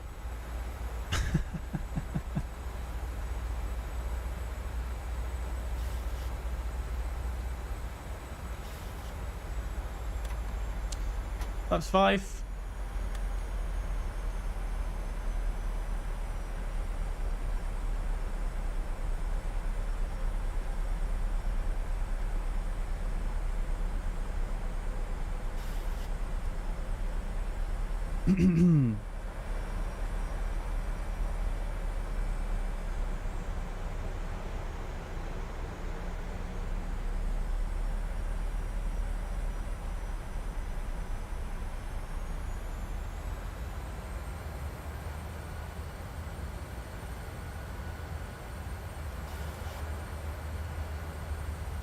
Bullock.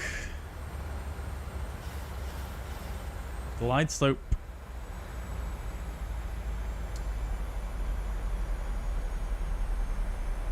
That's 10.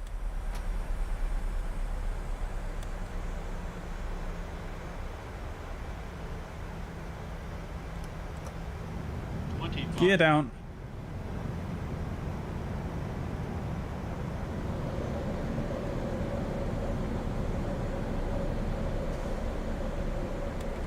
About 15.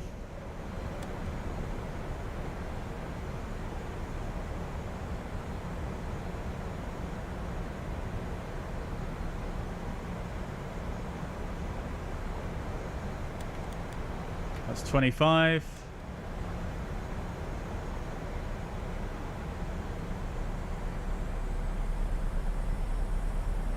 Struggling a little bit here.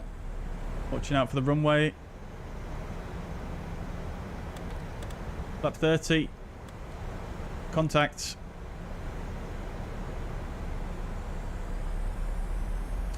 And flaps 40. Landing checklist. Engine status which is continuous. Speed brake is armed. Landing gear down. And flaps 40. Green light. Landing checklist complete. Alrighty, chats. Let's do this thing. As expected, we do have quite a bit of crosswind. We actually have a bit of a tailwind component as well. So let's see how this goes. Hopefully the tailwind component goes away as we get close to the ground. Which it is. Good. 1000 feet is checked. We're stable.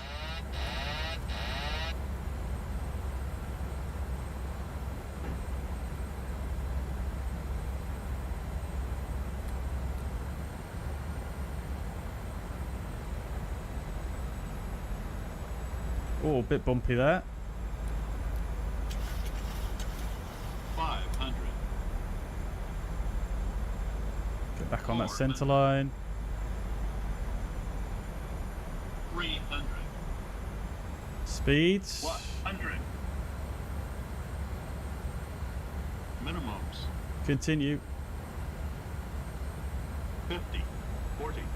30. 20. 10.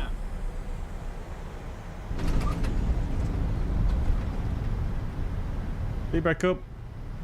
Reverse green.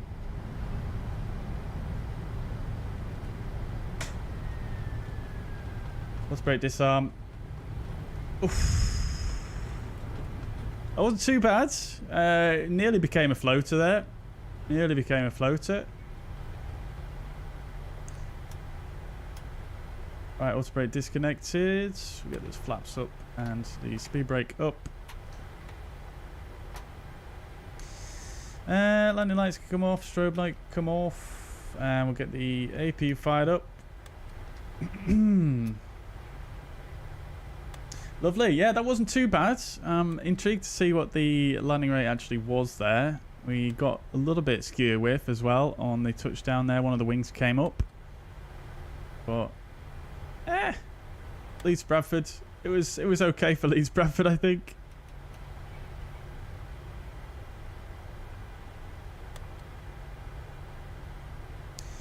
Right, good stuff.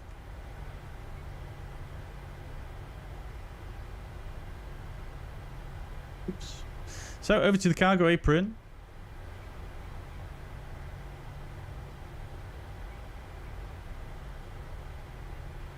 We go for stand 19.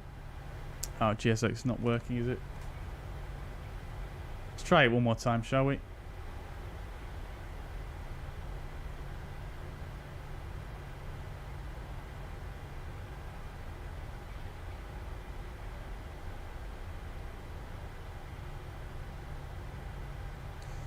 Do-do-do-do-do.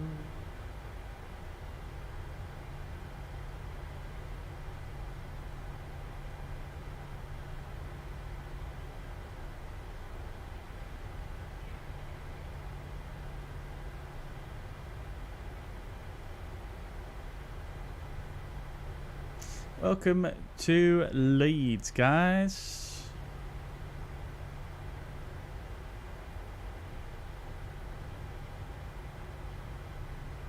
Definitely didn't need to take it to minimum either there.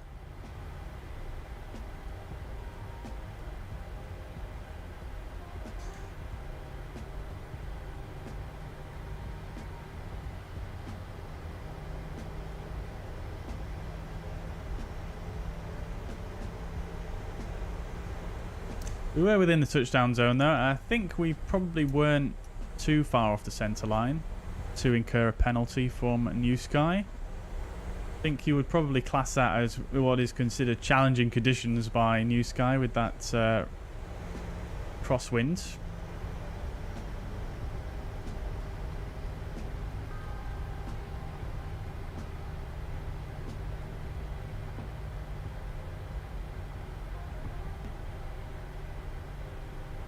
Okay, here we are. Stand 19, just on the left there.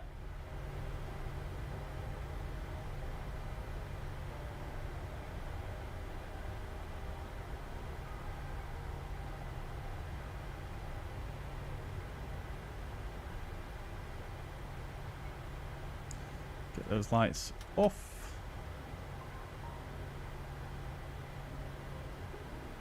Oh, definitely overturn that. Actually, it might not be too bad. Not actually that bad at all, really.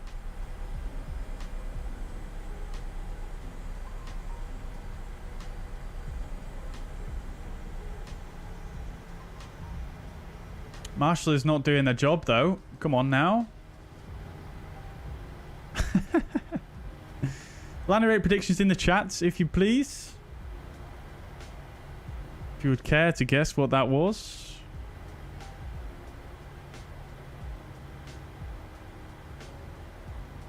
Oh, okay. Have I gone too far? I don't think I have. Okay, love. Parking brake sets. APU gens on the bus. We'll shut both engines down.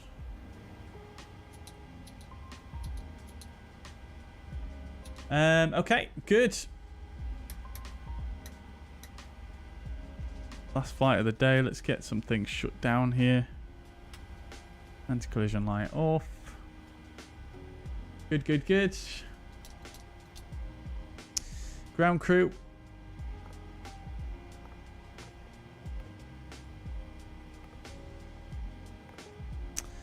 Good. Right. We're on chocks. Probably be a good idea to release the parking brake, considering that max auto landing. Good. Ground power's connected. Get the APU off. Fuel pumps off as well. Lovely job. Righto. Welcome to these Bradford chats. We'll watch the replay momentarily. I'll just stop it there as well. But let's have a look at the Newsky report, shall we? Okie dokes. Oh, actually, that's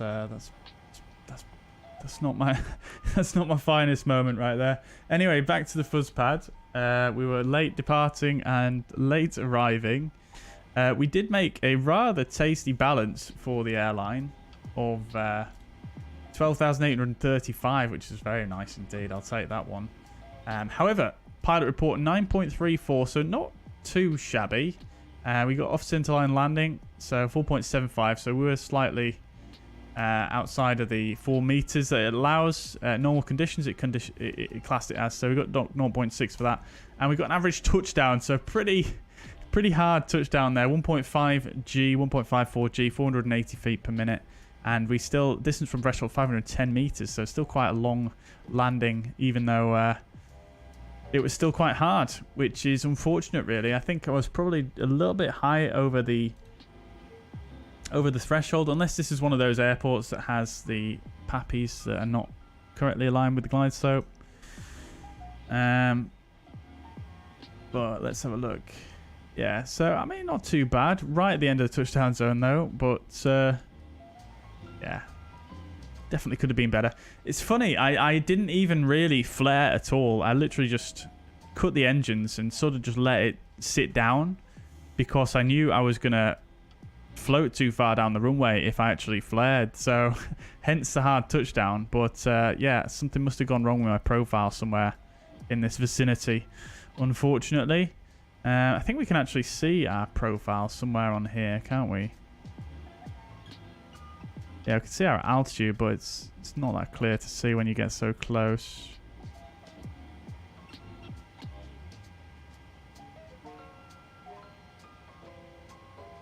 So 716 feet there. That's about 50 foot above ground level.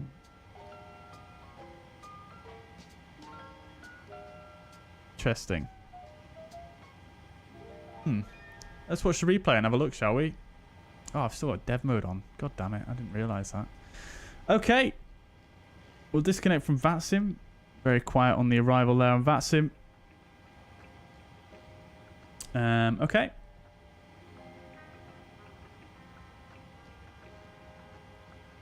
Yeah, so I think the commentator gets that one, even though everybody was quite far off. I think the landing earlier on makes up for it, I think, but yeah, not my finest, I don't think, unfortunately. Righto, well, let's do the thing then. And we'll load a approach state here. Cool. Sort out the camera.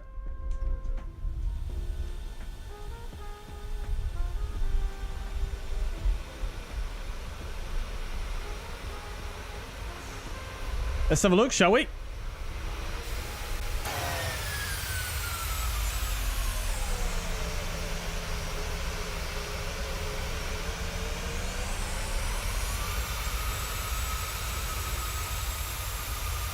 So Leeds behind us there.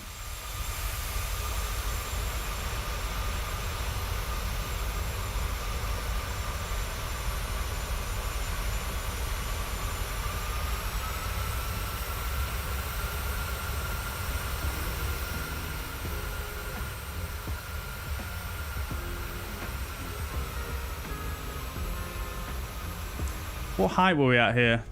50 feet above threshold. Okay, interesting. Let me just see what I did here regarding the nose. Put it on 25% speed. So 40 feet, nothing. I am pulling up a little bit there. Interesting. I don't remember doing that, but clearly I did. And then cutting the power. And then, yeah, I suppose I did flare a little bit, actually. So that probably explains the longish landing there. And then I did let the nose drop a bit there, actually. 10 feet. Which is probably not ideal, but it would have been too long if I didn't. And then there's a touchdown. Fair play. Too low. Terrain.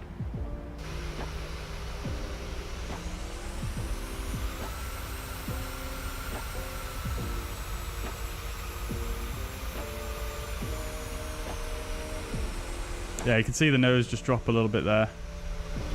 And then the right wing comes up a little bit as well, doesn't it? Hey, not too bad. I'll take it. What a palaver that flight was, though. What a palaver.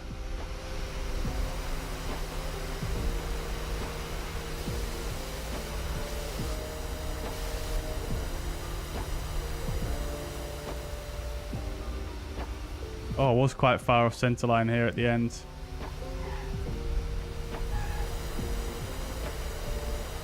Yeah.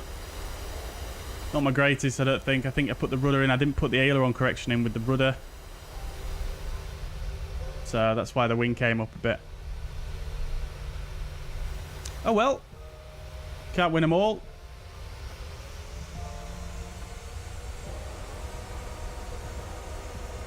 Right then, guys. Well, that's going to be it from me for today then. So we'll play it out with a bit of a view like this kind of guy, I think. Maybe something like this. Oh, let's not do that.